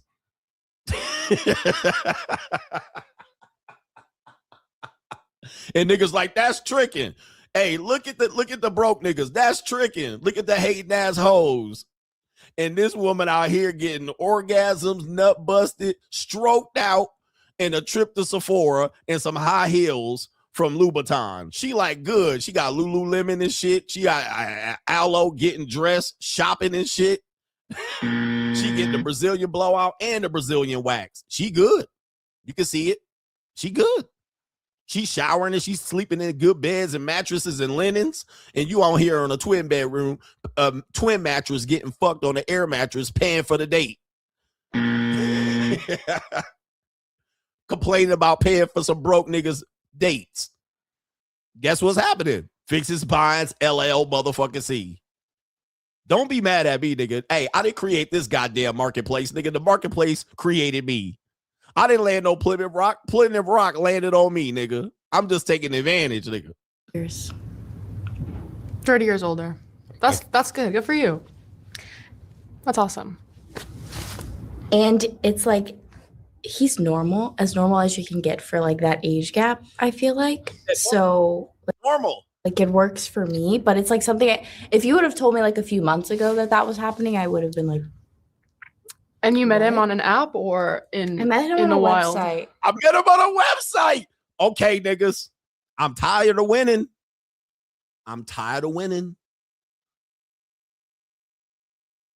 Cold approach. The club. Outside. Touch grass. This is a great time to promote my luxury dating course. This is a great time to promote my monetized luxury dating course. Available on discount this week. GregAdams1.com, or you can go directly. You want to get the code. It's GregAdams1.com. Okay. You can get a code for 50% off. To find out what the fuck's going on out here. I can't lose, man. I ain't going to lose this battle. You can lose it on the moral talk and you can shame, but I ain't losing this fucking battle. I'm going to win every goddamn time. I'm just telling you. There's my course. It's game. It's mouthpiece, tricking, hoes, prostitution, blah, blah, blah, blah, blah. Ecclesiastical marriage and degradation of society. Yeah. You can go to my website, GregAdams1.com, get the 50% off. The monetized dating marketplace is here. It's here to stay. And yes, y'all gonna marry these bras. These are your future wives. She said, I met them on a website. There she is. It's outside. You got to go outside. You got to meet people in the natural and normal. You got to run game and talk to them.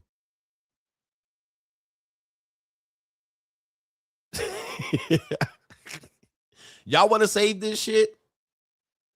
What do I say? And this is what you need to learn. I want you guys to learn this. Okay. Willie D told Ice Cube, let a hoe be a hoe.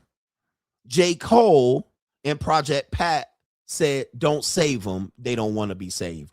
The manosphere itself and you ecclesiastical Christians need to understand this. They don't want to be saved. This is what they want to do.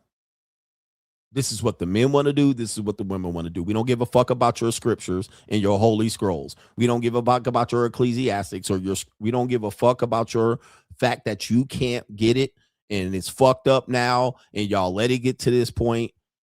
It is what it is. I'm not here to save this shit. Don't blame me for this shit neither. I told you that this was going to be in this book right here. And these niggas leaving the stream. I told you that this was it. This is what y'all got to deal with. They're going to do this in their 20s and marry you goofy ass niggas in their 30s. And you ain't going to know shit about it. Dude, this whole Christian woman, Tradcon woman, told her fiance that she was going to wait for marriage to have sex and she was fucking her boss at the same time. Did it just happen? These were ecclesiastical Christians. This goes deeper than what y'all want to really know. It's the evolution. This is all y'all got. This is all that we get. The economy, that's all we can do. Dude, dude, I know girls that are like, I was doing Uber Eats. I'll just see you. One chick was like, I worked at a bartender, and I had to put in from 12 a.m. to 9 a.m., and I made $300. She was like, I'd rather just do this. She's like, I'm going to make the same amount of money, if not more, coming over there getting the brakes beat off of me because I was fucking anyway. Y'all don't want to hear this shit. Y'all don't want to hear it, and it's sad. But I'm telling you, I'm way ahead of the game. I'm trying to put y'all up on the game. I'm trying to give y'all the game. I'm trying to give y'all the game, bro. Y'all cannot stop this shit. The only thing that's going to stop this is literally a STI virus that nobody can fucking repair, where niggas is pissing out fire from their dick. And I still don't think that'll stop it. Where women are pissing fireballs like Mario out of their pussy. That's about the only goddamn thing that's going to stop this. And even then it won't stop it, because you know why? You know why? Because AIDS didn't stop gay niggas from dying in the 80s. Them niggas was catching AIDS and still fucking each other. Them niggas, I showed you the video of them niggas in San Francisco. Man, we dying out here. It's a problem. Them niggas was still going to bathhouses, bending other niggas over, pause, knowing they was going to die catching the shit. It was spreading like wildfire. Them niggas was still putting dick. It still was putting dick down. It still won't stop it.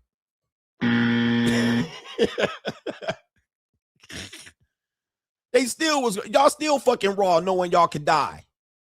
I'll just take the goddamn AIDS cocktail. Y'all still going no condoms on raw nasty bitches. All right, and y'all it ain't gonna stop it. It's not gonna stop it. Y'all biology for the win, nigga. It's always gonna be. So this is where y'all thinking morality, a conversation, maybe we can expose it, maybe we can do it. Ain't gonna stop it, bro. We're going there. Somebody says my bestie takes all the prep stuff and still messing with them if you got it or not. They taking HIV prep and they were fucking dudes with HIV. Hey, bro. I'm only here to speak the truth. I'm not here to correct society. I'm not here to put shame on you or you, whether you're over here or over there. You got it wrong. All I'm trying to tell you what here. This is what these books are, and 52 things, my 3 books that I wrote. That's all I'm trying to do, bro. All right, let me stop this show, monkeys. And then I'll get to the main event. I'm telling you, I've been right the entire time, bro. I've been right. And don't tell me because you met a woman that she ain't like that. I got girls that I mess with, and they get in relationship next week. Next week. The previous week, I was examining her tonsils. The next week, she pings me and says, oh, I got into a relationship.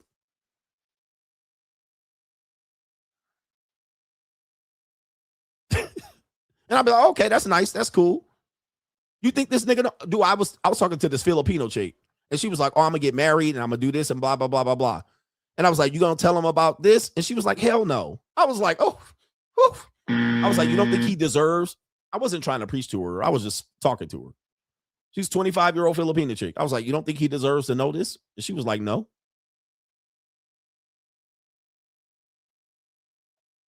I was like, okay. Bend over. Smashed her. All right.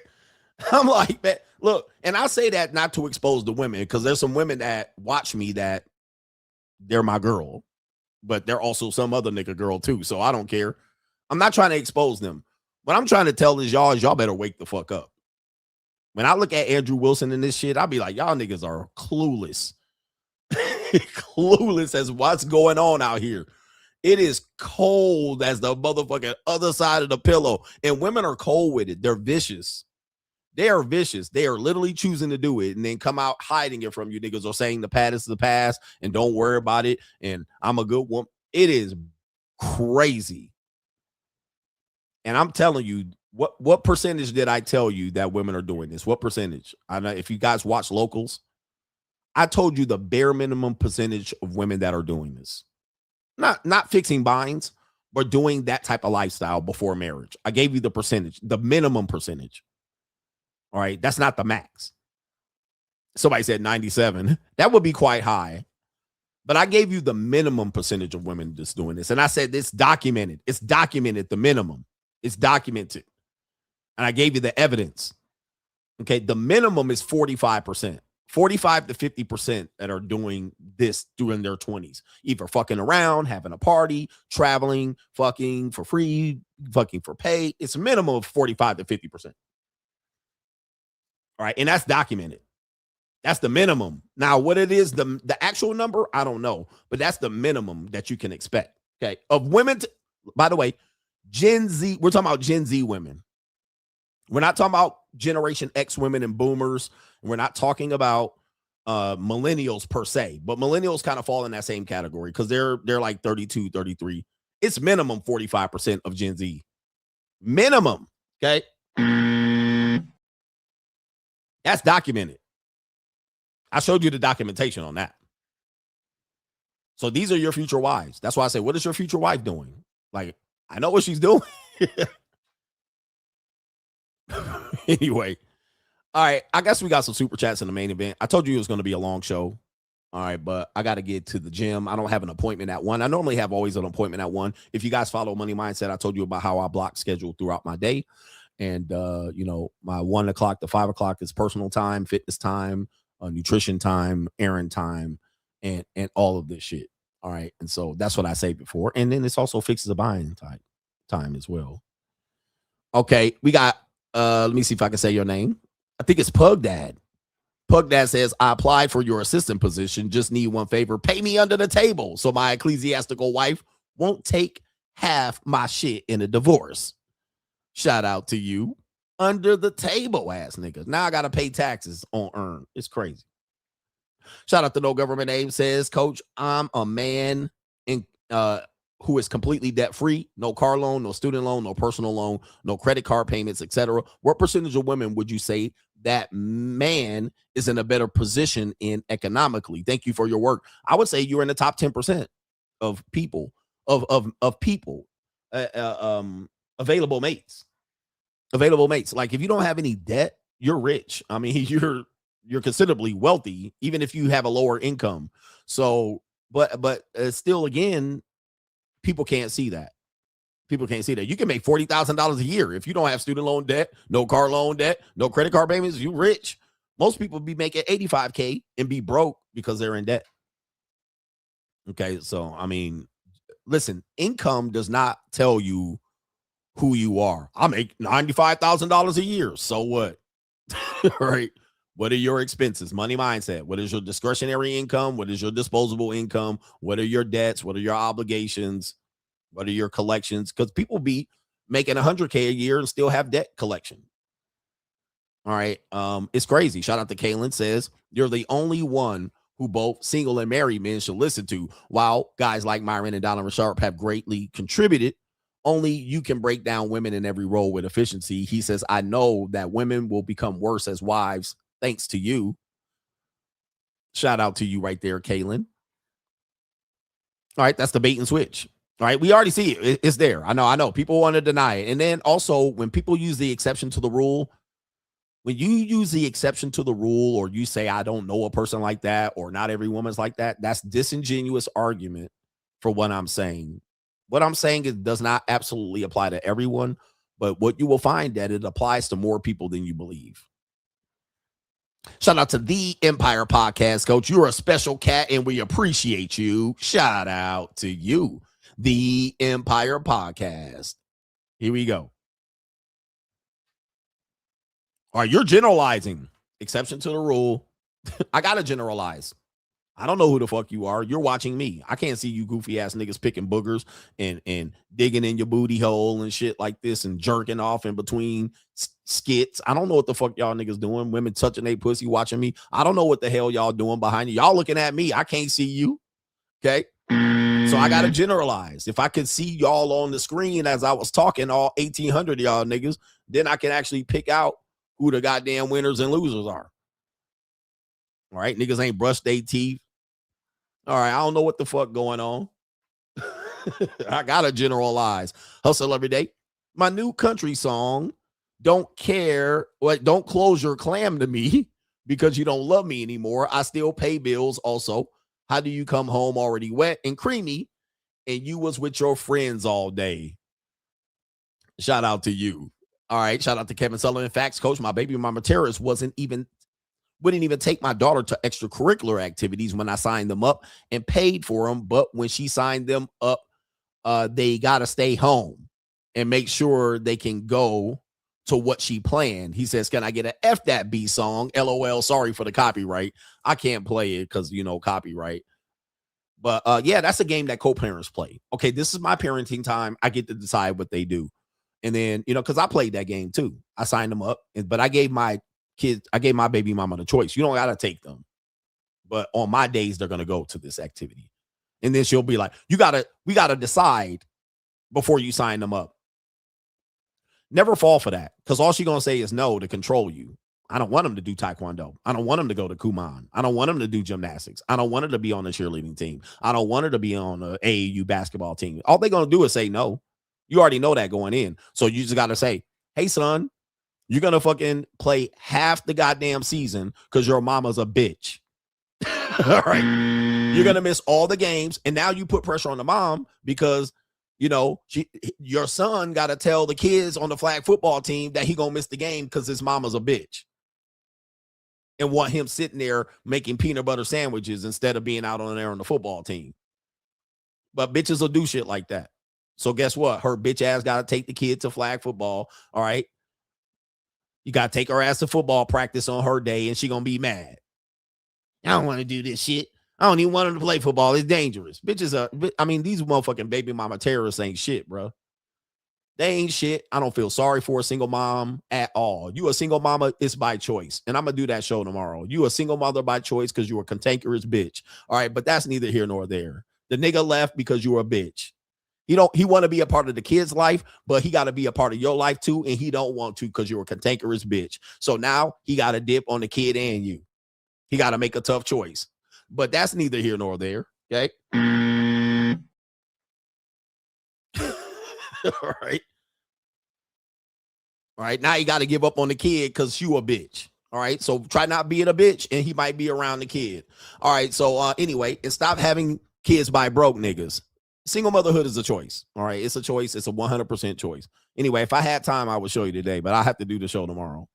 Hustle Every Day says white folks know just how to make niggas jump. Captain DuRag in Slime City must be Atlanta, huh? It is during Black History Month. America needs racism to function, but it was a black guy that did it. It was a black guy that made the character Captain DuRag. Hustle Every Day says, yes, the child support system is complicated or complicit in the destruction of my family, particularly in everyone's family. Mandatory. Wait. Mamdani? Oh, Mamdani ain't got to plan for this. He ain't got a plan for this. Effing maggots. He ain't got a plan for nothing. Child support. Child support. Child support. And then she call you up, got to pay 50-50 for everything else. All right. Just incredible human beings. Okay. We got our brother Rusted Junk. He has something additional to say. Coach, cool off on us carburetor. Leg gas guys. He says you're confusing the poor niggas with us classic car collectors who have money. He says you bought your HD, but when are you going to buy some old Detroit big block muscle cars and not the new niggy SRT shit? Shout out to you. I'm going to get me a Trans Am at the end of the day. You talked about them Trans Ams. I'm going to get one. Gary says, Coach, I have a friend who has HIV, and you wouldn't know because she takes the drugs. Sorry, reading with CGA. She has HIV, and you wouldn't know because she takes the drugs. She's white. She dates black men. I still said they still mess with you knowing you have HIV, and she said yes. Okay. I'm telling you, man, nothing gonna stop y'all from fucking. Dude, not even God in the 40-day flood can stop niggas from fucking. So she said a white girl who has HIV, the black men know she dates primarily black men, and she said they still fuck raw with the HIV.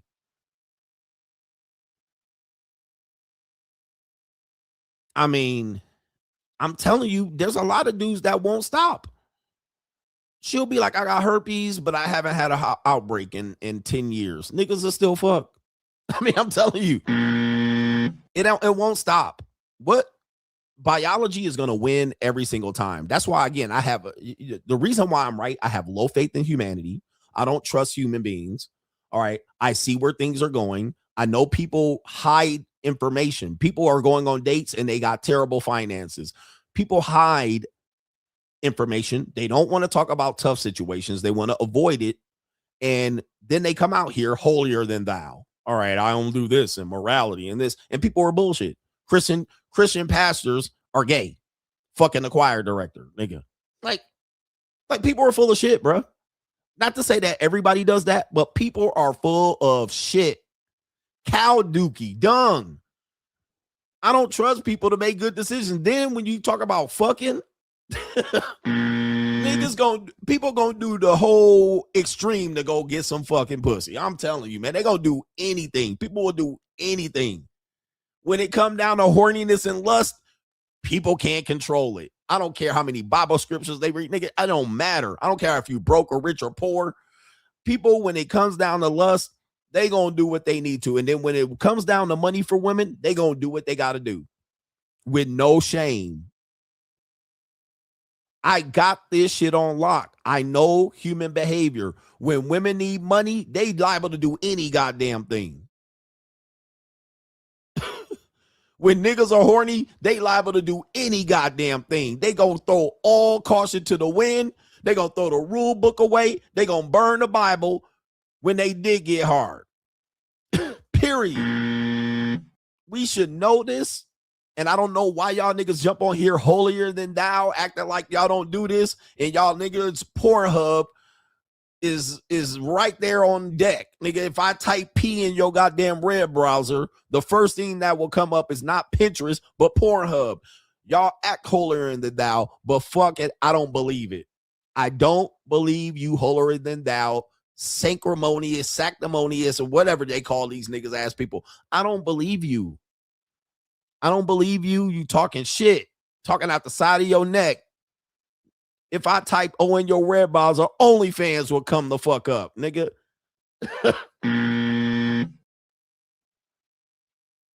Sanctimonious ass niggas, church niggas, but God and scripture and morality and society and hedonism and motherfucking deck. Shut the fuck up. Shut up with that bullshit. I don't let that shit fly over here, nigga. I'll ban you in the goddamn chat with that bullshit. The Most High and all that, nigga. Shut the fuck up. I'm telling you, man. I don't let shit people do this to me, nigga. Don't do this to me. People be out here talking shit. I was with a content creator that should be remain nameless. He talked cash shit on the internet. I met this nigga, bumped into him in Vegas, and he was like, "Yeah, man, let's connect." He went to hand me my phone. He went to hand me his phone so I can put the number in, nigga. And this nigga had porn all on his fucking browser. Oh, and he grabbed it back. Oh, let me fix that. I won't say who it was, but yeah, nigga. And I look. Oh shit. I don't even look at porn on my motherfucking phone. I'm like, nigga, you don't at me with this motherfucking shit. I come up here and I do this and I do this and I will never do. I was like, what?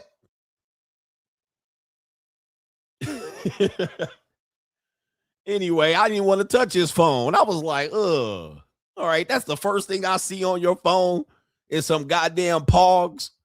All right, so anyway, shout out to our brother here. It is Brian. Says, my ex-wife planned a girls trip to Jamaica and I suggested she don't go. Told her I know I was done if she went. This is while she was your wife?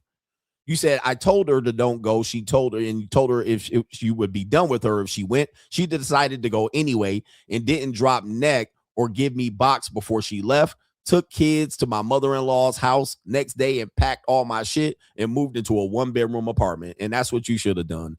Ladies, gentlemen, if you say to your wife or at the time you go to a girl trip to Jamaica, I'm leaving, you better carry that shit out and get the fuck out of there. Dip. All right, we all know what people do I would never do that. When girls will be like, I'll never do that. I just go to girls' nights out to let my hair down and be with the girls. And they be up in there gossiping. All of a sudden, the nigga put some dick down their throat. And I didn't mean that to happen. Yeah, okay. And the alcohol, it was something else that got into me. I don't know. Shout out to our brother, no government name. You said marriage is the worst thing ever. Did I? He says, but why did boomers get married 5 times? He says, are they just dumb or delusional? He says, I love MBs and Mitches, not from across the street, but from a different neighborhood. No, the reason why boomers got married 4 and 5 times and fucked up the divorce rate is because in that time, to shack up, you had to be married. Okay? Like, we live in a world, I don't know how I'm an old guy, so I know. Shacking up with a partner, a woman, I can't say partner, shacking up and being single came around fairly acceptable, meaning that it was normally accepted, not just like, okay, we put up with it, we let it slide. Not until the 2000s. Number one, not until the 2000s. Okay. So before the 2000s, living with a woman. Now, Negro community, shut the fuck up, because y'all do everything ass backwards. We're not talking about niggas. All right, niggas, whatever y'all do, y'all 25 a year ahead of the bullshit. So niggas been living with each other and shacking up for a long goddamn time. We're talking about what the normal society does. So normal society shunned shacking up, living with your potential future spouse or girlfriend before marriage. They shunned that all the way through the 80s, the 70s, the 50s, 60s, 70s, 80s, and 90s. That was shunned. That was like, you living with your girlfriend? Y'all fucking? Okay. That was more acceptable right around the millennial, where it was normal to live with your girlfriend and then never marry and fuck and all of that, fornicate. Okay. But so you think about boomers who were dating in the 70s and 80s and 90s. Economically, women didn't make that much money. They were making supplemental income. In order to live with her or justify living with them, you had to get married. Especially in the South. Especially in the South. We're talking about Virginia to DC, all the way goddamn down to Alabama and all that shit. Okay. Louisiana. You had to get married. Like, to leave your wife, you had to get and be with another woman. You leave your wife and go live with another woman. You ain't married to that woman in the 70s and 80s. They're going to be like, kind of shit is this? Kind of shit is this? You gonna left your wife and go live with this other woman? The way you justify it is, I married her. Or I left my wife. She was this. I went to get this new woman. I married her. Marriage was definitely a social pressure way heavier than it is today. So that's why boomers got married, divorced, remarried, divorced, remarried. They married the first goddamn woman they fucked. All right. They cheated on their wives. They got caught. Then they went to the next girl. They had to marry her. Right. So that's how it worked. All right. Somebody said mid-90s. Yeah. Mid-90s, around 2000s, it became somewhat, living with your girlfriend and boyfriend is not a bad thing. That judgment started to erode significantly for our norms significantly in the mid-90s. Okay, but it wasn't a thing, guys. You guys realize in the 1920s to the 30s and 40s, you couldn't even get a hotel room with a woman if she wasn't your wife. That's previous to the boomers. You couldn't even be like, I'm going to get a hotel with this woman. They're going to be like, is this your wife? No. We ain't renting a hotel room. Look at Jack Johnson and all them white bitches he had going from state to state that got this nigga arrested for the Mann Act. That was the White Slave Act. You think you just going to check into a hotel with a woman? They'd be like, not on my, we don't run that type of business here. We don't run that type of business here. This ain't a fucking, it ain't a fucking, what does it call it? This is not a brothel. We don't run a brothel. This is a establishment. All right. You're going to treat it like a brothel. We don't do that here. That's why motels, sleep and fuck, all right, were normal, because you could check in a motel with a woman that's not your wife. You can check in a hotel with a woman that's your wife. That's not your wife. So you had to go to the motel. Okay. Hotel, motel, Holiday Inn. People don't realize how significantly things have changed over time to erode away at what you call tradition. And it most of the time has been something like, oh, we should accept that. That's not that big of a deal. Like, divorce was literally like the scarlet letter. Affairs, death, stoning. Oh, he just cheated. She just cheated. Divorce. It just didn't work out. We should accept divorce. We shouldn't penalize people for divorce. It was something else. He cheated. He beat on her. No fault divorce. Oh, you need fault for divorce. Now you don't need fault. Not a big deal. We literally just erode. Gay people marrying, they just love each other. All right, it's not a big deal. This is fine. Now them niggas want to go to the bathroom with your kids. Like, we slowly just make an exception for this, and then it gets worse and worse. And then you think, for some reason, you people think we're going to shift back to tradition just like that. It's going to come back because Bible and morality and ecclesiasm and people are going to realize the structure. The idea that OnlyFans, guys, OnlyFans goes through after. By the way, I hope you guys remember, OnlyFans is 10 years old now.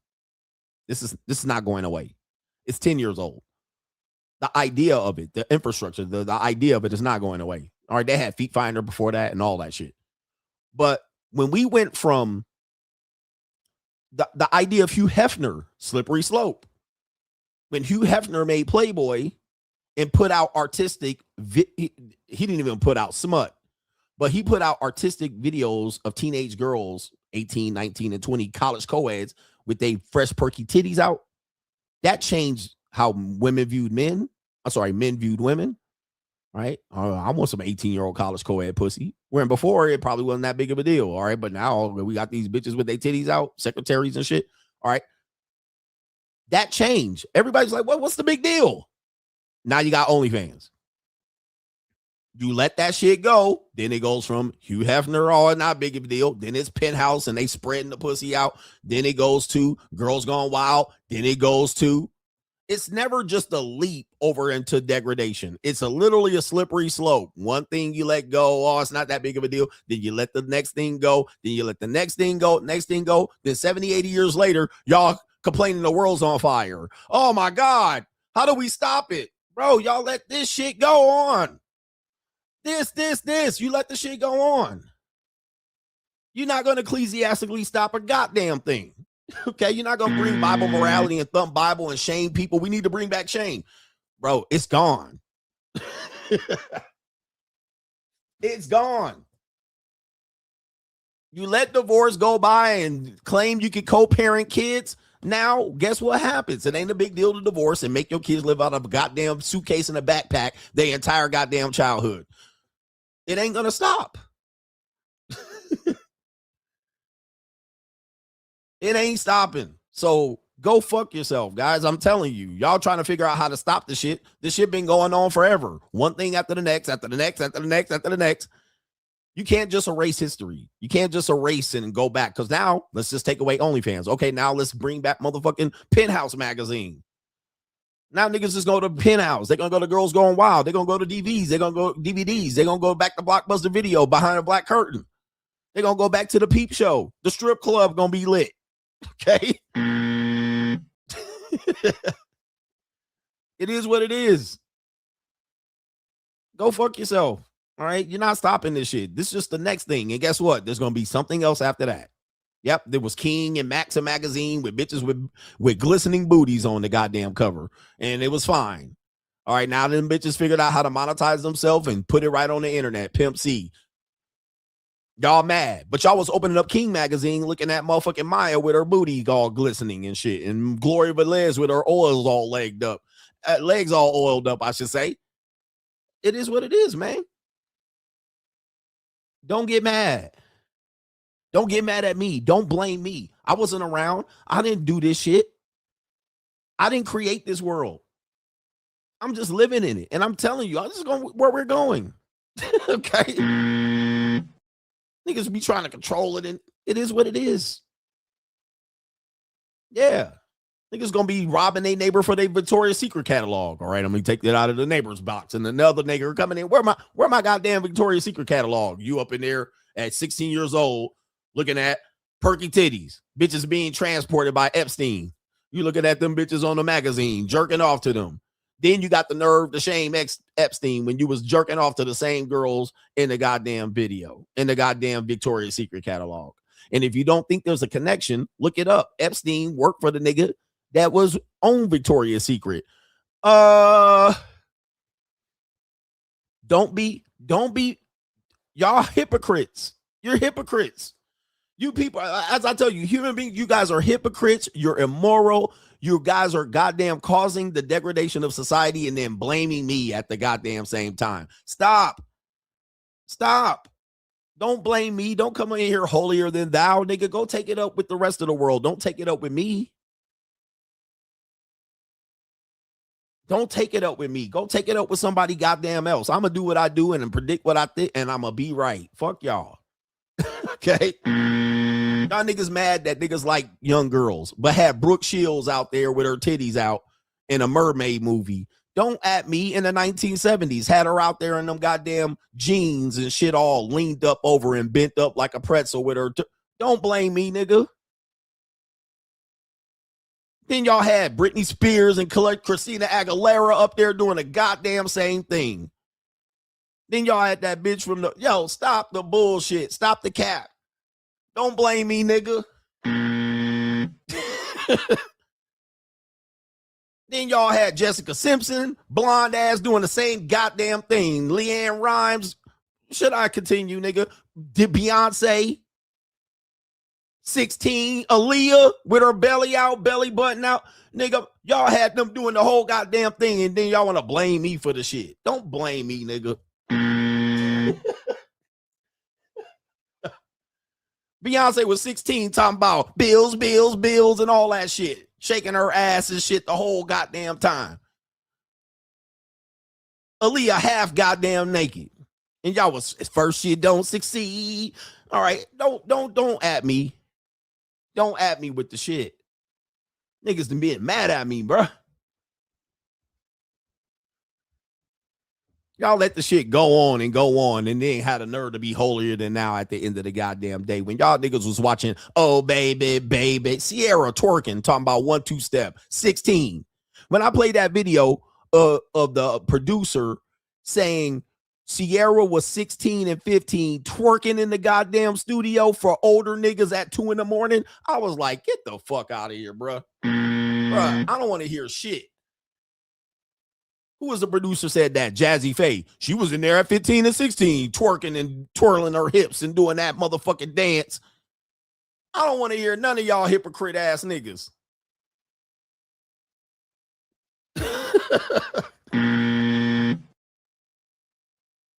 Then y'all had a nerve to say Cassie's a child at 19. Man, if y'all don't kick no goddamn right, get out of my face, bro. Get the fuck out of my face.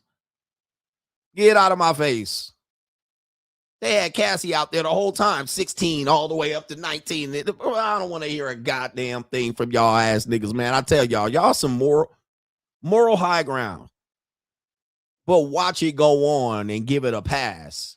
Then call it out after the fact. Rihanna, same thing. Umbrella. How old was Rihanna in the Umbrella video? Do y'all want to talk about this shit? Y'all don't want to talk about it. Because I know Rihanna wasn't 18 in the Umbrella video, but I sure seen this bit. What about Taylor Swift?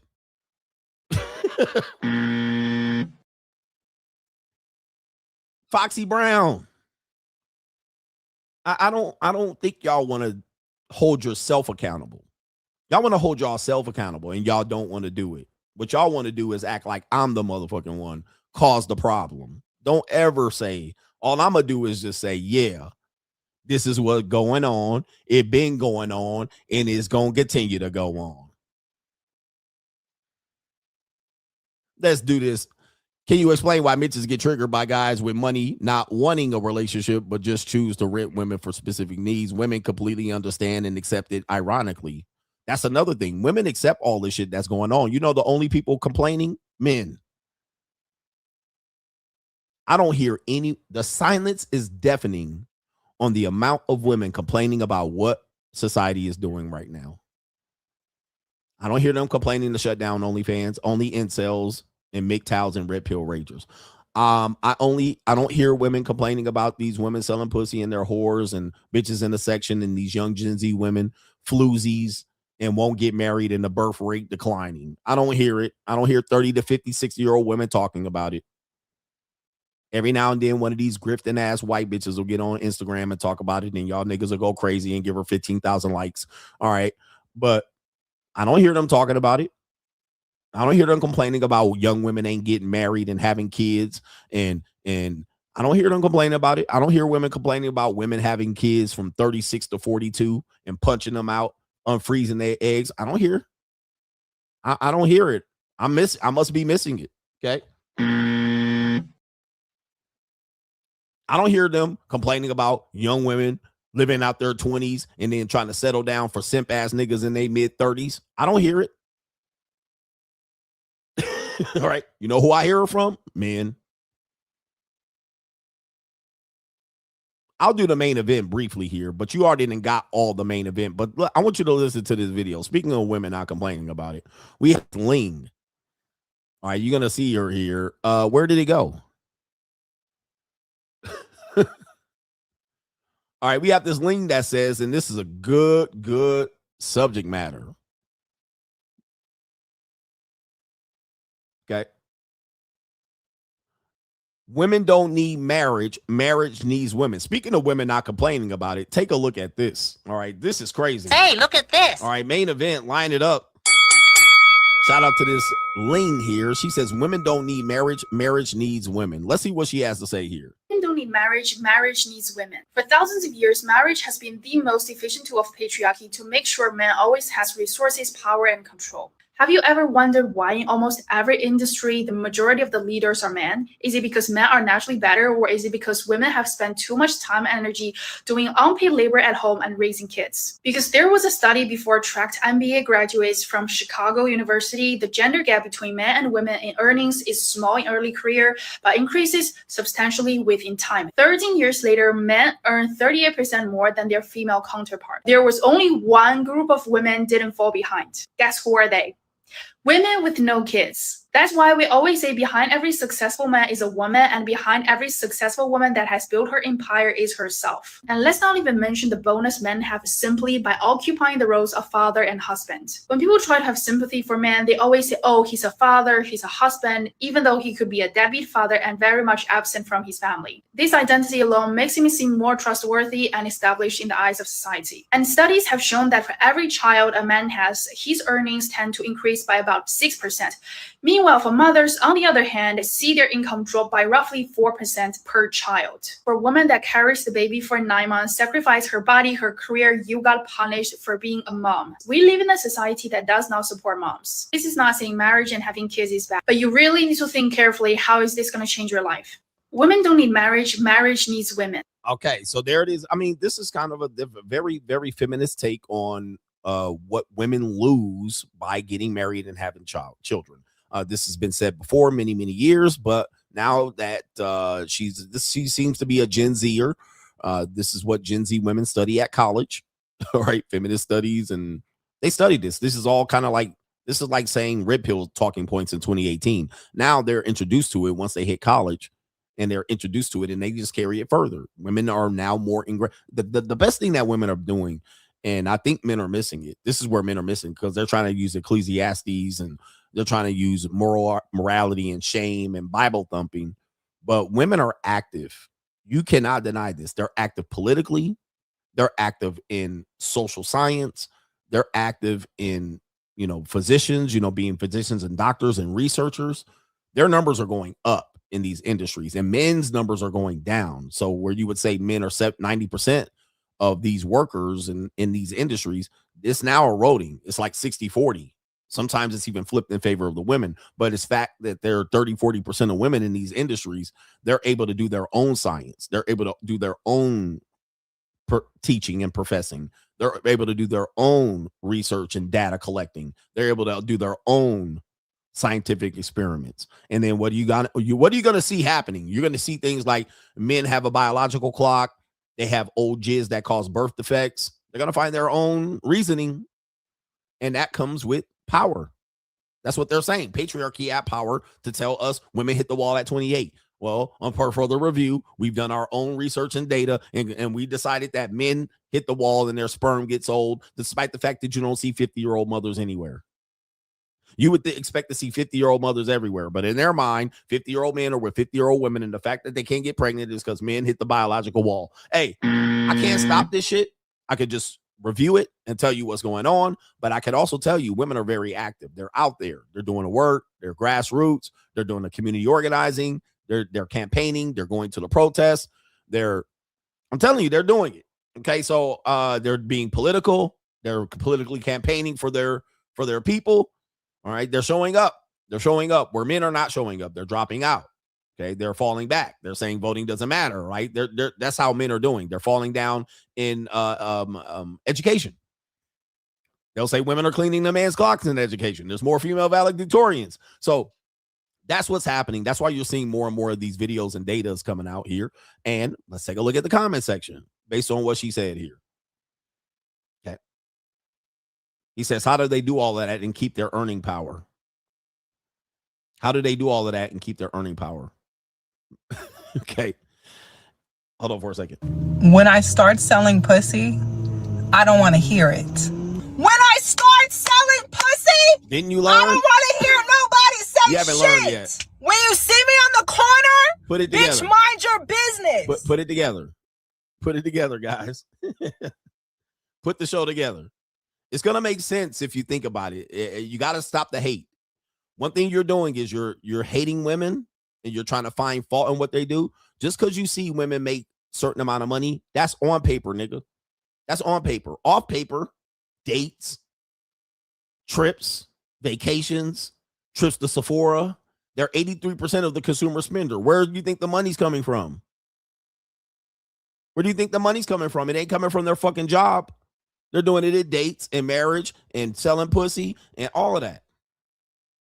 Being in debt, taking on debt, going back to college, getting a 3rd degree, living off the government dole, going on yachts and boats, extra trips, tours, OnlyFans, okay? Sugar dating. Like, come on, man. What's your price? $25K a cheek, dating celebrity niggas. Like, that's off paper. Off paper. So let's take a look at the comment sections and see if there are people in support of this. The fact that women don't need marriage, but marriage needs women. These are the women commenting here. Behind every successful woman is no one dragging her down. This one says marriage is slavery. Okay. I don't know if these are bots. This says right here, whenever I hear about how accomplished some man is, I wonder if he would have been had he had to cook, clean, and take care of the offspring. Okay, we got welcome to Sweden, small family here. Here we have a society that supports moms and invites dads to be more responsible, present parties, said this girl scantily clad. Really? That's who's okay. We have career and financial independence should be women's top priority. This one says, forget all of that. Let's start a school. I've been a school teacher for 18 years, and I have firsthand proof that girls perform better than boys academically and extracurricularly. There's always a competition. All right. I think what we have to understand is women are competing against men. Men are not competing against women, except these new niggas. All right. That want to be pampered and, you know, you new Gen Z niggas are competing. Women should pay 50-50. They should pay. These niggas are competing. To think I nearly had a child just because I never considered the option of not having them is terrifying. Please, sisters, this is not a choice we should take lightly. This sacrifice is all ours. You are worthy without a husband and or a child. This one says, word, 5 years unmarried, best, been at my best in many areas. Okay, you see what's going on here. I think I got another quick video. I know we're going into overtime here. All right, but another quick video will kind of back this up. Or kind of talk about this right here. This woman says you need a provider husband. Okay. I mean, it's getting weird. All right. We need men to provide. Now they're like, provider husband. No. Here we go. And this podcast episode perfectly depicts why. In this episode, Ramit Sethi interviews this traditional values couple with a net worth of over $2 million. The husband managed all of the finances, and the wife was essentially given an allowance through their discretionary budget, but he determined what was considered discretionary. And when he applied for the show, he said that he was nervous that if he died, that she would go broke because she has no skills. This is the economic reality of relying entirely on one partner. When one person earns and the other exits the labor market, the household becomes highly concentrated. If that person loses their job, gets sick, or just leaves you, the financial consequences are huge. And time away from the market isn't neutral either. Skills depreciate, your network shrink, and your earning power erodes. This is what economists call depreciation of human capital. And divorce law doesn't erase this risk. Even if assets are evenly split, future earning potential is not redistributed equally. Alimony is not guaranteed and is often temporary. And the spouse who stayed at home finds himself years behind on wages and leverage. When people say that they want a provider husband, what they really mean is that they want specialization. One in market labor and one in domestic labor. The issue is that the risk is asymmetric, and the woman is often the one shouldering the majority of this risk. Household labor is real work, but it rarely translates to financial independence. You can love homemaking, but if you don't maintain your earning power, savings, and financial literacy, you are putting your economic security in the hands of somebody else. You should not be. All right. So, I mean, these are tough decisions that women have to make. I'm not here to make it for them or even argue for or against it. I'm just trying to show and demonstrate. I'm never the one to try to talk a woman into doing something she don't want to do. All right. But this one says you didn't say the worst part. She had over a $1 million inheritance. I'm not reading all that shit. All right. Financial abuse occurs in 2-income households too. And many homemakers manage household finances. Feminism should advocate for mothers. Okay. God damn. These women got some holy macro. All right. These are some long ass comments right here. Okay. All right. I love these tips. It's so important to be involved in family finances. By the way, just so you guys know, earlier in the show, just for the people who have showed up late, we now know, I mean, this is what women are going through. This is what they think. But we now know that more couples have separate bank accounts. This is as women are starting to make more money. They're now saying no joint bank account. Okay, so they now have received an advantage. They now are moving up and doing better financially. Some say than men. All right, they're doing more educationally more than men. But as a result, what has traditional marriage become? 50% more people, more couples have separate bank accounts. Separate bank accounts. So there goes your ecclesiastical marriage. There goes her slush fund. There goes her escape pathway.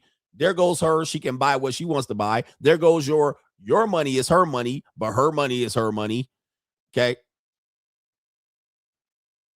All right. This is where we're at. I mean, the reason why we have to understand this is that when you guys advocate for marriage and relationships, what you're advocating for is a new form of relationship. What men believe is they're getting the old form. I'm getting tradition. I'm getting a wife, cook, clean, whatever the variety is. She's going to listen. Okay. She could possibly take time off of her job to have children, 2 children, 3 children, 4 children. She's going to be married to me. She ain't going to ditch me and use a divorce. That's what men think they're getting. What women think they're getting and looking for are the new marriages, not ecclesiastical marriages. They're looking for this. All right.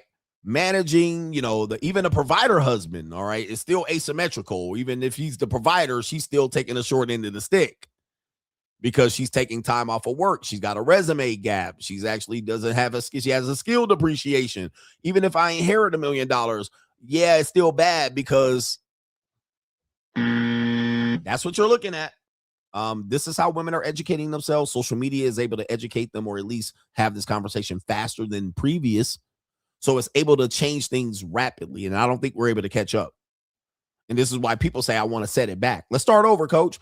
Let's remove this. Let's delete that. I'm like, the problem is that feminism moves slowly the first 70 years, but the last 5 years, it moves rapidly and it changes on a dime. So fast. I want a provider husband that takes care of this and that. But now you have provider husband, no good. You still have to have a provider husband, but you still have to be independent and have your own money. It's changing so rapidly that we can't even keep up. All right. The males podcasts have not adapted or changed rapidly. You niggas are still trying to cancel OnlyFans. All right. To stop the bleeding. You're trying to bring back ecclesiastical marriages. I mean, I'm like, you guys are so fucking slow. You won't be able to keep up with the conversation. And women are going to be able to just move light speed ahead of you and continue to share and go viral while I'm shadow banned. Okay. It's crazy. That's my synopsis today. Anyway, hit the like button on today's show. I'm going to see if there's any other ecclesiastical additional super chats. I told you this was going to be a long show. Therefore, Thursday and Friday will be relatively shorter. But before you go, also head over to my website, gregadams1.com, and get your discounts for all of my courses, my autographed books, all right, and all of my coaching calls and so forth and so on, man. But do me a favor, support this show. Nobody can do it better. You got to admit that. Who's giving you this 5 hours of continuous ecclesiastical support? Okay, who else can do this? Nobody else can do this. Entertain your ass for 5 years for information and comedy and laughs. Even the women love CGA. But I'm going to check out, see if there's anybody else that want to close out the show with some support. And then we'll get up out of here. Somebody said, don't read out loud. Okay. Okay. All right. Shout out to you. I appreciate that, but I can't answer that. All right. Shout out to you. Mr. Two Gobs or Goobs says, when I was a horny virgin in the 90s, I jerked to the picture of a Hindu statue in the encyclopedia. Some of us don't have great jerks. Some of us has quite embarrassing jerks out here. All right. And we don't want to talk about it, but all right. All right. Most of y'all got jerks that you're not proud of. All right. Grannies and bitches with one leg and a stub that go up like this. And he lifted up the stub. All right. And y'all found yourself in the dark loop of prawn suggestion videos. All right. A big fat woman with flaps and mucus under her flaps. Okay, I mean treacherous things. All right, and you looked and said, "Ugh, what is this?" And you kept watching, and you was like, "Well, I suppose." All right, and you finished up, and then you looked up out of your post-nut clarity stupor and realized you fucked up. Okay, this is why y'all out here chasing these big calf, canko ass women today. All right, you had a whole NFL nigga running around. He in jail right now because he got addicted to watching granny porn. And he started cold approaching grannies and sexually assaulted them. I mean, y'all niggas are a disgrace at the end of the day. All right, J Flow says, appreciate you, coach. Shout out to the coach gang. Appreciate y'all. Some of y'all got pog fetishes because of porn. All right, there's a whole dude going viral because he a whole nappy-headed nigga and he's ranking pog, white fat girls. And he got invited to AVN and he going viral right now. He going viral because he's one of his videos went viral of him ranking the white pogs. And now I see him with porn stars. They are inviting him. And you know he hopefully getting his dick stroked. All right. Yeah, Kellen Wisdow Jr. got addicted to granny prawn and running around there sexually assaulting grannies. I swear to God, shout out to Alexander Ruffin says, I'm getting caught up to the JUCO streams. And man, there's so much knowledge over there. He says, I'm about to start my adventures on websites because before I go to Osaka. There's a girl in Osaka that'll fix your meat without any money. He says it's about to be lit. Learn to speak Japanese too. I mean, that's gonna help you. Japan is I'm rich, bitch. All right. JC says when the girl said older men have dried up jizz, I couldn't help but think about Robert De Niro. That nigga guy gave his kids with a grandbrother. Okay, shout out to you. Ain't no dried up jizz out there on no old ass niggas. Shout out to y'all, man. Shout out to the nasty boys. Let me check this one real quick and then we out of here. Yeah, I think that's everybody. All right, thank you for the show and shorter shows for the rest of the week. We out of here, brothers. Thanks again for the 5 hours. Peace.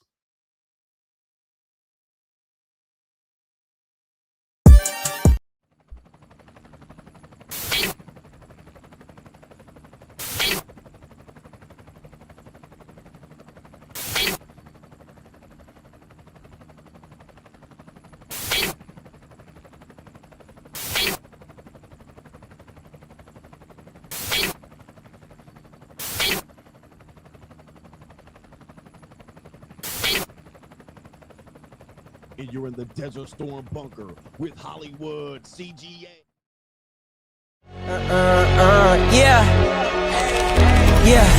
Legends ain't born, they built from the grind. From benches to banners, we sharpen the mind. We sharpen the sword and promise and swore that we going hard and leaving it all on the floor.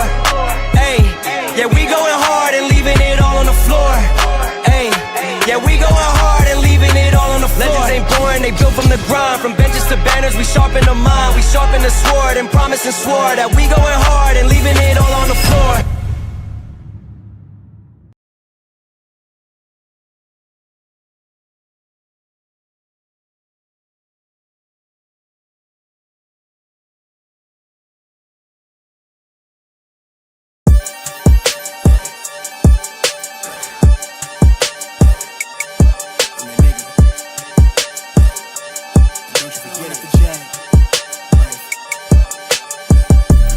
Vibe blowing at the jack, got the loud jumping at the pack. Everything I'm on slack. Everything I do is got the band jumping at the bag. Vibe blowing at my jack, got the loud jumping at the pack. Everything I'm on slack. Everything I do is got the band jumping at the bag. Another milestone, look at that. Paper boy on my paper route till I'm 6 down on my back. I'm an old soul like my dad. My old girl still a fan. And yo girl at the live show, so don't act like I ain't the man. I'm kicking my feet up, get frank like Aretha. I'm calm, but I'm teed up, just flip me a stack. The Rio just doubled up off of the muscle, I stuck to the task. They see me, I'm troubled, I'm bubbling up till it's stuck. And they want me to stay where I'm at. I'm good everywhere that I'm stepping, my presence is crucial. You know that this shit not on trend. On a big wave, I'm controlling the tide. Snake eyes when you rolling the dice. So with the stakes inside, I could never take another nigga advice. They can't reach the sky, I'm aiming up high, I just wanna know what it's like. Y'all know what it's like, I come from outside of this. Out the quicksand, I'm the big man, doing big things, couple big change, up a state lines, doing stage dives on cam. It ain't no limit to my vision. Check the temp, I'm on fire with it. Got the bands jumping out the bag, Prosecco on ice. I'm nobody nice. Gonna run up a check, demand my respect. I'm doing the most, I never quit. They want me to quit. I'm good as it come, I'm good as it gets. Vibe blowing.